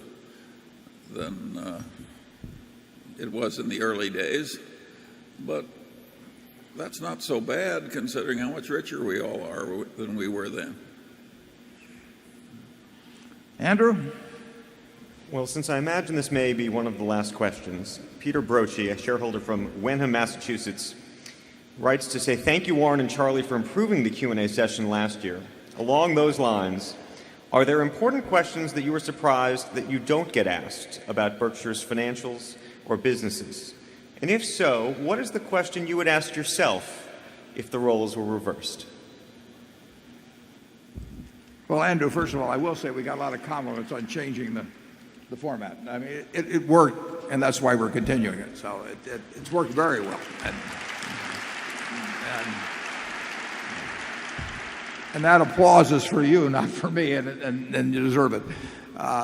It really has improved the quality of the questions in terms of having a Berkshire related and having a system of weeding them out without us being the ones that do the weeding out. Now, I've given Charlie time to think of what the answer to that question is going to be, so I'm going to turn it over to him. Well, I don't have a lot of comment about things that should be done differently at Berkshire. I think it is quite interesting that we got into BYD because BYD is surfing along on the developing edge of new technology, and that is not, we have always bragged about avoiding that. Isn't that a fair statement? That's fair. And yet here we are. I think it's because we've shown some capability for learning, and I think the BYD investment is going to work out very well, and I think it'll work out very well in a way that gives great pleasure to all of us shareholders, because I think they're going to help solve some significant problems of the world. And that place is, I spoke with pride about Kiewit. They tried harder. They were more self-disciplined. That's the way I feel about BYD. And it's a pleasure to associate with such people. And in my life, those are the people with whom I've achieved the most. So as far as I'm concerned, we found our own kind, except they're better. And we may do more of that. And we wouldn't have felt confident enough to go into venture capital typically with just a bright young man with an idea, no matter how brilliant. Not me. No, I wouldn't either. But BYD had won its spurs in life by the time we found it. They had accomplished things that struck me as almost impossible to do, and yet they'd done them. And so I don't think that's the last unusual thing that Berkshire will do, and the last one that'll work. And I think the Burlington Northern acquisition, when we did it, we knew it would be better for their shareholders than it was for ours, because after all, they were getting into Berkshire. But we also thought it was good for our shareholders. And why should we care that it was better for theirs if it was satisfactory for us? And I think that will happen again, too. And that's our kind of a culture, Middle Western, and constantly improving the place. And with Mid-American and Burlington, we're getting a fair amount of engineering into Berkshire, which of course I like. And so yeah, I hope you people are comfortable with the way things are going, because I think they'll keep going in the same direction. Yeah,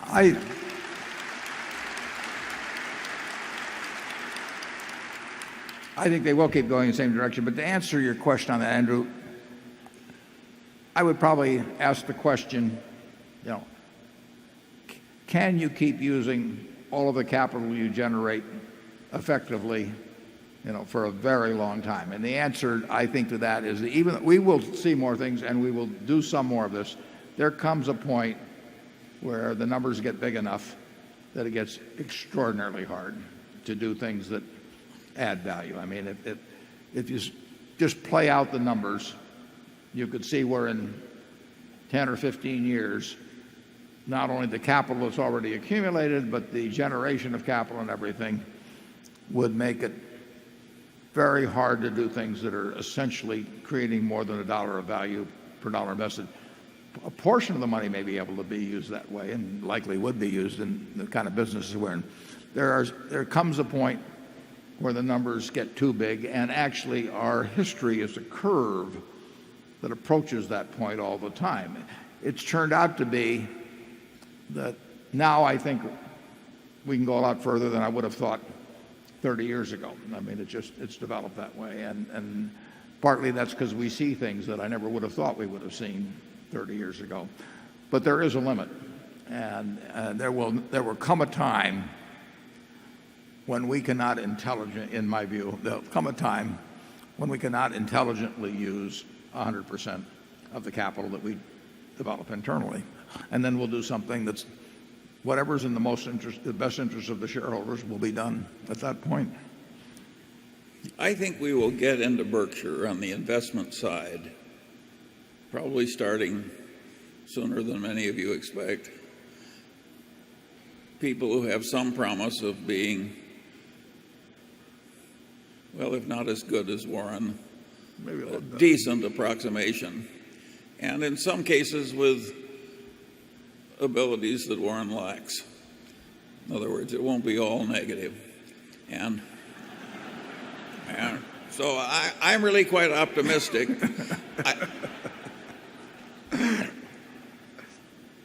I can see the reason I think we will succeed at that is Warren never looks twice at anybody who isn't a little eccentric, which of course is what you're looking at when you look up here. Living proof, yeah. Yeah. Well, I think we better move on to section one. Hello, my name is Joseph Mazzella from Jim Thorpe, PA. I wanted to first thank Mr. Munger and Mr. Buffett, as well as the board of directors, for this meeting, as well as the whole shareholder weekend. I've had a great time so far. Terrific. Thank you. With that, I wanted to share. Aristotle, when asked how to define wealth, answered simply this: it is he who spends less than he earns. What advice could you give a young entrepreneur as myself on how to go about defining and both building wealth within their own business, as I hope to build a business that one day you'd be interested in acquiring? I predict you're going to build one. It may not quite get to the size that we're a moving target as well. But if you start off with that principle you just enunciated, there are probably some other similar principles that you'll have that we would also agree with. There's nothing like following your passion. I mean, I love what I do, obviously, and I've loved it the whole time I've done it. Charlie is the same way. We have managers, they come, some of them went to business school, some of them didn't, they're all types. But the common factor in them, and they're successful, the common factor is they love what they do, and you've got to find that in life, and some people are very lucky in finding it very early. I was dumb luck that my father happened to be in the securities business, so when I would go to his office there were a lot of books to read, and I got entranced with that. But if he'd been in some other occupation, I think I would have read those books eventually, but it would have been a lot later. So if you find something that turns you on, my guess is you're going to do very well in it. And the beauty of it is, in a sense, there's not that much competition. I mean, there are not a lot of people out there that are going to be running faster than you in the race that you elect to get into. And if you haven't found it yet, you may well have found it, but if you haven't found it yet, you've got to keep looking. And we've got 70 plus managers.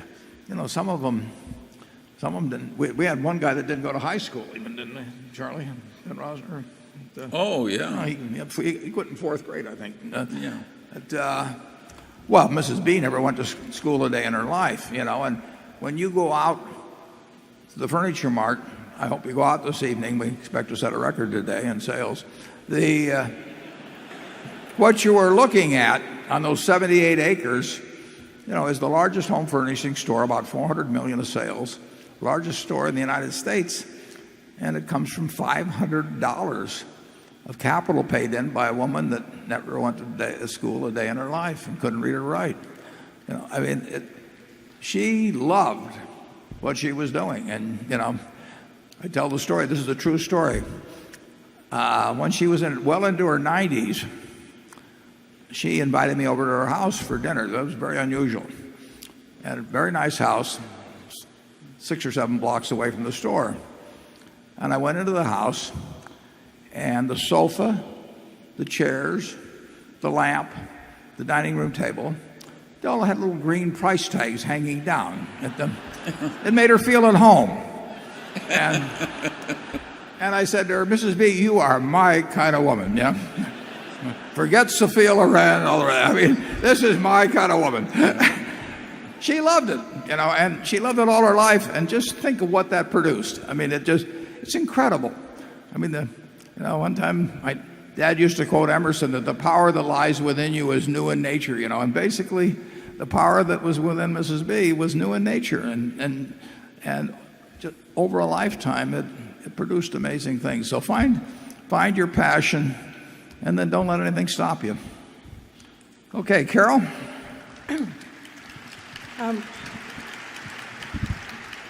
Well, this is a deeply philosophical question. Many things that the man did not want his name announced. Many things that you and Charlie do and preach are opposite to those of what people practice and expect. For example, you do not change the management of the acquired company. You applaud long-standing employees while others always look for fresh blood and try to fire people as they grow old.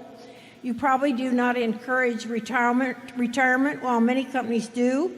You do not give large compensation to directors or compensate them using stock options. You do not seem to hire many MBAs. You don't invest in high tech, but your company has grown very fast. You do not provide earnings guidelines. You do not live near New York. You do not like sushi. That's the key. I wonder what is the fundamental reason for all of these things. In other words, there appears to be a central philosophy here that I am missing. I can understand these as isolated principles, but where is the beef? Scientists and philosophers look for a unifying theory when possible. What is yours? Is it Buddhism, or paganism, or something else? Yes, I am looking for your fundamental or unified theory of management and life, or fundamental guiding principles. In 10 words or less. Let me try that one more. Good. It's pragmatism. Partly we do things in our different way because it suits us, and partly we do it, it suits our temperament, our natures, and partly we do it because we found through experience that it works better, at least with us sitting where we sit.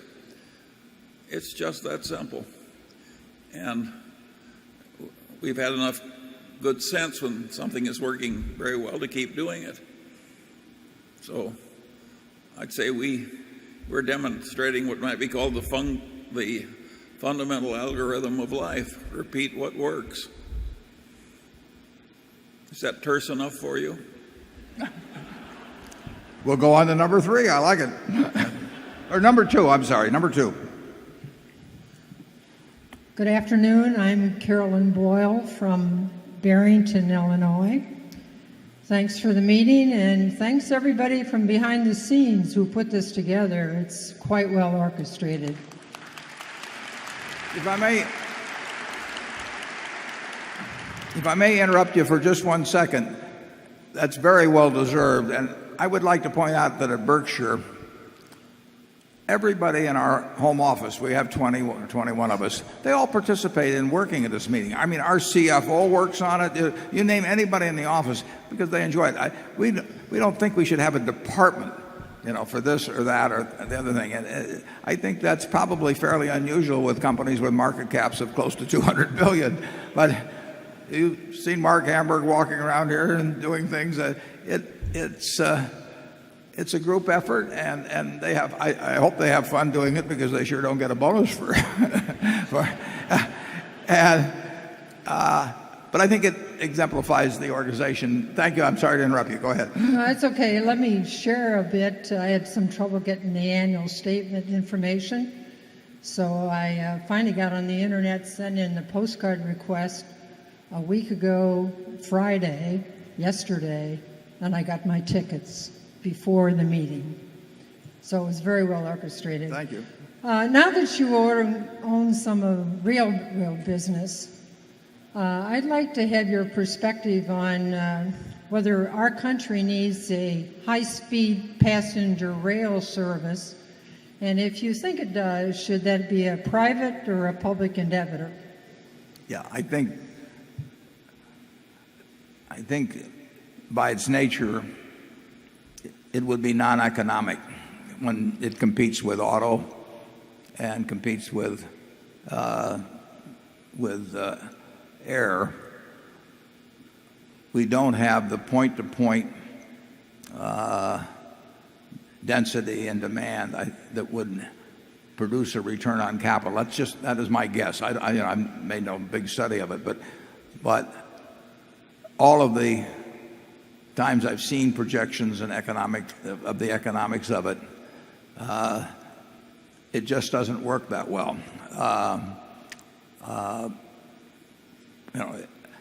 So it will be, if it gets done, unless it's heavily subsidized in some way, which means it's public anyway, I don't think it'll happen under private. It won't meet the test of private economics. Charlie, they've got a big proposal in California on this. What do you know about the economics of that? Well, I know very little, but I'm at least as dubious as you are. The cost of putting in a high-speed rail system in a place that's already densely populated is awesomely large, and of course you're competing with a system that people prefer. They're talking about an almost. I'm very skeptical about sticking high-speed rails. I think it's great in Japan and China. They have a different calculus. Yeah, Japan. But it's the idea worked. Yeah. of putting high-speed rail into Los Angeles just looks to me like a bottomless pit of cost and trouble, and Just think of how difficult that would be. If it's going to be high speed, it can't stop very often, by definition. And it can't go off into spurs and all of these kind of things. So it really gets to point operation, and the cost gets staggering. There's a talk in Omaha about a trolley system, and they're talking about a couple $100 million or something like that from the federal government, and the projections of actual revenue are, as I remember, are something like $400,000, and that's before operating costs. So the math, you put $200 million into something to move people a few miles in Omaha, and most of the people are going to want to ride their cars, and to have it be efficient, it has to be point to point pretty much for them. If you start living 6 blocks one way or 8 blocks another way, you say, nuts, I'll take the car. The math really gets to be staggering on these things. And now, everybody figures if you can get the money from the federal government, it doesn't cost anybody anything, but it'd be a lot of money. And it's been done in Buffalo, and people like it. But I've requested the figures on it today, and it blows your mind in terms. You could give everybody a cab ride or something, and it'd be cheaper for society as a whole. So I have a feeling that it works marvelously, maybe between Tokyo and Yokohama or something, and it really does, and it even works well enough so I think it justifies private investment. But it's tough in a country of 3 million plus square miles and within the continental lower 48. It's very tough to make the math work. Now, if it becomes a huge project or something of the government, so it isn't anybody's math, maybe it'll happen. I don't think it'll ever happen with money that wants a return. Becky? This is a question on the insurance portfolio from Jerry Haller. What would be the impact on insurance companies and the U.S. economy in general if an earthquake of the same magnitude that struck Chile were to be focused on Los Angeles or San Francisco? Well, I don't know the answer to that. And the Richter scale is not far from a perfect index of the damage caused, even if you tell me where the epicenter will be. But and then you get into the big damage in the famous San Francisco quake was the fire following. They call that, when they distinguish between what coverages are involved, they call that the shake and bake. How much is shake and how much is bake afterwards. But I think it gets hard to get up. A really extreme quake, I think it gets hard to get up much more than 100 billion. But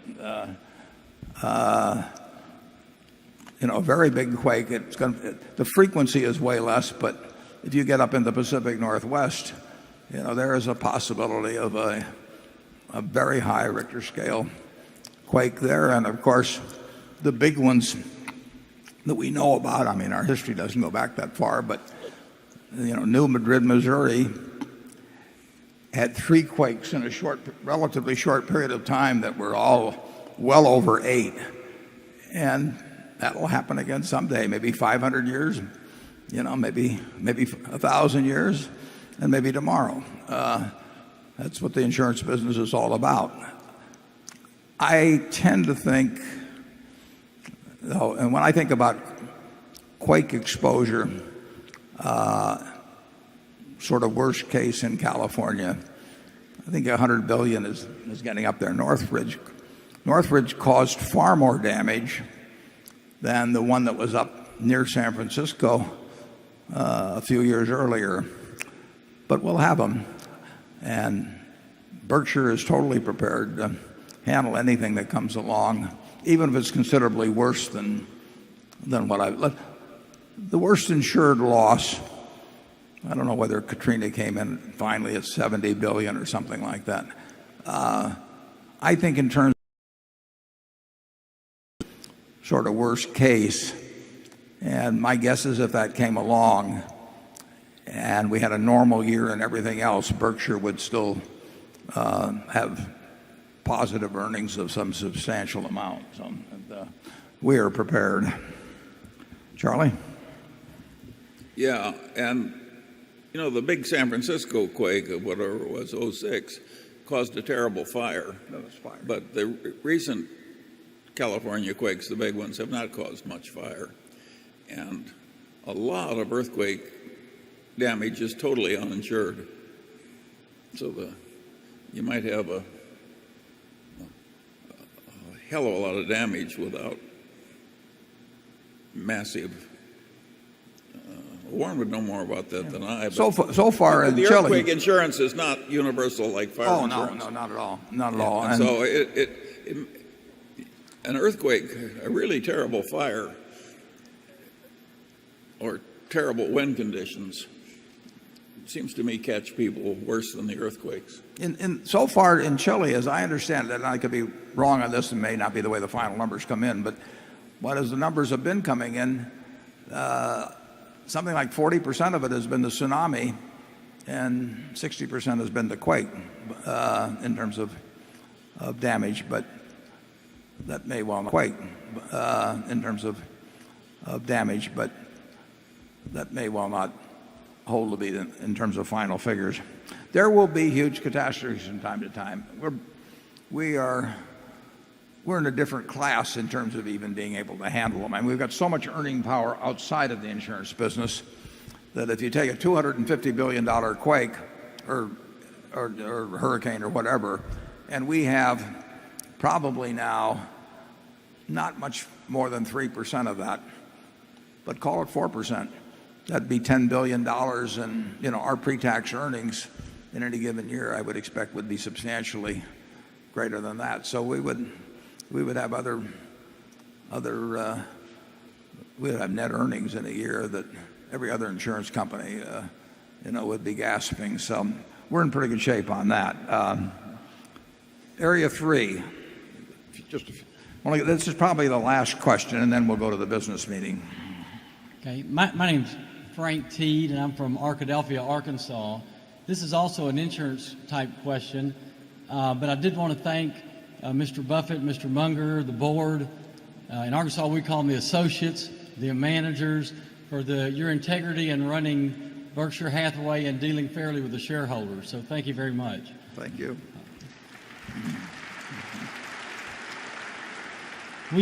We saw in the credit crisis the gross overuse of credit, which led to the big financial meltdown, with the government ultimately stepping in. Now we see a huge increase in debt in our cities, our states, our countries. For Berkshire Hathaway, what could be our exposure on a global financial meltdown? Could there be correlated risk that could get us in trouble? You said we have $40 billion in municipal bond insurance. There's $8 billion to the states, which I'm not sure exactly if that was municipal bond. Could a large event cause a large number of losses that was coupled with a decrease in our investments to make an AIG type situation? Thank you.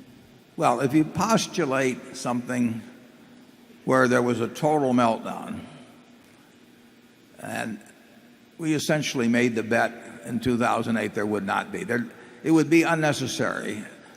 But we came close in 2008, and I decided that the government could solve the panic that existed, and finally that they would. There wasn't any question in my mind they could. The question is, would they get so muddled up? Would decision making get paralyzed? Would rivalries break out? Would Congress grandstand? All of those sort of things. And I thought there'd be some of that, but I thought in the end we would do the right thing, which was go all in, which we did. And that would happen again. So if you talk about some massive nuclear, chemical, or biological attack that really does in a very significant proportion of the population or something, who knows what would happen. But I would say this, that I think Berkshire can withstand anything that any corporation. It won't be our insurance business that causes a problem if something extraordinary happens, and I don't anticipate that, but at all. But there could be a situation where the world becomes paralyzed. But I think that having gone through 2008, I think that our government probably better understands the necessity of taking massive action at a time like that, doing whatever is necessary. When they guaranteed money market funds, when they guaranteed commercial paper, I mean, when they were things like that, they were sort of unprecedented, and they did them very quickly. They do it again, in my view. That there is no reason the plants of the country don't disappear, the land doesn't become less fertile, people don't become less innovative.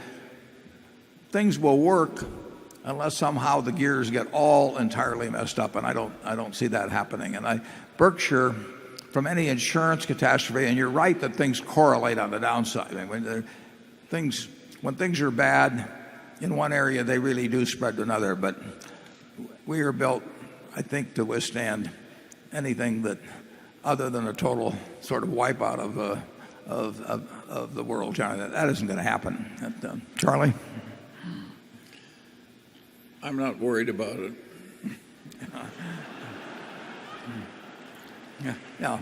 Huge amounts of debt are not going to do us in. That's one thing I can guarantee you. I can't tell you about comets hitting us or something of that sort, but I don't care how silly governments get in terms of finance, or corporations get, or anything of that sort.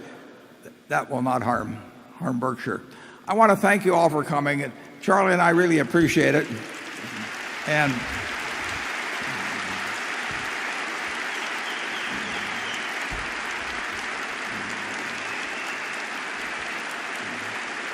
thank you.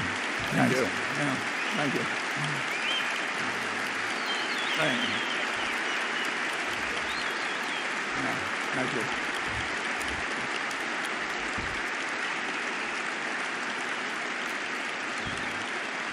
I appreciate it. We appreciate that. I'm sure the panel does. Now we'll break for about 5 minutes. Some of you can go shop, and some of you will want to stay around for the business meeting, and we'll start the business meeting in 5 minutes, and we'll see how long it takes.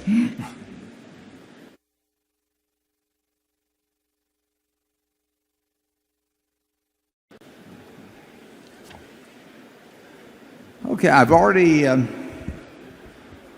introduced the Berkshire Hathaway directors. Also with us today are partners in the firm of Deloitte & Touche, our auditors. They are available to respond to appropriate questions you might have concerning their firm's audit of the accounts of Berkshire. Mr. Forrest Crudup is Secretary of Berkshire. He will make a written record of proceedings. Ms. Becky Amick has been appointed Inspector of Elections at this meeting, and she will certify to the count of votes cast in the election of directors. The named proxy holders for this meeting are Walter Scott and Mark Hamburg. Does the Secretary have a report of the number of Berkshire shares outstanding entitled to vote and represented at the meeting? Yes, I do. As indicated in the proxy statement that accompanied the notice of this meeting that was sent to all shareholders of record on March 3, 2010, being the record date for this meeting, there were 1,029,738 shares of Class A Berkshire Hathaway common stock outstanding, with each share entitled to one vote on motions considered at the meeting, and 926,013,086 shares of Class B Berkshire Hathaway common stock outstanding, with each share entitled to 1/10,000th of one vote on motions considered at the meeting. Of that number, 705,611 Class A shares and 566,627,821 Class B shares are represented at this meeting by proxies returned through Thursday evening, April 29th. Thank you. That number represents a quorum, and we will therefore directly proceed with the meeting. First order of business will be a reading of the minutes of the last meeting of shareholders. I recognize Mr. Walter Scott, who will place a motion before the meeting. I move that the reading of the minutes of the last annual meeting of the shareholders and the special meeting shareholders be dispensed with, and the minutes be approved. Do I hear a second? I second the motion. The motion has been moved and seconded. Are there any comments or questions? We will vote on this motion by voice vote. All of those in favor say aye. Opposed? The motion's carried. Second item of business is to elect directors. If a shareholder is present who wishes to withdraw a proxy previously sent in and vote in person on the election of directors, he or she may do so. Also, if any shareholder previously sent in and vote in person on the election of directors, he or she may do so. Also, if any shareholder that is present has not turned in a proxy and desires a ballot in order to vote in person, you may do so. If you wish to do this, please identify yourself to meeting officials in the aisles who will furnish a ballot to you. With those persons desiring ballots, please identify themselves so that we may distribute them. I now recognize Mr. Walter Scott to place a motion before the meeting with respect to the election of directors. I move that Warren Buffett, Charles Munger, Howard Buffett, Stephen Burke, Susan Decker, William Gates, David Gottesman, Charlotte Guyman, Donald Keogh, Thomas Murphy, Ron Olson, and Walter Scott be elected as directors. Is there a second? I second the motion. It's been moved and seconded that Warren Buffett, Charles Munger, Howard Buffett, Stephen Burke, Susan Decker, William Gates, David Gottesman, Charlotte Guyman, Donald Keogh, Thomas Murphy, Ronald Olson, and Walter Scott be elected as directors. Are there any other nominations? Is there any discussion? Nominations are ready to be voted upon. If there are any shareholders voting in person, they should now mark their ballots on the election of directors and allow the ballots to be delivered to the Inspector of Elections. Ms. Amick, when you're ready, you may give your report. Report is ready. The ballot of the proxy holders in response to proxies that were received through last Thursday evening cast not less than 756,041 votes for each nominee. That number far exceeds a majority of the number of the total votes related to all Class A and Class B shares outstanding. The certification required by Delaware law of the precise count of the votes, including the additional votes to be cast by the proxy holders in response to proxies delivered at this meeting, as well as any cast in person at this meeting, will be given to the Secretary to be placed with the minutes of this meeting. Thank you, Ms. Amick.